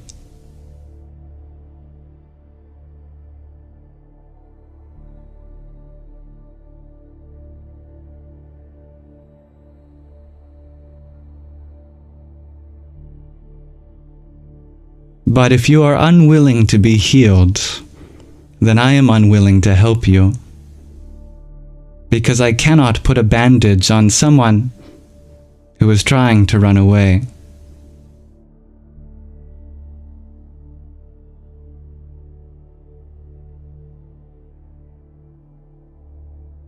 No doctor can help a patient who refuses treatment.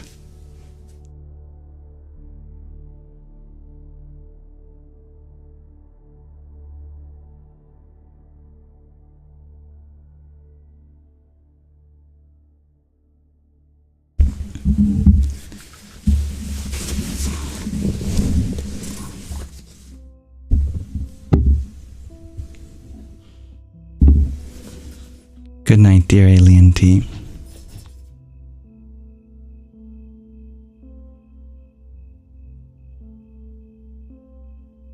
The truth is, dear Hexakin, there's nothing you could tell me that would change my opinion on the fact that you are capable of healing.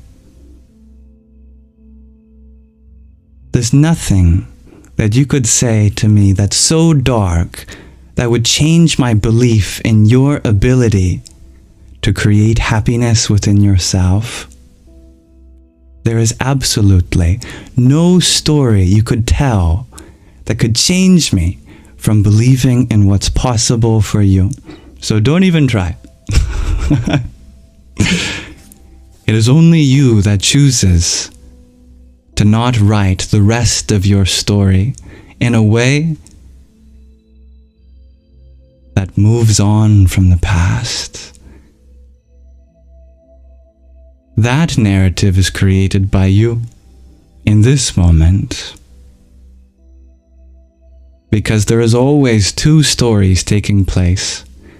There is the story of what happens to us externally, and then there is the story of what we tell ourselves.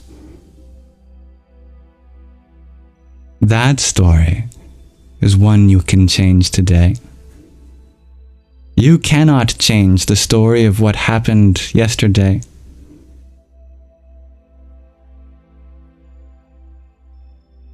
But you can change the story of what's in your mind today. And I'll always empower that. And it may seem that I dismiss your struggle, but you have come a long way, and I acknowledge that. You have been through a lot, and you've seen hell and felt it with your body, been abused in every way that a person can be. But yet, if you continue to believe that that's all you are, is someone who is broken and battered and abused, then I cannot help you, because at that point it's your choice. If you choose to see yourself as someone who is broken, then you have created that identity going forward. If in this moment you are not being hurt, but yet you still are in pain, it means that the only person hurting yourself is you.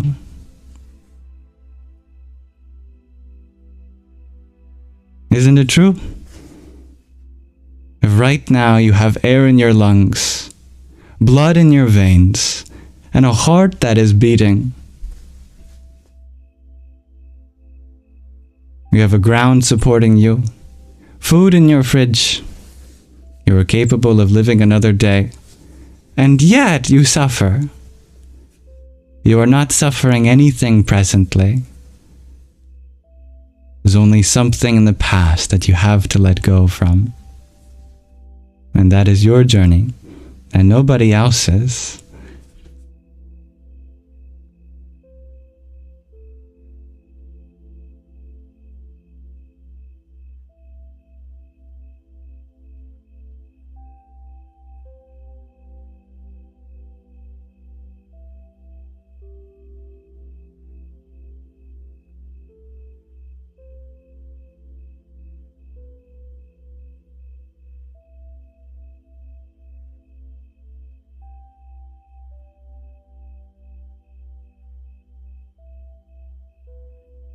I understand it's a private matter for you.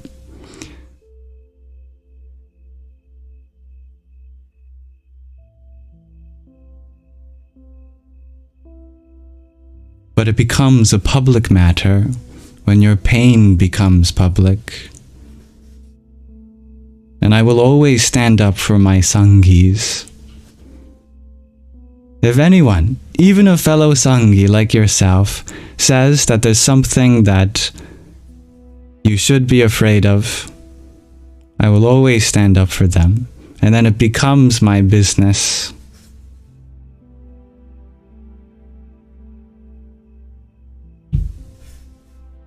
When your pain becomes the pain for others, especially others in this community,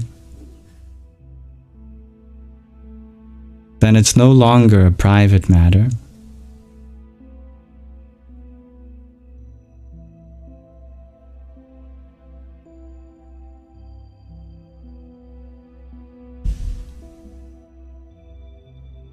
I am willing to help you, but you have to be willing to help yourself.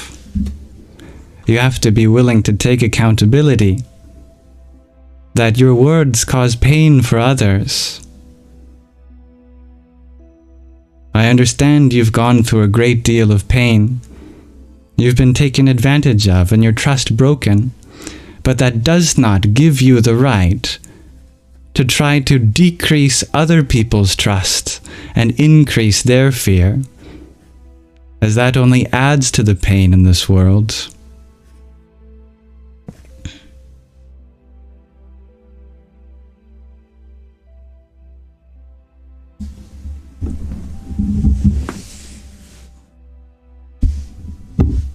Okay.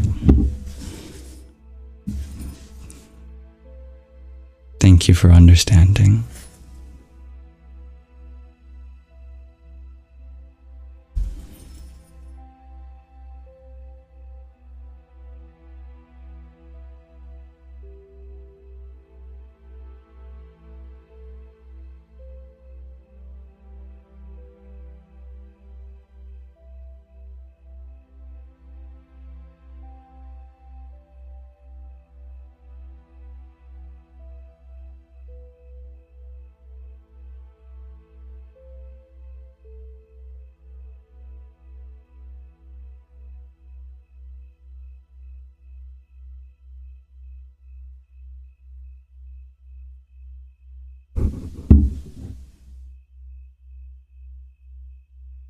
Dear Rafi, you ask, how long do I meditate a day? Not long enough.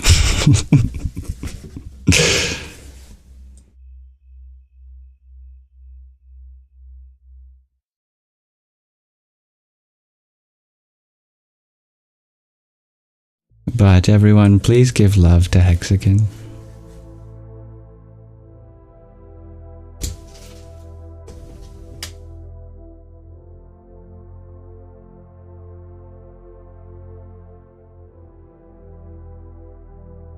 Thank you, dear Tali, for your finger heart. Om Dum Durgayai Namah.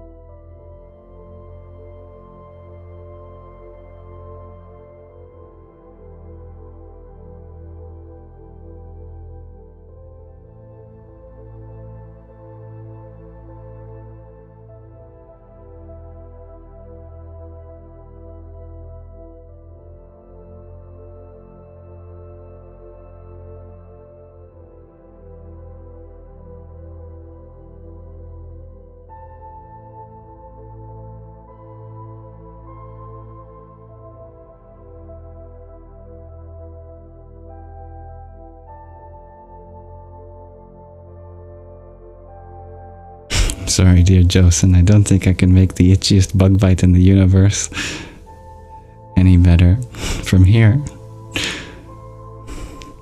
But I know it sounds difficult, but if you stop itching, it will go away.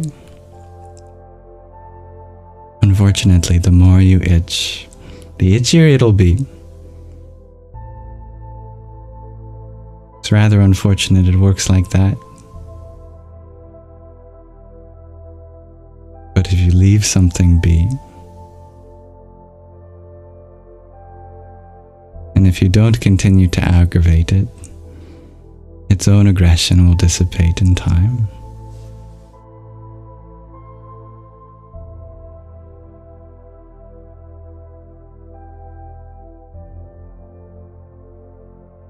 Dear Don't Hate, Appreciate, you ask, what is the point of life? You are the point of life. You are it. The point of life is to produce conscious, loving beings like yourself. It has been successful in producing you. Dear Rafi, you ask, is it true that if we were light, we were also the dark? What is darkness if not the space that holds that light? It's not like there's a particle of darkness that we can identify as the opposite of a photon, a dark-on.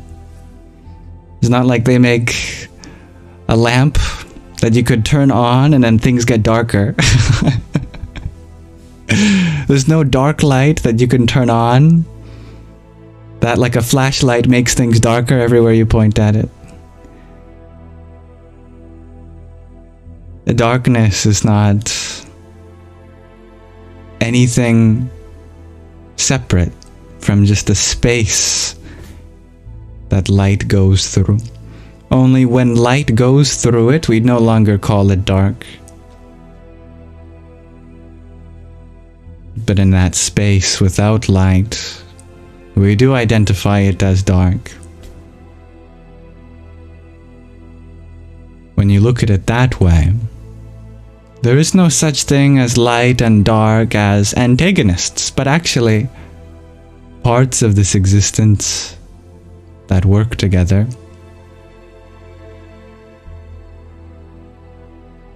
Can there be any light if there isn't a space for that light to go through? Of course not. Light requires a medium that is space. So if what we call as dark is just a space that light could be going through, then yes, when it comes to our existence, we are both the space that holds the light and the light that propagates through the space. The space is the consciousness, and the light is everything we do with that consciousness. What we create with our body, with our mind, the love that we bring to others.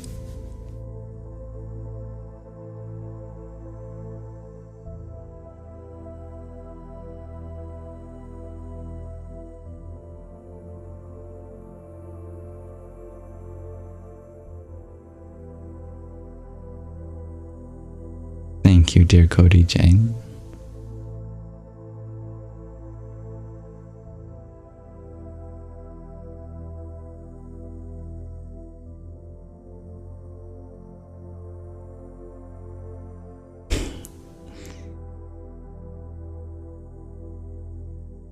Derek, you ask, if there is no light, then does light become as darkness, uniform? If there's no dark, then does light become? Wait, which word did you mean to put as dark, dear Derek? If there's no dark, then does light become as darkness? I assume that's the way you meant it. Well, if there is no dark, then there is no space. If there is no space, then there certainly can be no light. And if there is no light, well, it's beginning to sound like darkness again. Doesn't it?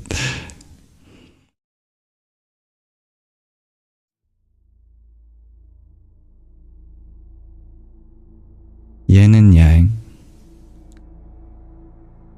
The identity of yin and yang could not exist without each other. If you remove yin and there is only yang,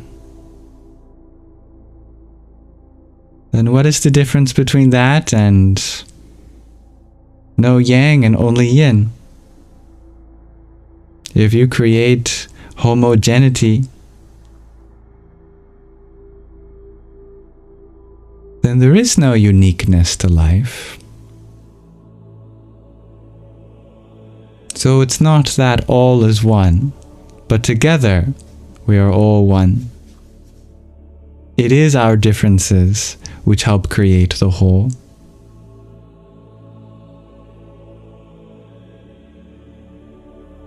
It is in the fact that there is change across space, across time, that there is something you can even regard as infinite.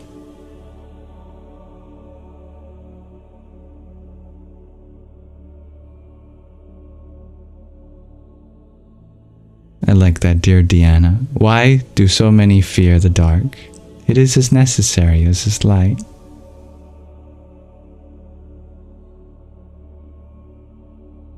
Perhaps because we don't see ourselves in the dark.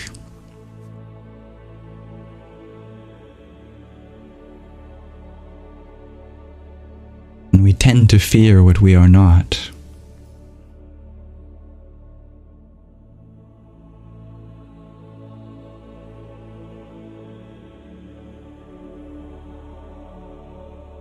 And dear Dean, you ask, is good and bad evenly balanced, do I think? It has to be, otherwise nothing would exist.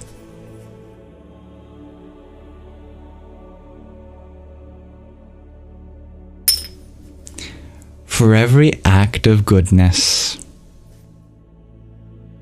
there will be an opportunity for another.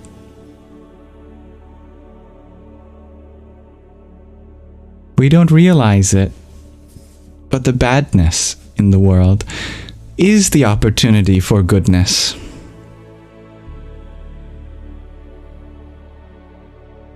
One true act of goodness always sparks another. If you believe in that, then you must also believe in the logical conclusion that that entails. That there's always going to be room for more goodness. And isn't that really what the bad is? Just like how the dark isn't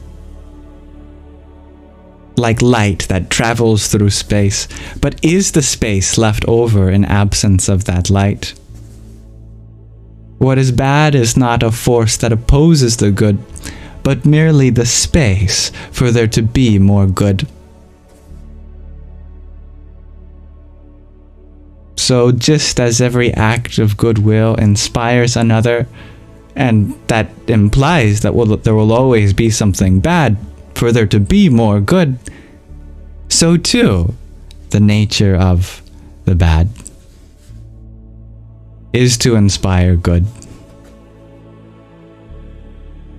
And so you see the good in the bad and the bad in the good.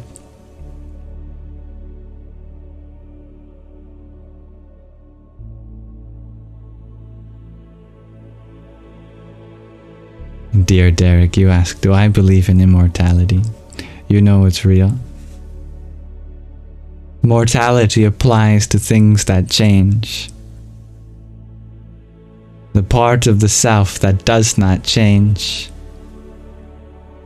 Why fear it coming and going, when it is the witness of that which comes and goes? Hello, dear Emerald Sky.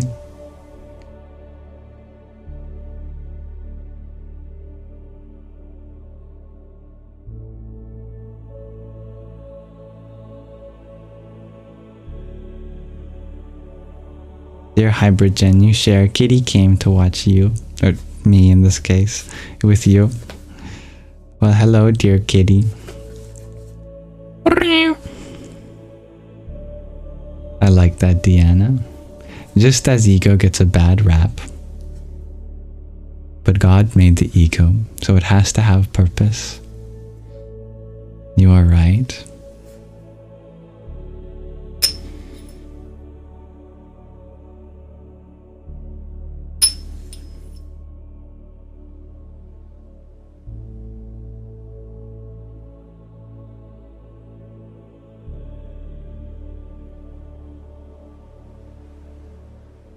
Dear Rafi, you ask, if time is not real, is it always the same moment in the now? I'm not sure who it is that said that time is man-made, because that would be like saying that space is man-made. Einstein proved that space and time are the same. Just depends on what direction you're traveling through this four-dimensional space-time. If you don't believe in time, then you don't believe in space.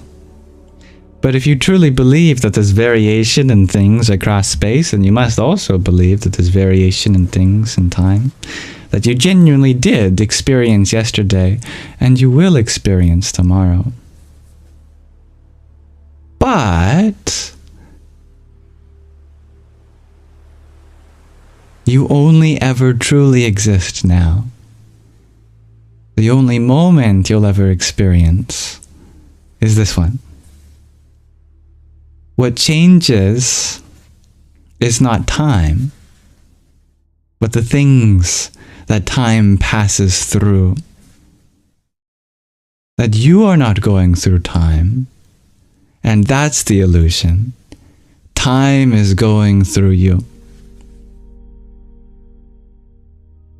All that exists is the here and now. But like a universal treadmill, time and space flow through you, rather than you as something that flows through time and space. So the illusion is not time, is not space. It's just that you feel like you're one part of something inside space and time. But it's that time and space are something that are inside you. Just like when you play your favorite video game, you may notice that the character never actually moves. You never see the character go off the screen when you hold right on the joystick. You never see the character go into the horizons when you hold forward on the joystick. When you're playing your favorite video game, the character is always still, but the world moves around the character to simulate movement programmatically, because it wouldn't make sense to keep the world still and have your character move, because then the character would move off screen and then there wouldn't be much of a game to play. If you imagine that you're playing Super Mario and you see Mario in the center of your screen, notice that while you're moving about in the world, Mario always stays at the center of the screen. When you press right, he doesn't move right.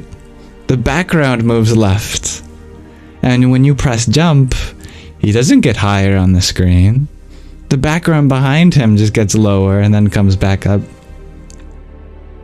But the game is programmed to make it look like Mario is moving, by making the world around him move according to his actions. Can't you see that in the same way, you have been in the same place since you were born? You have been in the same time since you were born. But the world moves around you. Time moves through you. You're always here. You're always now. But sometimes stuff over there gets a little closer. Sometimes it gets a little farther. Holidays get nearer. Sometimes they get farther. But you're always in the same spot, just as you are. The things around you just get nearer or farther. It's just your perspective that changes. That's all. When your feet are moving, when your body is making this movement, it looks like you're walking. You're dragging the earth under your feet to bring certain things closer to you. If you want to be closer to your kitchen, all you have to do is make the body movements that bring the kitchen closer to you. All of life is just like this. You've never been anywhere else but here. It's just that the things that are here for you are sometimes farther away, sometimes nearer. And our body is the mechanism that takes things nearer or farther from your view. But the view is always the same. You have always been still.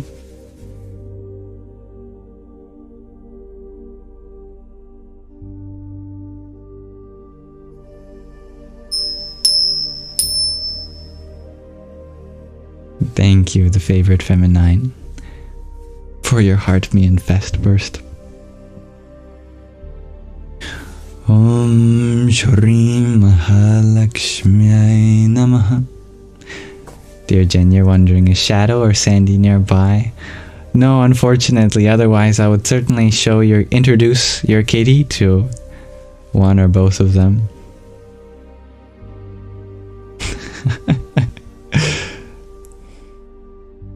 So Santa doesn't come to us, we come to him. If you're Santa, Santa comes to you. If you're you, Santa comes to you. Both are true simultaneously, just from the place that you are looking.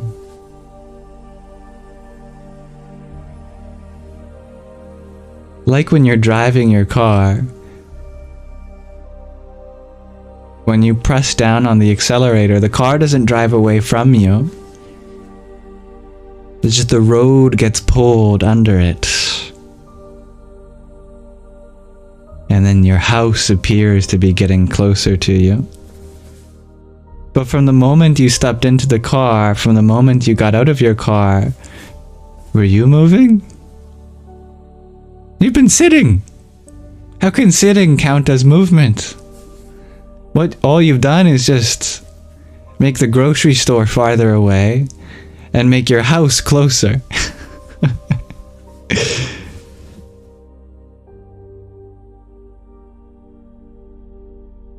Now, if you can see the truth in that, imagine applying that metaphor to the driver of the body. That you have always been seated as the driver of the body. And the body appears to move. But really, you've just been making some parts of your body closer, some parts further away. All you've been doing is increasing the distances between different parts of your experience. But the distance from you to yourself has always been 0.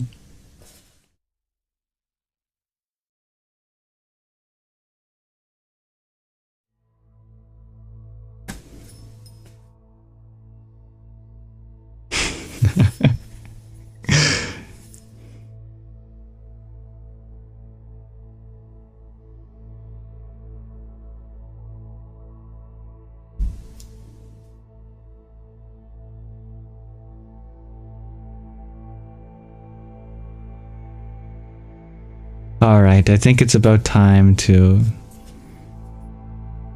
do our meditation to end our live stream. Allow me to transition now into our final segment, our Nididhyasana.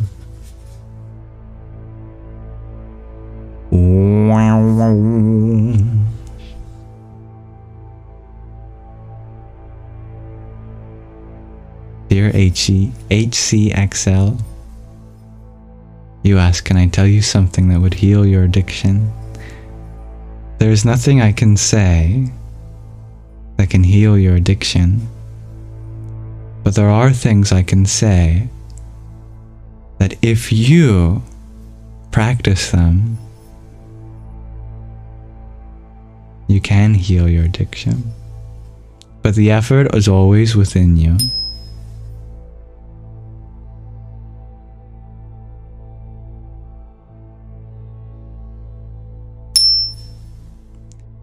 You must ask yourself, what am I avoiding that this addiction gives me temporary relief from? Hello, Dalen. Most people choose to drink alcohol, for example, because there's feelings that they don't want to feel, and the alcohol makes those feelings go away. If that alcohol wears off, which it always does, those feelings will return. So it's not a permanent solution.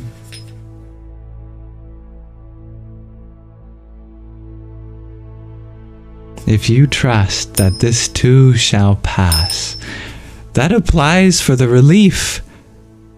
It also applies to the feelings that you may be avoiding. But it will only pass once you've learned the lesson from it.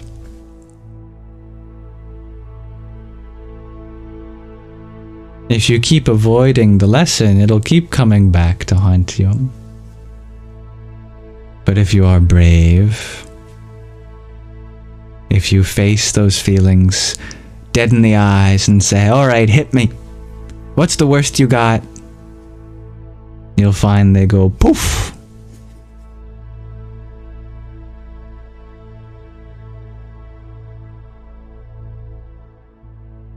Because no feeling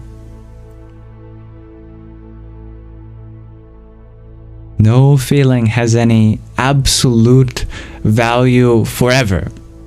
It's just a momentary expression of some experience. And all feelings have their purpose. If you allow that feeling to be expressed, talk to someone about it, have a journal, create art, meditate. Let those feelings come to the surface. Let them teach you the lesson they need. When they go, they also go with the need to be addicted to anything. But it will be challenging. Addictions bring you temporary peace. And it is a trade-off for long-term peace. Long-term peace can only come when you allow temporary discomfort. And that's the beautiful paradox. Temporary discomfort can lead to long-term peace. But temporary peace can lead to long-term discomfort. So, question is, what do you want to be in the long term?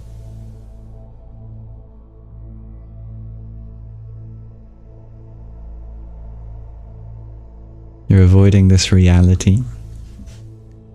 Well, I have bad news. You can't avoid all that is. Try to outrun infinity, outweight eternity.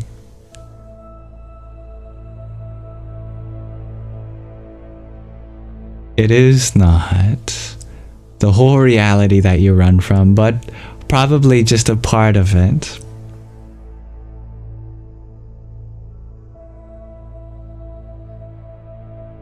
Keep in mind all the things you're grateful for. This reality isn't all bad. In fact, it's mostly good. But our mind is a genius at making the smallest negativities into our whole world. Maybe you could say it's an evil genius. But then again, that would be negative thinking. Whatever you give your attention to, that increases in your life. If you give your attention to study, what you get out of studying will increase in your life, obviously. If you pay attention to a source of knowledge, that knowledge will increase in your life. If you pay attention to a source of misery, the misery will increase in your life too. Let's say you got a bad knee. A lot of us have bad knees. But if you spend your whole day thinking about how bad your knee was, then you've taken what's just a small part of your life and made it into your whole life. There are plenty of things you can bring your attention to that are not a bad knee.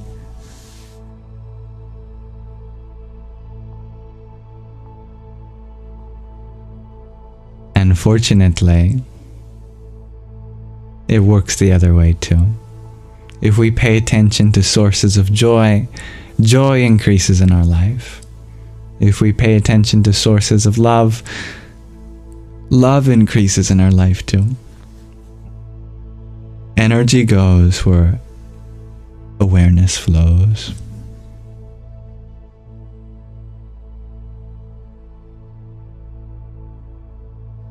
Dear Gunette, you ask, why haven't we been taught to process our feelings?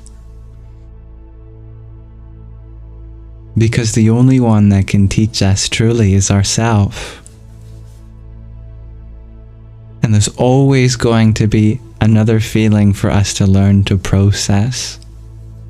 It is not like arithmetic, where if you know all of your times tables from 1 through 9, then you can do the times tables of anything bigger than that.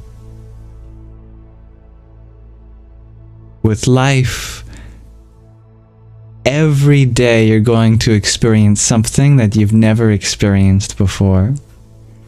And so every day we will have to learn to process something we've never learned how to do before. So we have been learning to process our feelings.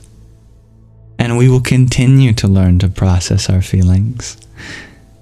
It's not something that happens at the beginning of life and then we experience something after. That is life. An infinite journey of learning. And every time we have a new feeling, yes, it comes with a new challenge, but it's also a sign that we continue to experience new things. And that is a very good thing, because you wouldn't want to experience the same thing for eternity. At least some variation could keep you sane. The fact that there's always a new challenge means that life goes on.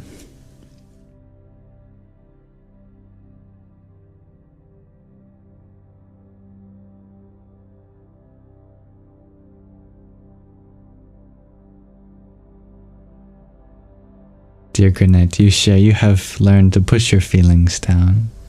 Do not feel, do not express yourself. That's in the past now. You are free to express all your feelings. Feel them fully.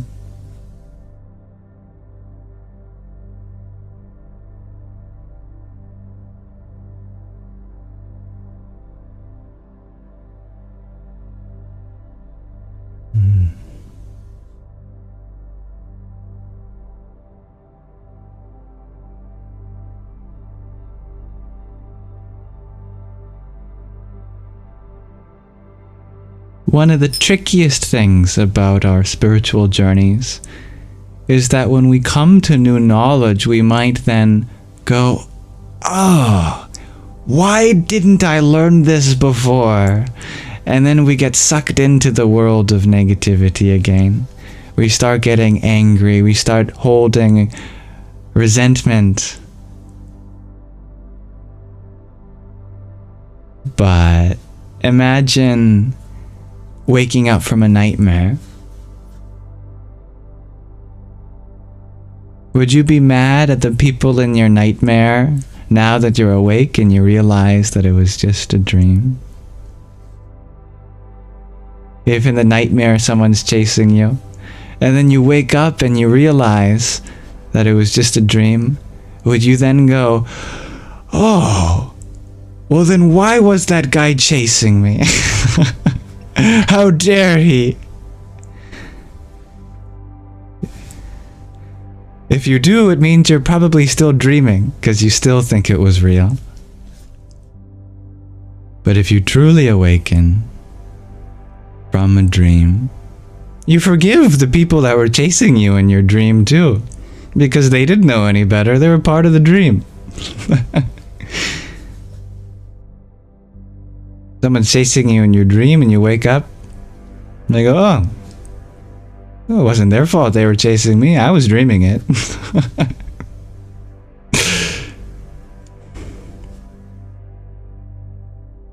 In the same way, if we wake up from the dream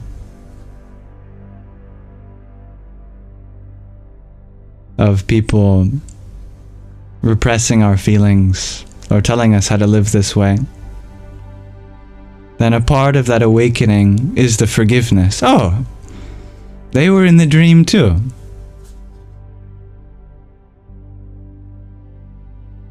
In awakening, there is no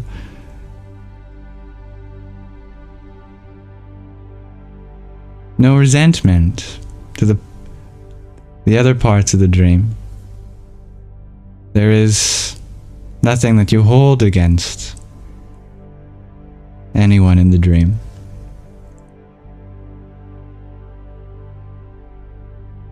You move on.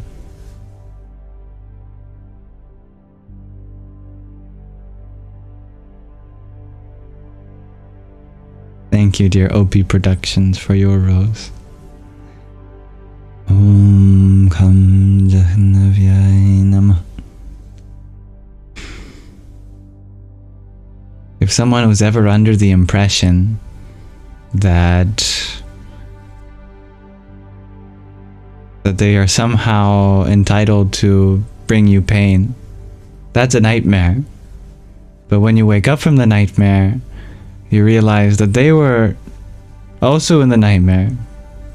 It wasn't their fault either. You wake up to the fact that nothing can truly hurt you. At the same time, you wake up to the fact that nobody can truly be blamed for hurting another person too. Which is why Krishna says in the Bhagavad Gita that the soul is not the slain nor the slayer. It is ultimately not the one that gets hurt, nor is it the one in others that hurts you.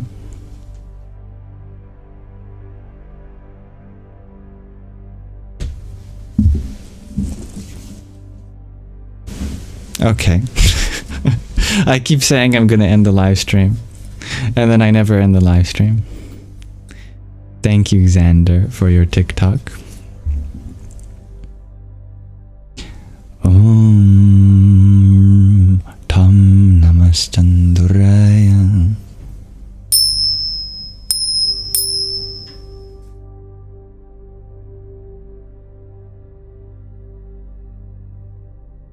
For the meditation, I just wanted to do a meditation on the topic of bliss.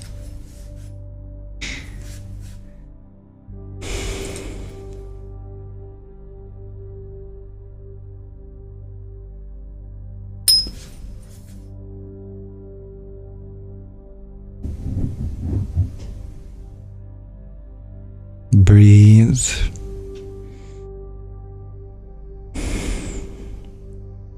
Find a position that works for you. If your mind is racing, that's okay. That's the best time to meditate. If your mind was already calm, what would be the point in meditating?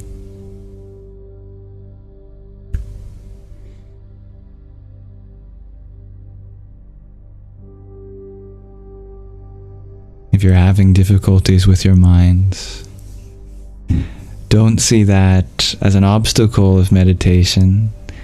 See that as a reason for meditation.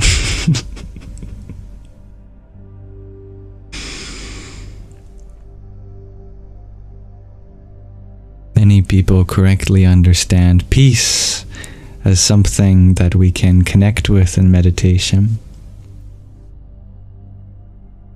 But few know how deep the rabbit hole goes, and the journey does not end at peace.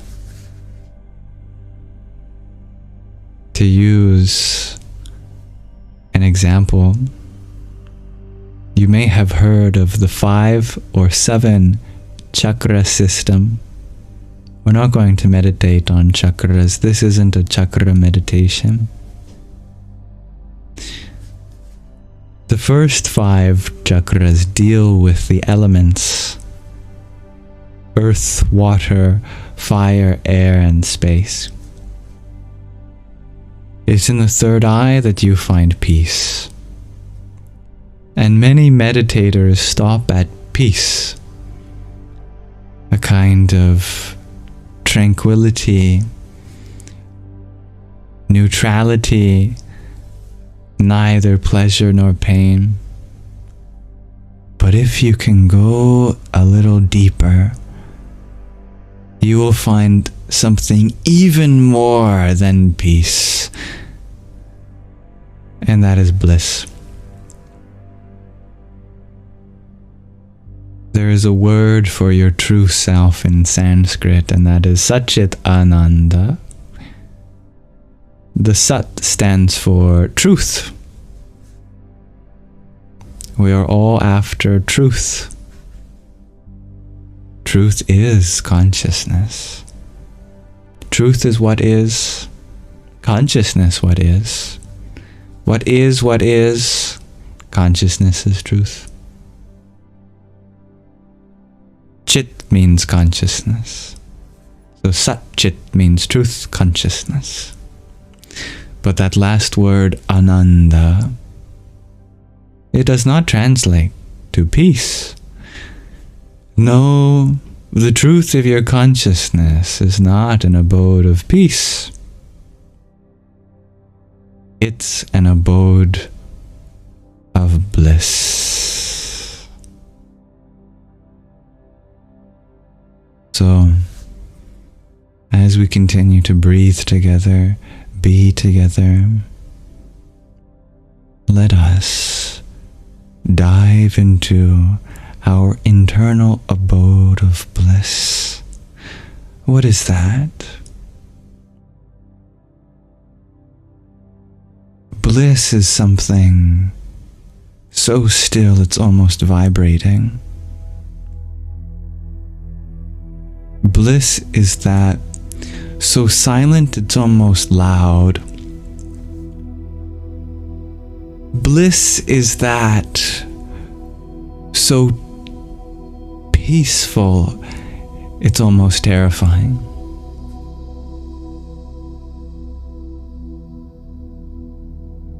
If peace is the zero, bliss is the infinite.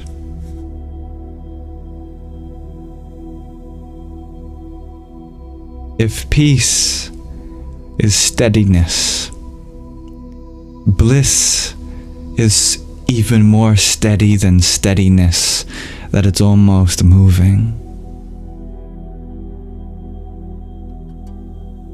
Bliss is a state so serene that everything dissolves into ecstasy.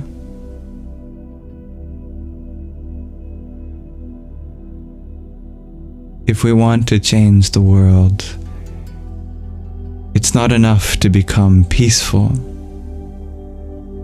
because peace breeds contentment. No, we have to become blissful, because bliss inspires creation. Peace is a state that does not change. Bliss is the changeless state that inspires change. Feel the difference. Recognize that you have an impeccable ability to feel anything you imagine. Right now you can imagine water dropping on your head. Drop, drop, drop, drop, drop. Right now you can reflect at a time in which you are sad, and you can feel that sadness.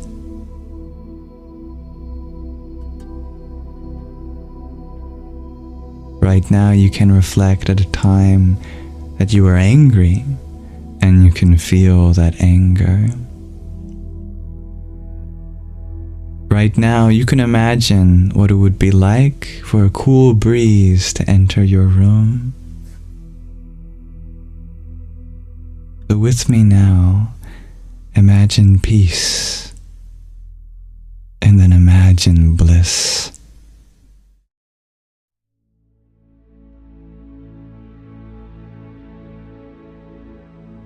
Peace is like taking those first few steps into open waters, But bliss is submerging yourself completely by falling into the deep end.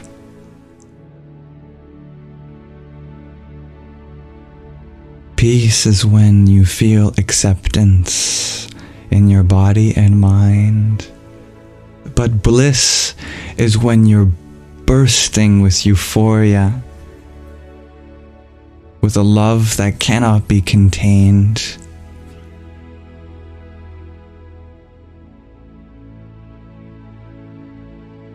Bliss is a feeling so joyful that even if someone pointed a gun at you, you couldn't stop smiling.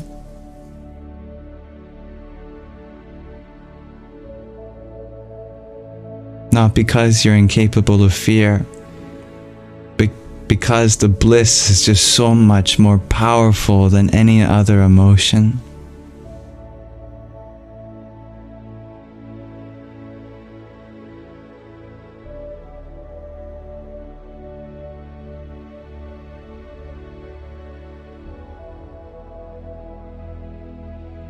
Bliss is when you are like a sun.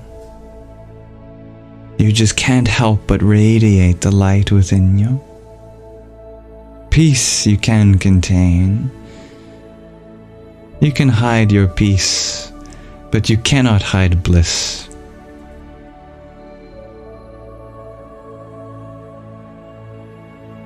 Bliss is when something is so funny that you laugh even when other people don't get the joke.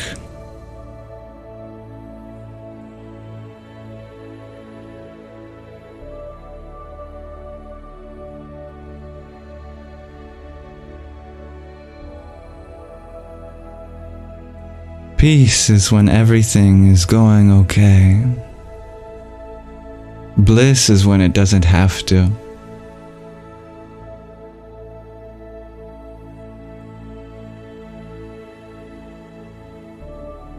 Peace is patient. Bliss is impatient. Bliss wants to get out, do something. Bliss can't help it. No wonder you have trouble sitting still and being peaceful. Because bliss wants you to move, wants you to dance, wants you to sing.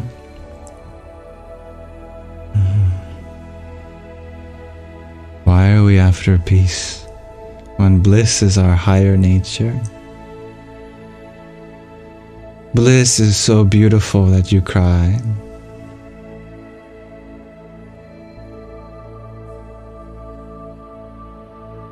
Bliss is seeing something so wonderful and being heartbroken at how wonderful it is.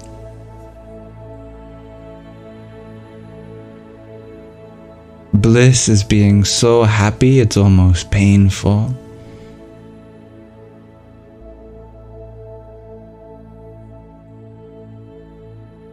Bliss is breaking your own heart in the recognition of how beautiful this life is.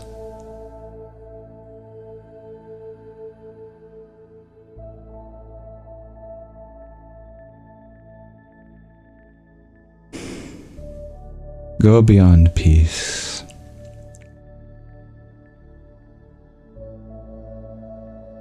We may rest in peace.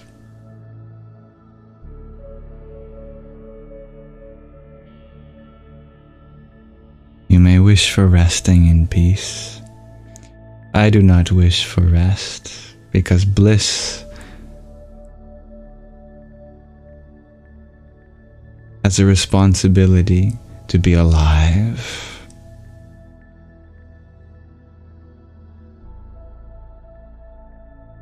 Bliss is when every part of your body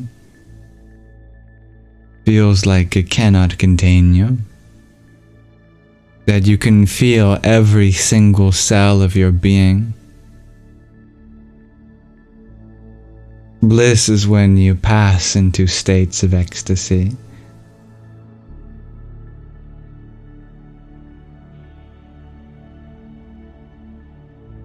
Bliss is riding the bus, feeling the rhythm of the engine and just bursting into tears. Bliss is seeing your friend in the distance and running towards them and jumping into their arms. Bliss is that bundle of joy that won't stay bundled for long. Bliss is that baby that spreads its arms wide as soon as its burrito is unwrapped around them. You know what I'm talking about. You wrap a baby in a blanket, it's a baby burrito. You unroll that burrito, the baby's arms go up. That's bliss. Bliss is that feeling you get when you just wake up and you just can't let anything take away from the fact that this day is going to go how you want it to. It doesn't matter if an asteroid's going to hit the planet, you're going to live those last moments in utter excitement for what color the fireball is going to be. If it'll break apart into 5 or 6 pieces. You're wondering where it's going to hit. You're wondering what color the sky will make. Absolutely everything can be a source of your joy, your bliss. Bliss is something that can stop bullets. If you're blissful, you can walk into crossfire and not be hurt. In fact, bliss is that which hurts the bullets.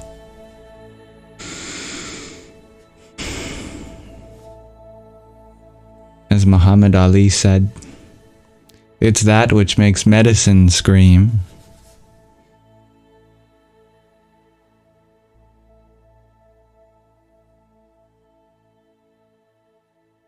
Bliss is so soft that it cracks rocks.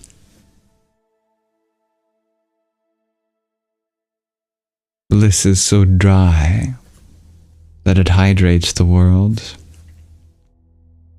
Bliss is that paradox that doesn't deserve to be resolved.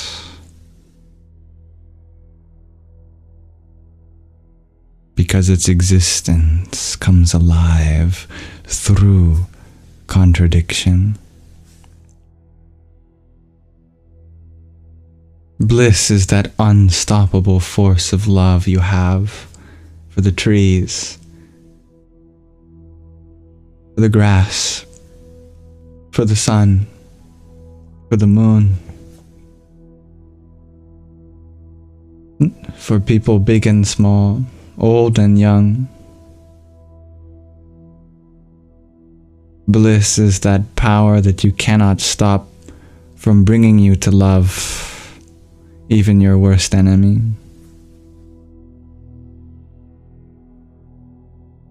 Bliss is so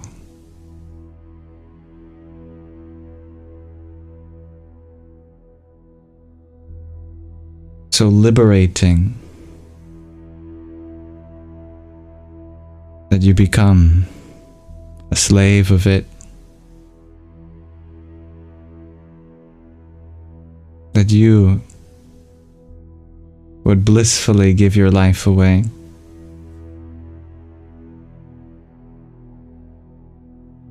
Bliss is that which not only accepts all karmas, but destroys it.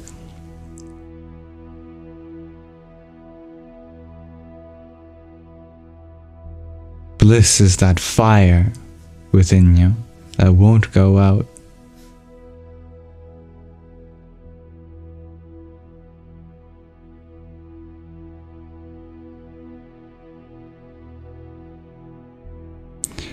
Bliss is that part of you that refuses to die.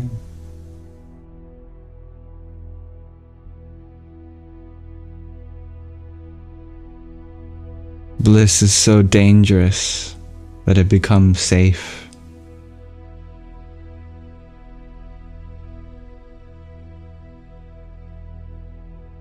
Bliss is so scary that it becomes bravery.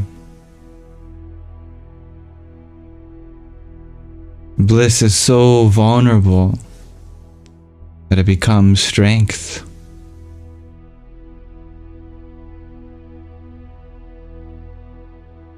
Bliss is so selfish that it becomes selfless.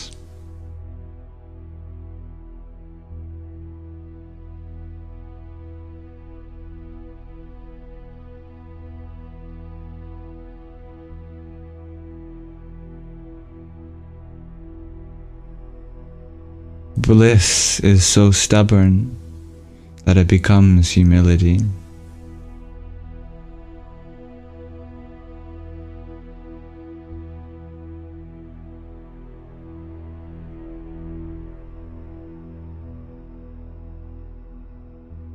Bliss is so changeless that it can change the universe.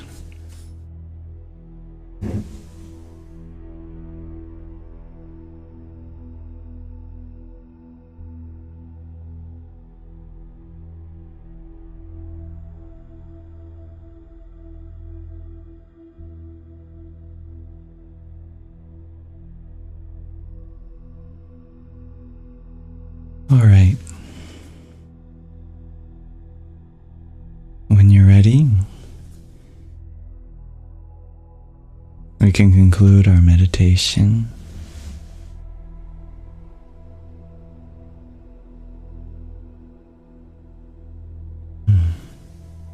Seek bliss, not peace.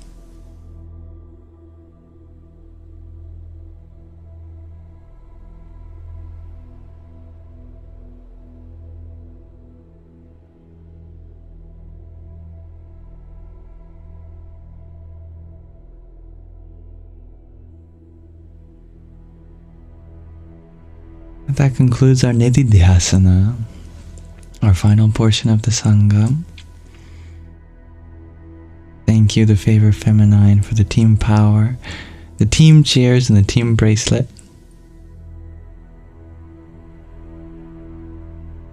Jaya Sajit Ananda. Dear Hybrid Jen, thank you for your tiny, your finger heart, and your heart me. Radhe, Radhe. And dear Her Royal Highness Zeni, thank you for your quartet of roses. Om Brahm Bhairvaya Namo Namah. I'm happy that you enjoyed the meditation, dear Donsuela, dear Dali, Deanna, Gurnett.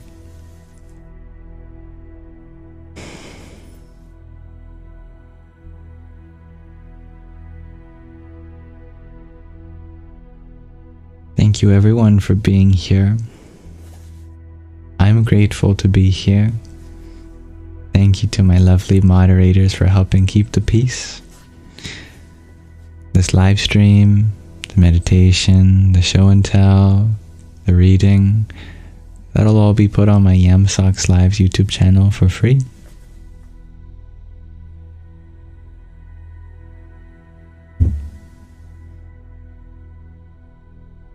May this live stream be an offering to the divinity within you. Om Asatoma Sadgamaya Tamasoma Jyotirgamaya Mrityorma Mritangamaya.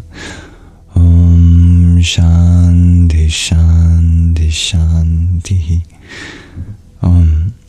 Lead us from the unreal to the real, from darkness to the light, from death to deathlessness. May there be peace in us. May there be peace in our environment, and may there be peace in the forces that act on us.